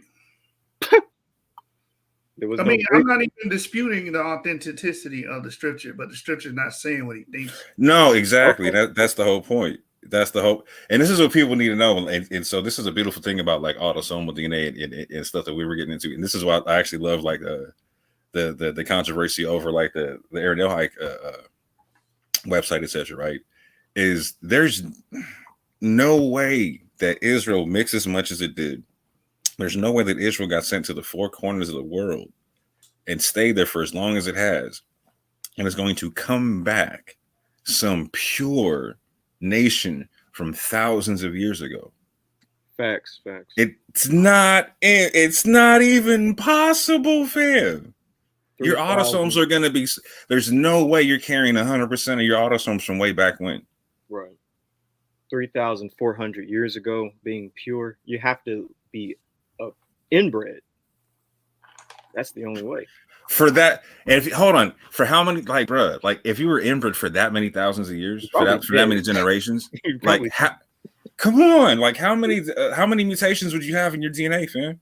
The babies at some point would just not survive birth if you're inbred that long. It's not even physically possible for what you're believing or what you're wanting to have happen to even manifest. Right. It's not humanly possible. Babies would die from the amount of mutations. And it's just that simple. Can't play nice no more, fam. Like, it's literally pie in the sky. Like, it's as realistic as Santa Claus. It's as realistic as the Tooth Fairy. There's no scientific basis for it.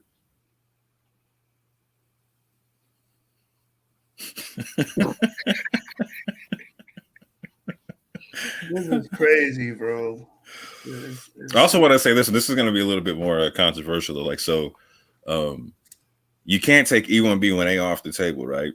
But we also have to be realistic in terms of like E1B1A is a minority amongst Semitic populations whenever you do find it, right? Not that it's not there, but even when you go into like the concept of like the Moorish conversations in like Northwest Africa, whatnot, in Spain and whatnot, you would expect that to be like a heavier E1B1A population than a population like East Africa or whatever. But no, you find that to be like a heavier E1B1B population, right? So even with the E1B1As that potentially could come off of Abraham's lineage being EP2 or whatnot, like it's not going to make up the majority of the E1B, the plethora of E1B1As that we find all over West Africa with that, right? Would y'all disagree with that or no? No, that's on point. Yeah, the only way to make that work is if you say that there was very few E1B1As back in the day. That's the only way to make us all, And you'd have to say like Abraham is like the OG EP2, like he was like you know what I'm saying? Yeah. And I think people are misconstruing what we're saying to saying like we think that he's the original EP2. You know what I'm saying? Right. He will just be one out of many EP2s. Right. Because we still have people today born with EP2. Right.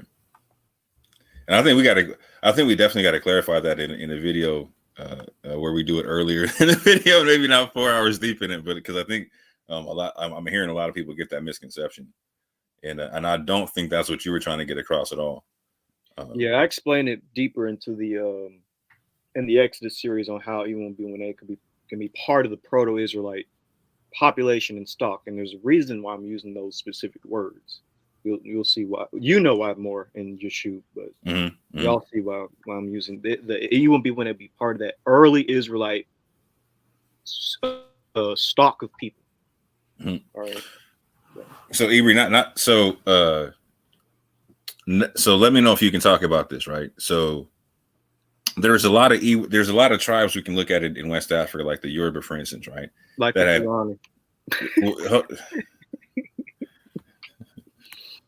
well, let me just stick with the Yoruba real quick, because I was trying to stick like again. I'm trying to make sure you can talk about what I'm about to say versus not talk about it. Okay. Mister, I can't talk about almost everything. Secret agent, man.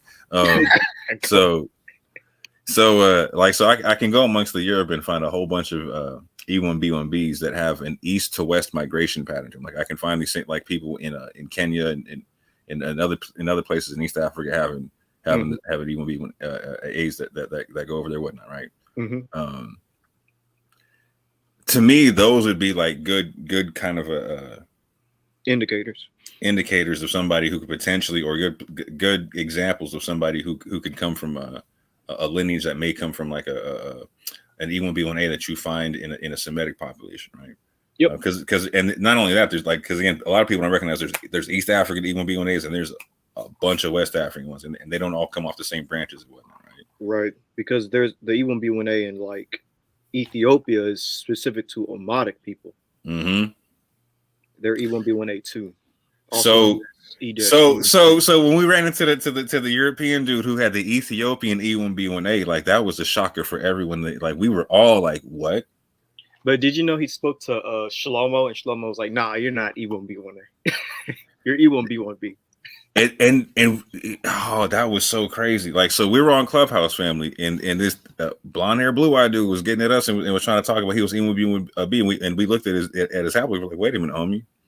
Not only are you E1B1A, but you're an E1B1A that's Ethiopian, like Omatic specific. Like, yep. He was like, huh? Like, we were like, yo, like that's so. If we find something like that, if you have a particular E1B1A that's like that traces back to like East Africa or something like that, like it's more likely that you're going to come from a lineage or whatnot that's connected to a Semitic population or whatnot. The thing is, though, we do see those E1B1As popping up in certain spots. We see them in the Sahel and in other places and whatnot in West Africa, Central West Africa, and all that kind of stuff, right? Yeshua, would you also agree that those kind of E1B1As are ones we should be looking at in terms of trying to connect to a Semitic population, or no? No, I agree that we should look at all information, and those brothers included, and those people over there at E1B1A, whether they're in Arabic context or Ethiopian context. I think it's very interesting, especially because some of those tribes, like the Omatic, I believe Omatic Semitic, right? They're Afro-Asiatic. Mm-hmm. Afro-Asiatic, yeah. So it's good to look and compare and contrast that, and glean what we can from it.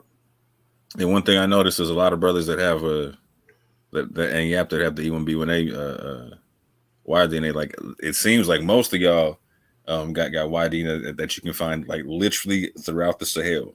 Like it, like almost like it's crazy. Like between all y'all, you can literally go from the western part of the Sahel all the way to to parts of Arabia. Like it's a trip.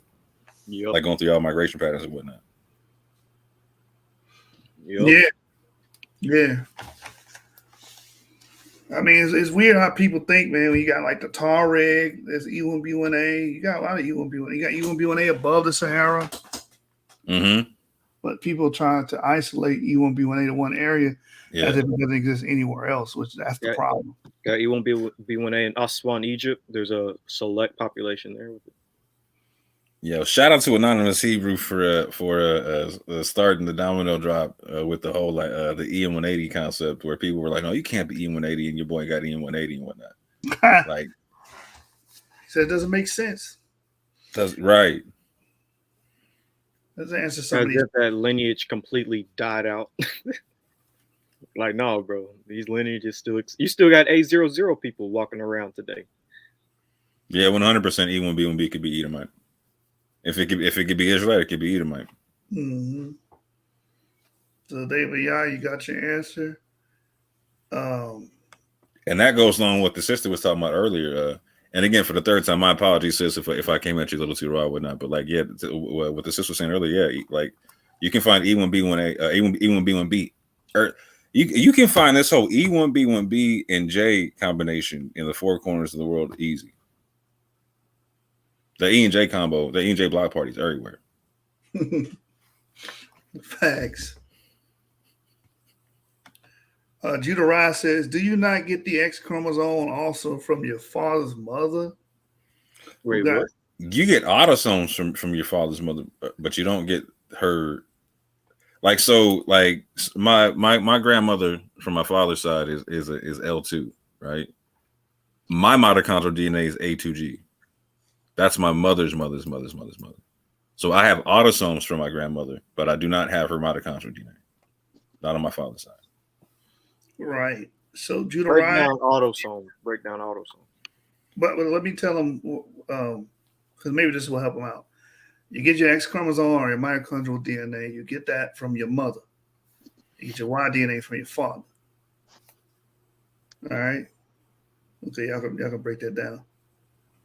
You can break the autosome down if you want to. Oh, go ahead, Ibrahim. I'm about to jump off in your Telegram messages right quick.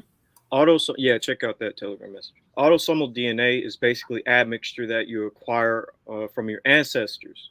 So let's say that, like for instance, African Americans, they're typically around 80% sub-Saharan African, 20 to 30% European, and then like 5% Native American and other. All right.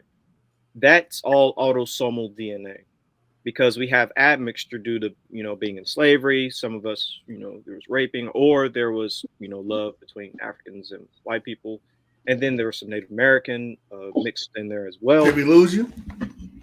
Can you hear me? We lost you after you said through love. All right, so I heard him.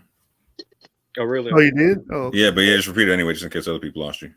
So African Americans, or I guess you could say the slaves at this point, were mixing with white people, and, you know, some mixed with Native Americans, whether it was through, you know, raping or whether it was through love. And basically all of this admixture with your ancestors kind of creates the autosomal makeup that you have today. That's all it is. It's just an admixture of all your ancestors. And it's typically within 8 to 10 generations. So it's like 200 years. And when it comes to Y DNA, now that's a different story. That's father to son, so mutation in the chromosome. Same thing with the mtDNA, mother to daughter. It's in the MT chromosome. And men can carry both the X and Y, but women only carry the X. So I can probably pull up a visual example, but hopefully that kind of explained everything. Kanani says, please explain the mixed multitude component of Israel during Exodus. Does scripture explain admixture or strangers coming out with Israel? 100%. I wonder if I want to go into that now, though. I kind of want to wait for the. Can I ask a quick question about the chromosomes? Go ahead, Brick.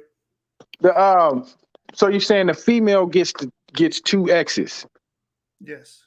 Correct. And so if the female, her children or her son, what does he get from the female?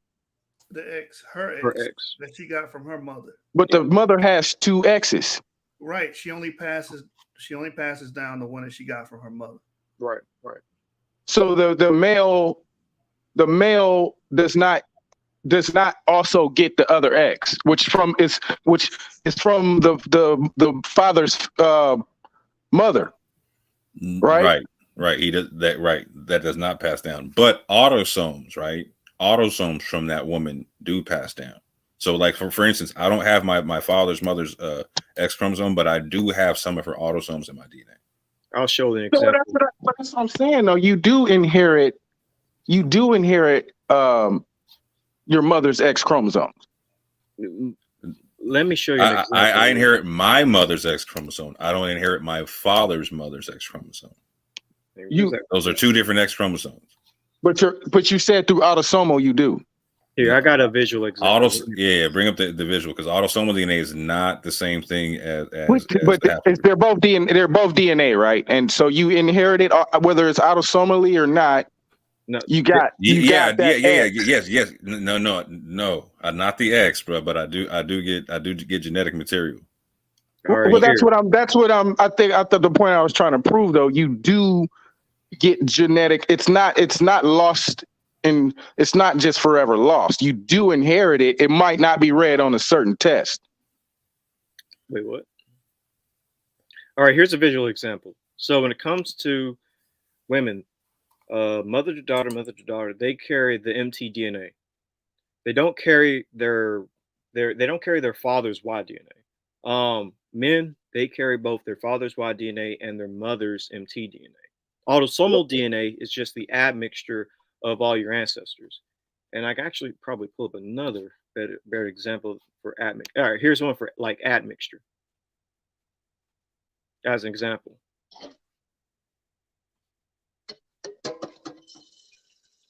Actually, let me find a better one. So no. Leave that there, and let's just slowly walk through this, and then I'm going to jump off because apparently I'm being summoned because I'm being canceled by Sister E or whatnot. So wait, what? I said check Telegram. Yeah, that's what I just So, but this is important because the brother's talking about a very important point that we don't want to talk past. We want to make sure that this is understood because we want to agree on one point, and we want to make sure we get specific on where we disagree if we disagree. Like, so I think what we're agreeing on first is that we agree that genetic material does come down from my father's mother, right? We agree on that point, right? Yeah. Cool, got you.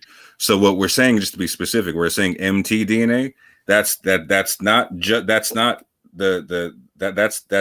X chromosome. We're saying doesn't come down, but that's not saying that we don't inherit any genetic material. We're saying that there is genetic material that comes down from the father's mother. It's just not specifically what it's not is the mtDNA, right?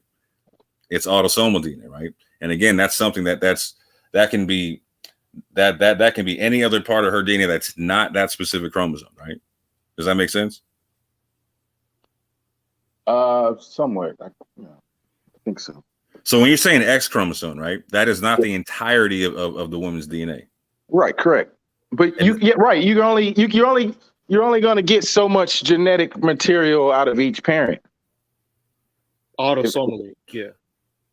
Yeah. And so real quick. So when we're talking about X chromosome and Y chromosome, these are very specific parts of the DNA that are markers that allow you to trace lineage back in time, right? From mother's mother or father's father, right? So what we're saying is the part of your DNA that you inherit from your father's mother is not that part of her DNA that can be traced back from mother's mother. You can't, like a woman can't trace her patrilineal lineage through the mother. You got it, homie. That's what's up. Right. I understand. I definitely understand that. Yeah. Right. You can't. It's just not possible. She would have to go to like the nearest male relative. Mm-hmm. Get that?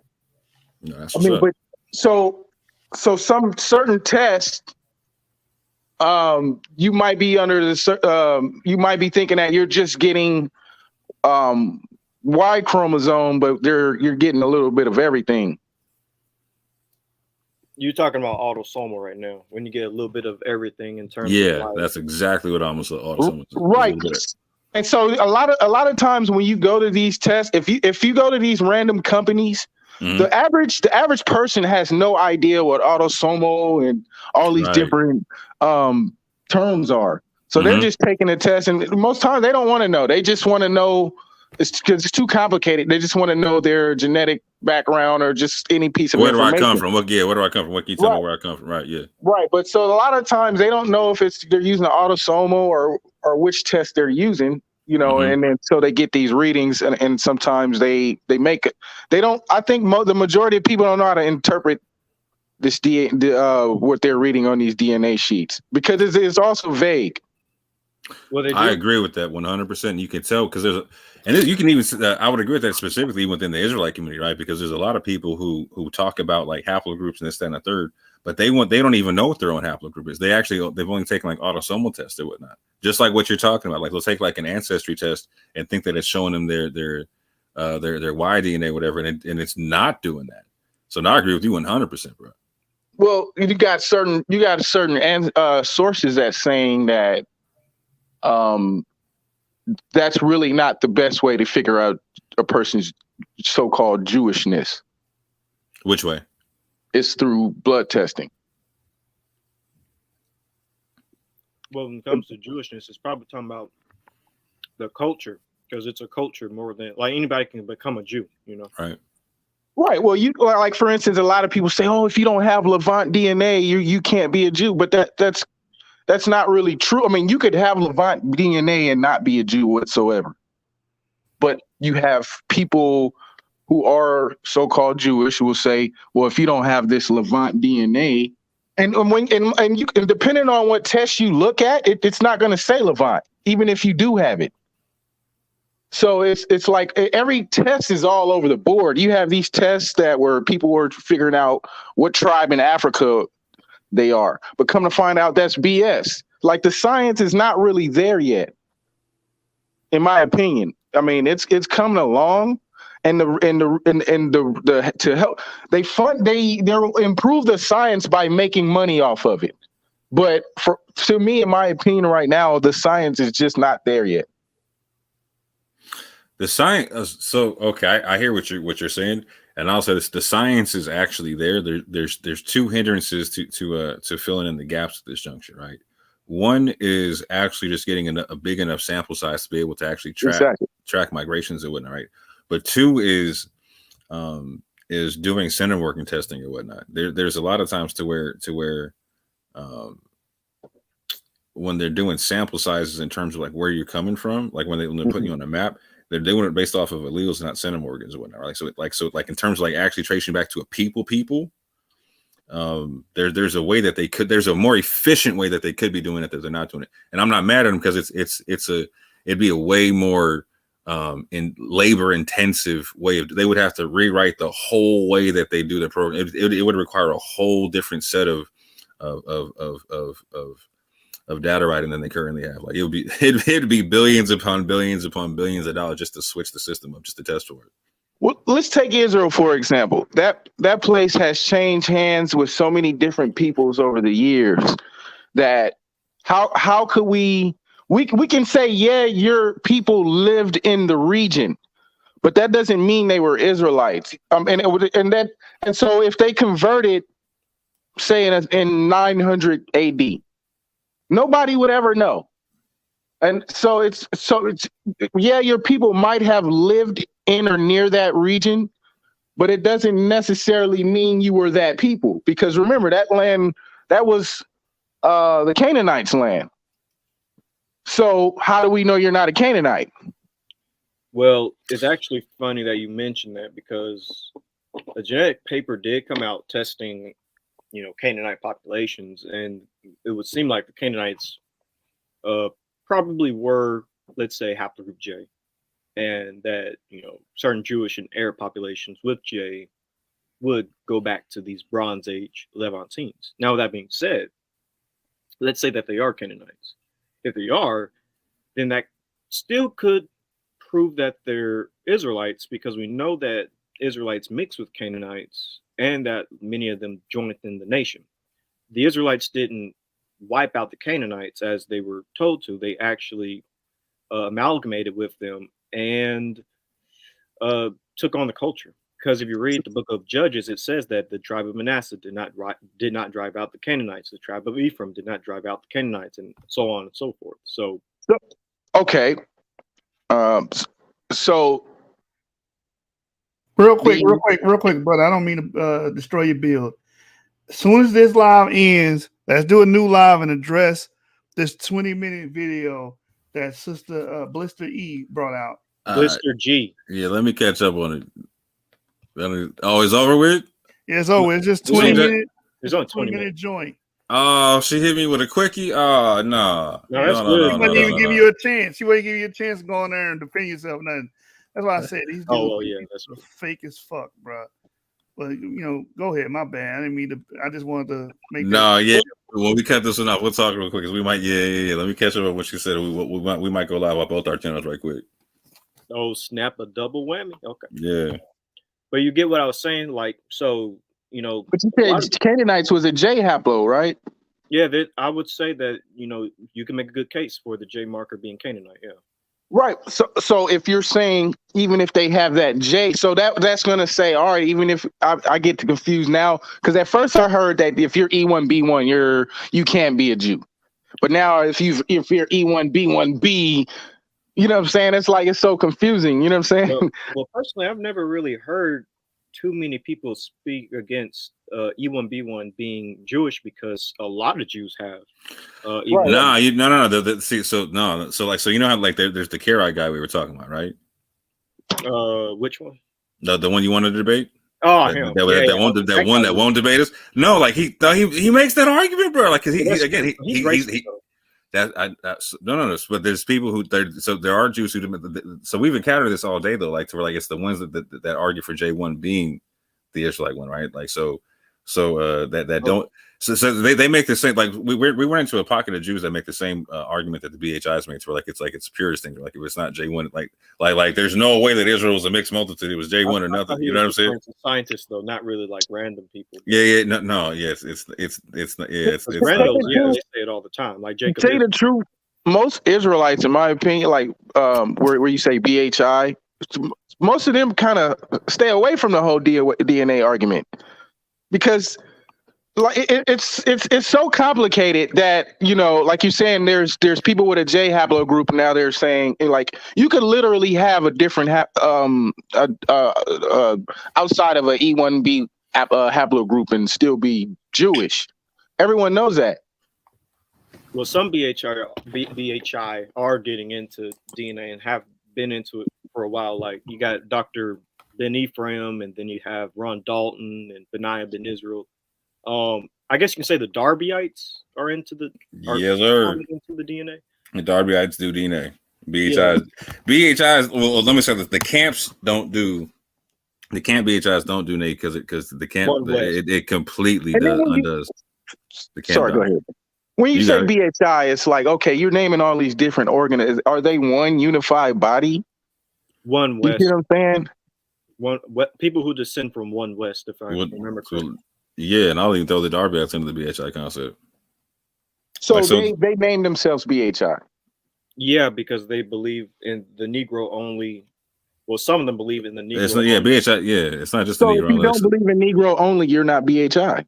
Not necessarily. That's what That's what I'm saying. Like you have all these different bodies, and they're being clumped. What they agree with is that if you're European, you can't be. Yeah, you can't be an Israelite. No. Well, look at Adonis. You know who Adonis is, right? Drake's son. Yeah. Technically, he would be an Israelite. Technically, he has very European phenotype. You know, he would be or wouldn't be. I didn't hear. Technically, he would be considered an Israelite. I would, yeah. That's what I'm saying. I mean, so it's like people, they make this false argument and they're trying to say that people are saying, oh, you got to be a Black African. But nobody is really saying that. Wait, hold on. We got to be, let's be intelligent. Let's be honest here. Most of these guys are basing who an Israelite is based on how they look, not their ancestry. But I just said that. Well, so Brick 89. You know that like IUIC, for instance, have a Tijuana chapter. Yeah, I know. They believe that Native Americans. I was a part of that cult. I understand how they function, but at the end of the day, it goes back to cult. Just mean a synonym for cult is just a church. Black. It's everything I say doesn't have to be argued. It's not a code is not necessarily a negative connotation. 89, but that's the connotation that I'm taking right now. Is negative in this case. Yeah, it's negative. So what I'm telling you, per the definition, it doesn't say anything. Like you look at the synonyms of the code, it doesn't really say anything negative. Hold on. What you're talking about is a denotation. Yeah. We're talking about a connotation. In today's time, there's a negative connotation with that word, just like the word gay. That word denotes gay. I mean, but a gay person will call himself gay, and so that's a negative connotation. Rick 89.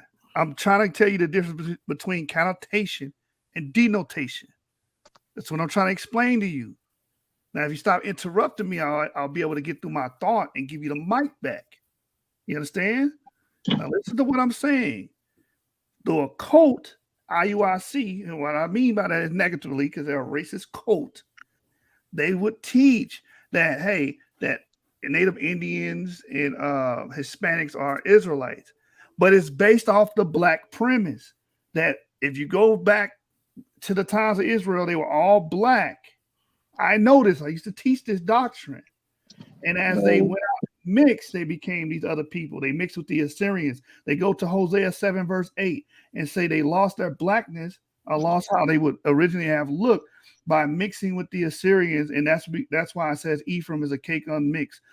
And they'll say, oh, see, when you don't mix a cake and you don't turn it over, one side gets very dark and one side gets very light. I know the doctrine. So Adonis is a perfect example, and Drake, that it literally takes one occurrence to change your phenotype. Well, technically, it was like no one's saying Drake's father is a Black man. And his mother is Greek. Right. But it goes back to saying that everybody has to, the original Israelites will all have to be Black. What part of that you're not understanding? Well, and I get upset with how we use this term Black, right? Like if my skin, so I have on a black long sleeve shirt right now, right? It's jet black. My hair is jet black. My skin is not jet black, but I'm under that classification. It's a classification more so than your skin color, because I have family members who are considered Black who are very light. So it's like we're throwing away around this term Black a lot, even in the Black community, incorrectly. Yeah, I get what you're saying, but when we say BHI, we're basically talking about one West camps that believe Jews are khazars, white people are Esau, and they're going to rule the world, and everybody else is going to be their slave. So yeah, that covers the camps and the Darbyite. So it's But not the khazar theory did not start with IUIC. You know that started from an actual Jew. We're not saying that it started with them, but it's a lie. That's what we're saying. But a Jew, Arthur Kessler, bro. Why are you so emotional over the term BHI? Well, I'm just saying, Arthur Kessler, the man that wrote that book. Hey, let me ask you a question. Who created that term? What term? BHI. I couldn't tell you, bro. It's, you know what I'm saying? I really couldn't tell you. So why are you fighting over the word?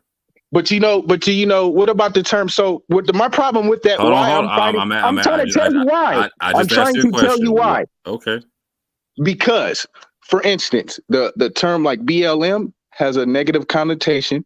And so there's been incidences where there has been terrorism, like a homegrown terrorism. And then the first people they blame is BLM. And come to find out, it's one of those guys that with the Hawaiian shirts. You know what I'm talking? Boogaloo Boys. You see what I'm saying? So they're automatically saying, oh, BLM shot a cop or burned it, you know what I'm saying? And come to find out, it's nothing to do with BLM. And so the man who trained those people, who started that organization, I forget his name, Eric Mann, Jewish person, idealized, indoctrinized the founders of BLM. So it's just that acronym being used to demonize. What was that word you said? You said in what? An acronym. He's indoctrinized. What are you talking about? So I said Eric Mann indoctrinized. Yeah, that's the word of the day right there, fam. So doctrine, right? Like, so there's this doctrine that BHI followed that keep them similar. Like, so your man Ibri just said, right? This whole khazar theory, this whole Esau which came theory, from a Jewish person. So it could come from a Martian. These people are running with it in a certain conglomerate in terms of doctrine, like you just said. Hold on, bro. That's a small portion of the doctrine. I rarely ever hear that. Oh, hold on. Whoa. Hold on. Is it part of the doctrine or no? That some Jews are khazars, not all. They couldn't possibly all be khazars. We didn't say all Jews. Right. I just said the idea that Jews are khazars, white people are Esau. They're going to rule. The Israelites are going to rule with Christ and have everybody else as slaves. And I said specifically earlier the European Jews that they reject, right? The what? The European Jews they reject. The European Jews are saying are the khazars and the white man is Esau, etc., and all that type of stuff, right? So again, it's part. You're acknowledging it's part of the doctrine, yes? What's a part of the doctrine? What I just named. What we all just said for the past 30 seconds, bro. Dude, I've seen Sakari debate a rabbi. And the rabbi even admitted that, like, yeah, there was some khazar converts. Okay, hold on. Cool, got you. Got you. Saying the numbers are overblown. Hold on, bro. He's saying the numbers are overblown. I need you to stop moonwalking. I need you to answer a direct question, right? Like, so what's Sakari's doctrine on white Jews? That if you don't patrilineally trace to a Jew, you can't be a Jew.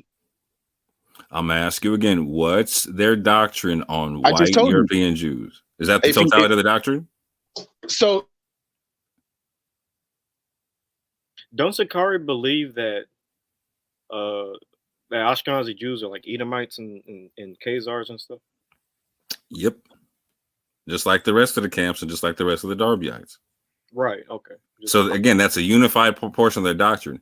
Hence, like when you said your man indoctrinated the BLM. There's a doctrine of BLM that people associate with BLM, right? Hence, there's a doctrine with BHI, right? It's that simple, bro. Like, so we're not out here saying Hebrew Israelism like we're vocab alone, bro. But we're telling you, so again, you got somebody who used to be in a camp, right? Used to be part of IUIC, telling you this is what they rock with, right? And we're telling you what they're saying about themselves. We're not out here like vocab alone and the rest of UA whatnot, right? We're not doing that. We're not giving them names they didn't give themselves. Besides the Darby, I think that's me, right? That's me doing that because I've traced them how certain people practice their lineage based upon their doctrine, right? It's a doctrinal concept. So peep this. So why don't we call Proud Boys KKK? Why don't we just put every single organization that we don't like and lump them under one umbrella? You're not going to see me stop you from it, bro. Because the Proud Boys and the skinheads are not much different. We do. So why don't we just call them all KKK? Hold on. We do lump them all. We all call them white supremacists. Facts. Right. Big fact. So, are you calling them black? Are you calling BHI black supremacists? Yes. Yeah. Who did they hang? Who did they lynch? Who did they oppress? No. That has no. That's not. Bro. Yeah. We're not saying that they kill. We're not saying that they kill people. We're just saying that they have a supremacy doctrine where blacks are on top and everybody else is on the bottom. A doctrine is different from actions. We never. Hold on. No. Ibri, do me a favor. Fall back because you're too. You're way too nice for this conversation. So okay. my nigga. Are you gonna sit here and bullshit? Did you just call me a nigga? Why you call me a nigga? My nigga. Why are you gonna sit my nigga? My nigga. Are you gonna sit here and bullshit? I don't like to be referred to as that term, my brother. My brother. Are you gonna sit here and bullshit like their doctrines? They're not waiting to kill motherfuckers. No, they're not. They are. You ain't never been in the camp. Have you been in the camp?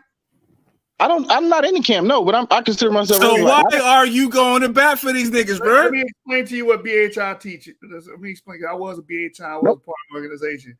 So you mean to tell me the federal government just leaves them alone? Hey, bro, you need to chill out because it doesn't make any sense, brother. Bro. This is why you need to chill all the way out, bro. Why you jumping?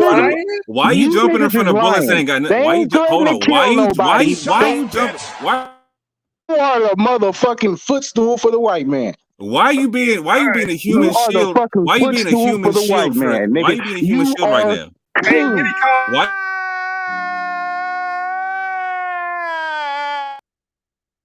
You niggas cooning too hard. Whoa! Now I'm a nigga. Oh, wait. I thought you.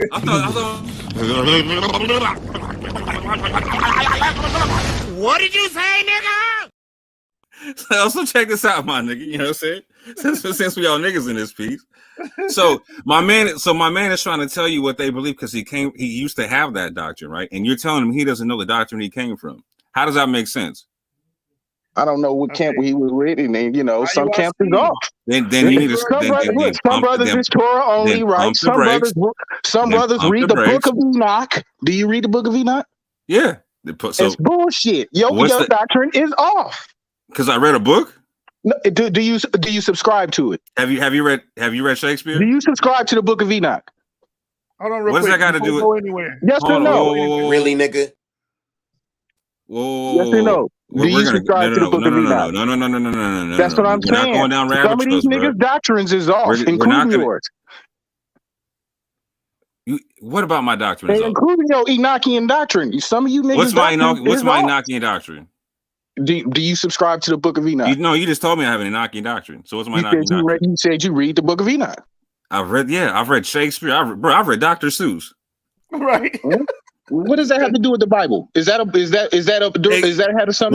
with what's that got to do with the conversation, bro? That's what I'm saying. Some niggas subscribe to the Book of Enoch. You need to pump the some brakes. Niggas are Torah only. Some niggas don't believe in the New Testament. Exactly. Why are you saying? Get some help. We cannot possibly be under one banner if everybody has all these different doctrines. I need to understand, bro. The moment BHI was mentioned, you got sand all in your vagina, bro. Why was that?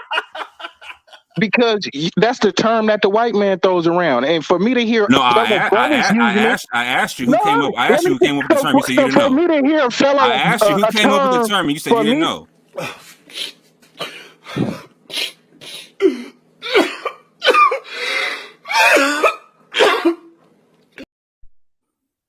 What the fuck was that? Hey yo, I thought I had it all together, but I was led astray. The day you walked away, you were the clock that was ticking in my home. Changed my state of mind. Ladies and gentlemen, we got him.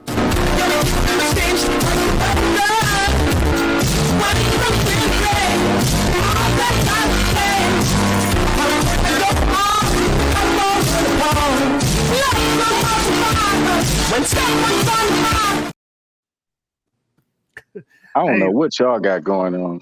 I know what you got going on. It's called racism. Hey, I'm waiting to get on the I haven't said conversation. nothing racist. Yes, That's you the thing. have. That's the cold part. Yes, I you haven't said have. a You thing said we're cooning racist, for the and you white calling man. me a That's racist.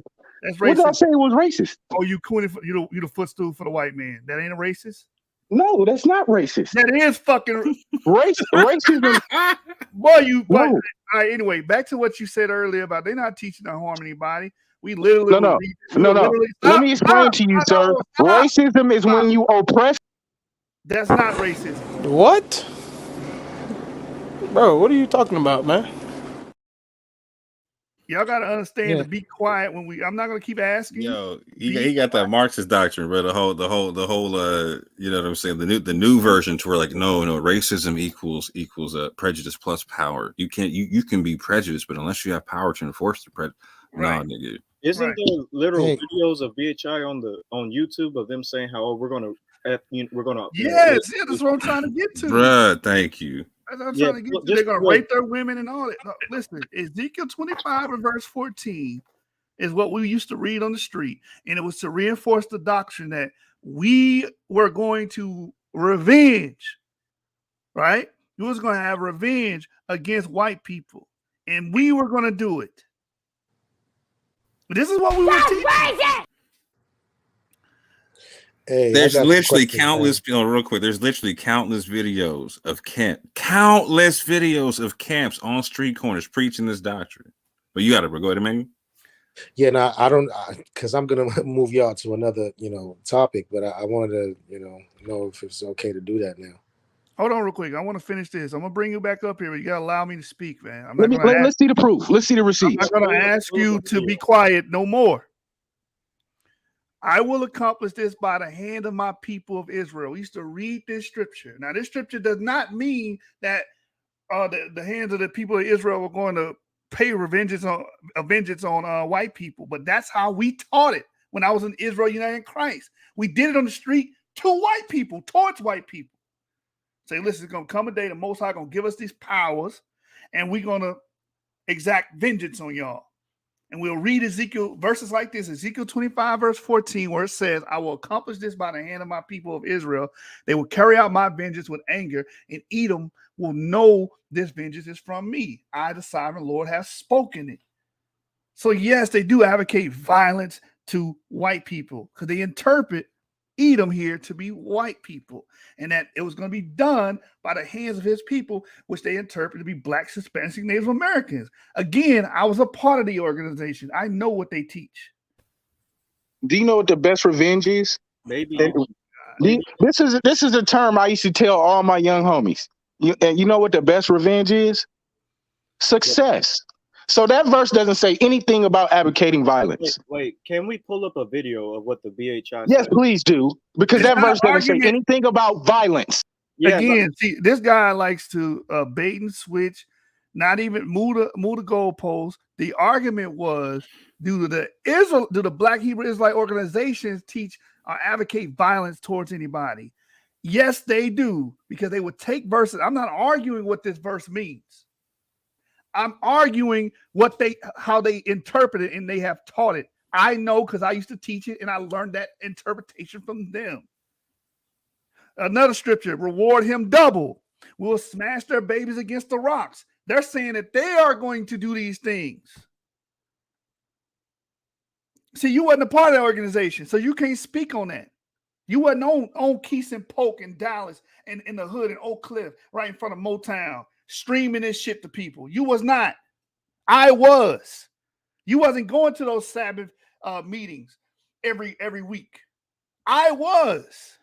You wasn't sitting through every live class before they had their famous YouTube channel. When we was on a stream platform, Justin TV, you wasn't there. I was. I know exactly what they were teaching. No one's arguing what the scripture is saying. I'm telling you what they taught using the scripture. You can't even sit down and humble yourself and say, yes, okay, I see what you're saying. You're just trying to find an argument because you're trying to defend these people. This shit is indefensible. Get him. Oh, Green Jimmy the cricket suit wearing ass motherfucker. Get him. Oh, short Colin Powell haircut having ass motherfucker. Get him. Little Angela Davis mustache wearing ass motherfucker. Get him. Little Richard Pryor shortcut fade having around the side wearing motherfucker. Little Sammy Davis Award Jr. Afro haircut having ass motherfucker. Get him. Dynamite Disco Danny devastating. Get him. Don Cornelius with a haircut. Gentlemen, if you don't mind, I'd like you to sit down. I would like to continue. Hey, And we gotta take a whole intermission for your. Hey, shoot, maybe you need to pull up a video of what the BHI say on the street corner, just in case. He may not have never seen it. So there's millions of them. I don't even think we even have to do that. There's millions of them. He said he watched Sakari. He said he watched Sakari. Come on, man. Yeah, it's true. Stop playing. I watch when they debate the rabbis. I don't really, I like those parts. I'm a debate guy. I don't, you know what I'm saying? Yeah, I get the street preaching part, but I know enough of the Bible to where, I like a good debate more than when you're just going at somebody who don't really know the Bible. Because here's the thing. You could tell somebody who doesn't, you could talk to somebody about the Bible who doesn't really believe in the Bible till you're blue in the face. The best part is when you're when two people are going head to head and they both believe in the Bible and it's a wrestling match. That's what I like. You know what I'm saying? I don't like all that shit. I get it. But it's like, how do we know these people even believe anything you're saying to them? They don't, most of them don't. They ain't going to remember it. You know what I'm saying? So I like when people go back and forth about biblical topics and we get into the meat and potatoes of an issue. Like, for instance, like you said, the mixed multitude, that's a good topic. I like stuff like that. But I don't get off on telling people, oh, yeah, you're going to blah, blah, this and blah, blah, that. That ain't me. So if that's not you, don't wear the accusation, bro. Because it's a lot of the times when they do it, it's because somebody's coming up and they're being proud. And it's just to try to put them in their place. You know what I'm saying? And so most of the time, like I said, people don't even believe in the scriptures. So, and even if they do, they interpret it a certain way or they believe in a certain message for whatever message they got from church. So what they're doing is basically saying, hey, this is what the Bible says. And what that does is that inspires people to actually read it for themselves. Like, hold on, let me check this out. You know what I'm saying? Because you don't want to just accept what some man tells you. So now you got to get in that book and read it for yourself. Let me ask you a simple question. Do you personally identify as a BHI? I don't know. I'm an Israelite. Okay. So you shouldn't be offended when we're not talking about you. Yeah, but I get called BHI for saying I'm an Israelite. Okay. Did we call you BHI for calling yourself an Israelite? Did you call me that personally? Yeah, did we insinuate that? No, I just made to you the point that I'm an Israelite. So we never even got that far. So, got you. So can you do me a favor?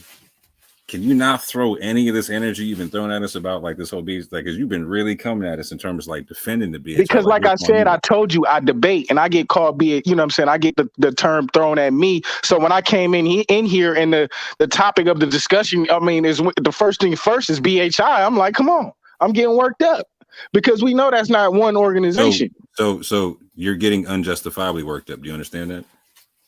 Well, I just had a fresh thing of coffee. My bad. I'm a little amped. That's a good way to end it. Okay, that's a good way. Shout out to the caffeine. Hey, could I change? Could I move on now? Could I bring the questions that I want to ask? You got it, sir. All right. So I want to try to see how to clarify some certain things, right? So the bottom line is, I didn't want to, but I got into it with Faithful, right? Probably like last week or so, and it was actually what's the Peter Marks, right? It was his book, right? And remember, even Yeshua went through the book. I read it as well, and so the thing that Faithful normally does is he picks one narrative from the something and he just holds on to it.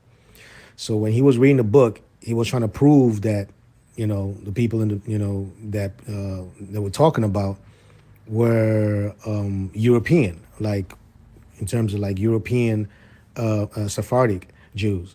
So I also now went into the book and I showed that, hey, I am not disagreeing with what you're saying. I'm just saying that the book also clearly states that the term white and black was not concerning as to the color of skin. In other words, they were black Sephardic Jews there as well. So that kind of just took the whole, because he didn't like the way when I brought that. And so I just wanted to ask. So I don't know if y'all know, of course, he holds to J1, right? As his preferred haplogroup, right? And he was really going really hard on it. J1, J1, J1, J1.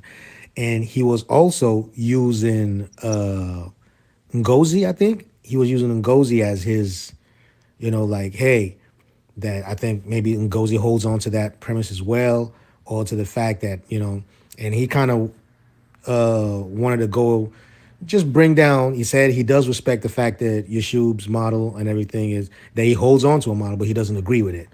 And he was saying that Ngozi as well does not agree with it. So I just wanted to know if there's any new, kind of new dissertation or anything that came out that I'm not aware of. When was all this? This was last week, man. It was in the room, and yeah, it was back and forth. I did when I mentioned the fact that I wasn't saying that the Natufians are Israelites. Of course they're not, but that it does shows that Natufians could be like the descendants, the ancestors of ancient Israelites, right? And I mentioned the fact that, okay, there was E1B1B, but there's also EP2. And the fact that the looking at a downstream, the E1B1A, that also holds a narrative to it. And he disagreed with that. He disagreed totally with genetic mutation. What do you guys think about that? And how I brought that? Huh? He was talking about No. I was talking to Faithful. Yeah, I hear it. Mute out when you're talking, brother. Say that again. Mute out when you're talking. Okay. All right. Go ahead. Okay, never mind. You got echo? No, it's gone now. It's him. It's his mic. Yeah, okay. Avery, you was gonna respond to what he was saying, or somebody was gonna respond? Yeah, I was asking, was this Ngozi or Amir saying all? No, this is Faithful. No, I mean, what part? Because you mentioned Amir. What part was all that? Like, so Faithful was saying, Faithful was speaking on Amir's behalf, right? And so, from what I understand, and correct me if I'm wrong, Yeshua, from what I understand, what Ngozi disagrees with concerning the model has to do with the fact that, like, Yab gangs even haven't they're having the model go back to people themselves, right? And for him, the people don't really exist. They're just they're mythological and whatnot. Yeah, they're mythological. Abraham, all that is mythological. He's not a Bible guy. But I also want to say this: nothing that we say or do is contingent on whether if anyone agrees with us. That's the first problem. So his whole thing is, and that's how pseudos rock. His whole thing is, and Ngozi agrees with me. Okay, if he did, who cares? What does that even say? What he needs to do is present his argument for what he's saying. And no one ever does that. That's called a red herring. Who cares if someone agrees or disagrees with you? Can you explicate what you're saying? We can explicate what we're saying very well. That doesn't require deep thought on this. This is very childish. Wait, you were saying faithful, like faithful to God, or thankful? Yeah, faithful to God. I love you. I kept on hearing. I thought you were saying thankful because I was thinking to myself, why would thankful be saying that? Okay, faithful. Faith. You was talking to faithful to God. Okay. Yeah. Bro, I'm just gonna say this, bro. Like, there's really no point in like debating someone who's just not gonna believe you're an Israelite. Like, I don't even go into rooms when I used to be on Clubhouse where I know that a person who doesn't think that we're Israelites is the mod or doesn't have like a fair amount of people who has different varying beliefs as mods, because you're not gonna get anywhere. That's just my personal thing. I agree with you. I understand. I agree with you. It wasn't his room. I would never go to his room, but he was in another. It was in another room, and I just, I don't know why, but I just wanted to clarify that part because he wasn't really. Wait, was he talking about us? Like he didn't. He talked about y'all a little bit, but he talked negatively and positively. I'll just be fair. Okay. Yeah. So what do you think about his premise of J1 though, and how would you break that? How would you break that out down? I mean, like how would you?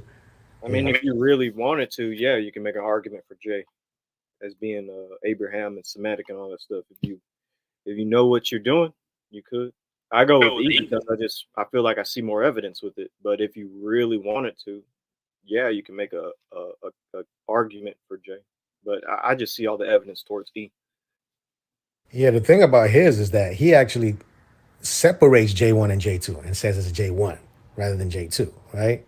That's one thing. I mean, you would have to because you would have to say JP58 is Semites and Abraham, Isaac, and Jacob, which is a J1 subclade. So yeah, J1 would work way better than J2 because JP58 was found with the Canaanites. That's probably why he's saying it, because a lot of people, you find this on Facebook, Twitter, stuff like that. A lot of people will go for the J marker because it's found in the Levant with the Canaanites, and some people misconstrued those remains, claiming that those are Israelite remains when they're not. They're Canaanite remains. But then again, there is the interpretation that Israelites are just a branch of Canaanites. So that's another way some people might try to do it. Okay, I'm glad you just mentioned that because that's what I was asking. So now I see where he's coming from, right?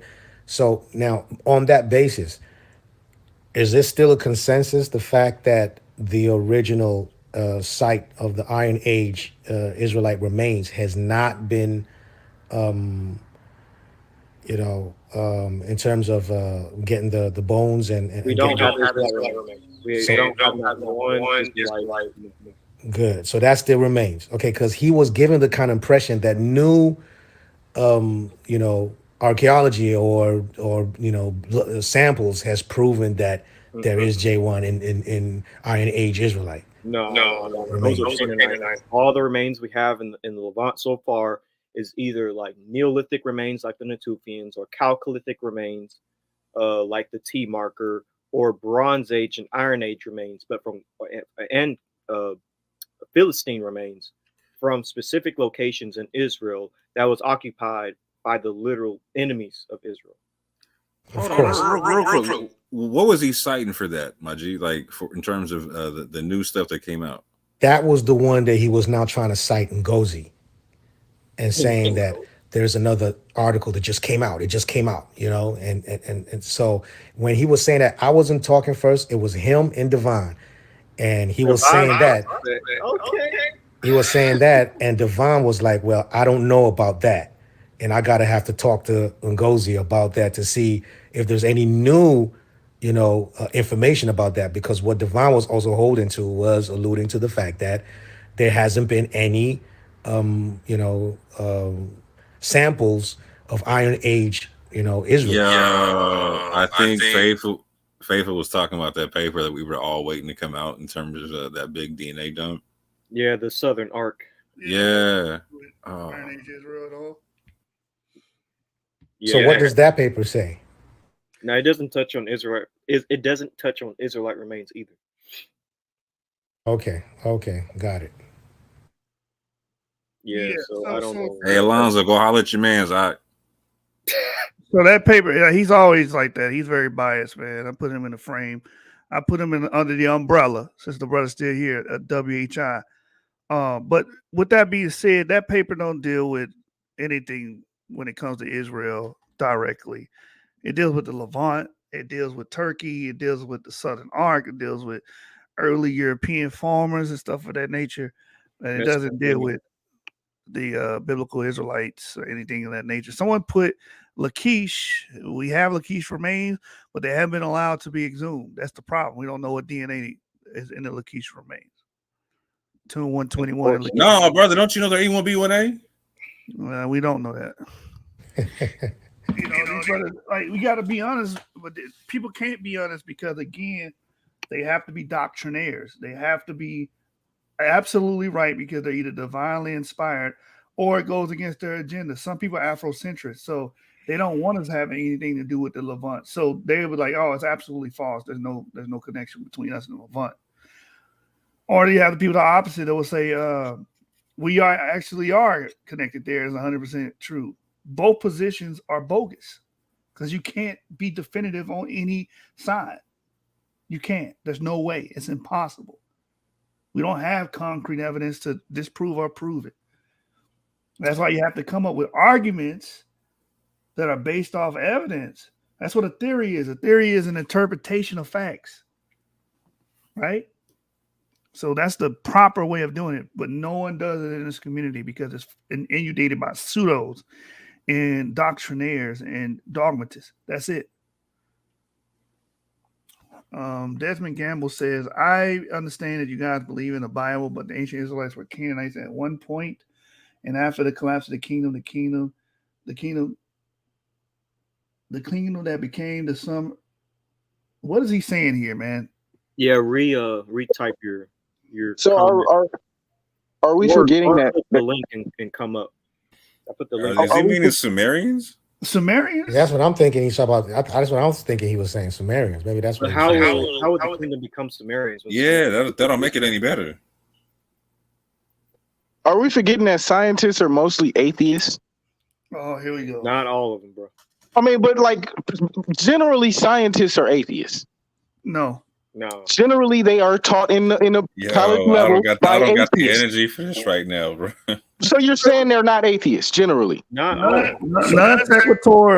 sequitur had nothing to do with anything, whether they're atheists. So you really think that the science community are mostly church going people? About 50% of them believe in some deity. Facts. But let me ask him this. So if an atheist uses methodology to prove a position that you agree with, would you accept it? For the most part, scientists say they do not necessarily, even if they aren't atheists, they don't take the Bible literally. They don't believe in the theory of Ham, Shem, and I didn't Japheth. mention Bible. I'm just saying that in a particular topic, right? And that is something that you believe in, right? And they look at it. You're taking it back to Ham, Shem, and Japheth. No. I'm not specifying. That's the only way you can link DNA. I'm not talking about DNA. I'm just giving you. I'm just asking you a question. Real quick. Learn how to have a conversation. You speak, you finish your thought, then you allow the other brother to respond. You don't know how to converse with nobody, man. Just do it that way. It'll be more harmonious if you allow each other to speak. I need you to start drinking coffee a cup at a time, not a pot at a time, my G. Okay, so like I said, when you talk to a scientist, they don't believe in a Ham, Shem, and Japheth theory. They don't take stock in that. Yes. Whereas we as Israelites, we lean everything on that. They don't believe in that. Yeah, so I'm just saying that if a scientist who uses archaeology, right? Well, archaeology, yes. So let me finish. So if God damn it, brother. Let him speak. But why would you say archaeology like that's DNA? Get the fuck out of here. I can't do this. I can't keep doing this, man. You Negroes act like you so fucking untamed. You can't have a proper discourse. The brother lets you speak, man. God damn. Go ahead, man. I'm sorry, man. This idiocy, bro. It's just stupidity, man. Nah, you good. I mean, and I like, if only we could just have a conversation, right? There's nothing wrong with you having an opposing view. But you're right. Just, let there be a conversation. I was just gonna ask him, because it seems like when an atheist objectively looks at a position and that position that he holds to agrees with somebody who believes, they agree with it. And they say, oh, even the atheist says that. Right?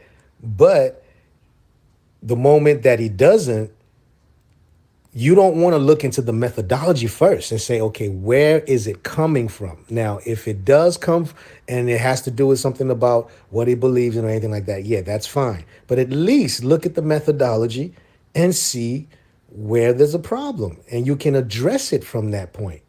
That's what I was just trying to say. Facts.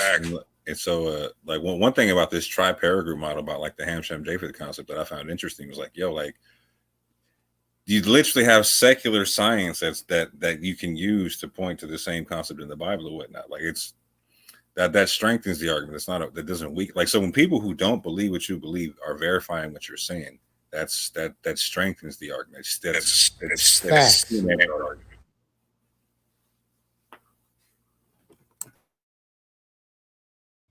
All right, man. Let's end this one so we can start the one about Sister Eve. I gotta catch up to the whole thing as well. That's what's up. So goofy, man. One final statement before we end off. Hold on, remove this. So yeah, be prepared for upcoming Exodus series, or should I say Joseph, Exodus, and the Conquest of Canaan. We'll be doing some icebreakers and just talking about it, little presentations and stuff starting in March. But in April is when I'm going to release my series during Passover.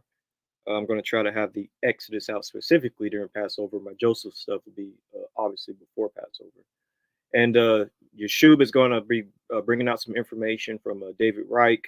Moore is going to be bringing out his timeline and people, places, and events for the Joseph, Exodus, and the Conquest. I believe James is going to bring something out, and Shari might bring something out as well. So be on the lookout for that. Again, starting in March. It could be in the beginning of March, middle of March, or end of March, but basically by April is when I'm going to put my stuff out. And as for the Hurrians and Benayah ben Israel's video, I had already talked about the Hurrians about a year ago, before his information came out. And even on the Yap channel, we talked about the Hurrians. And they're not a spooky, mysterious ethnic group. They're not a monster ethnic group. They're just, they're not orcs or anything like that. They're just a Bronze Age, Iron Age, Near Eastern population that lived in the Caucasus. They spoke a human language that's called Caucasian. It's a language isolate, Uru-Ratrian. And they have a migration story of going throughout the Near East. And various groups in the Near East descend from them, from Kurds and various other Middle Eastern populations. And they were part of various Middle Eastern empires. And if the Israelites were in the Levant, which they were, they likely would also have some Hurrian admixture, some Hurrian DNA. Putting all of this on the Edomites practically makes no sense. The Israelites would also have Hurrian admixture. He wants to use the word Horite.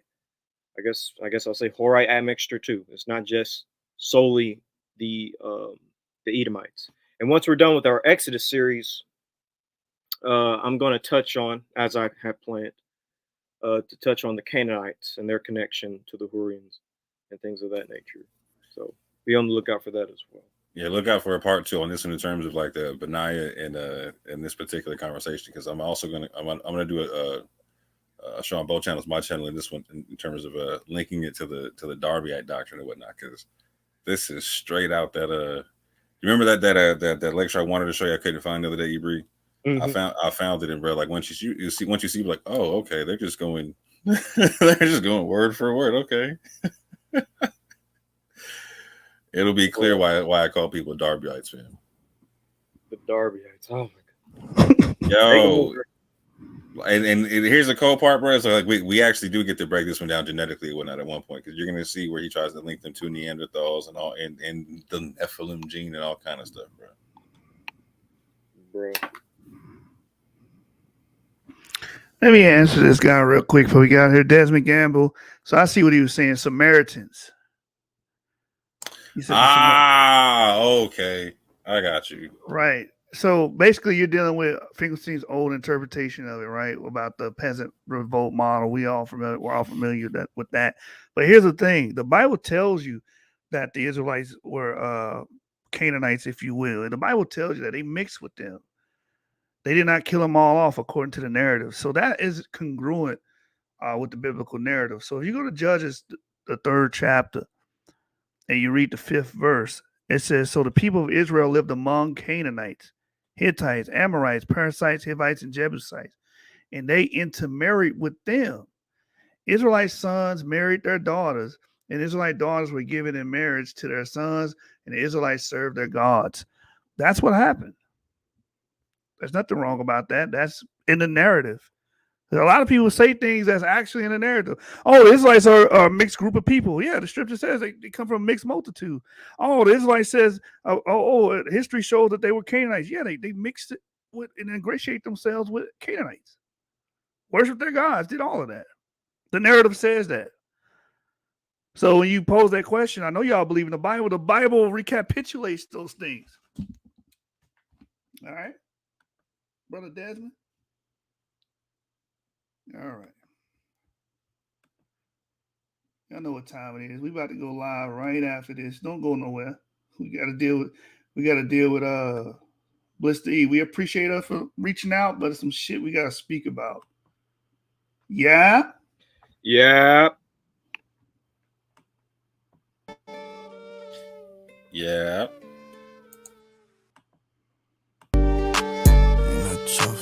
Smooth was good, baby. Right.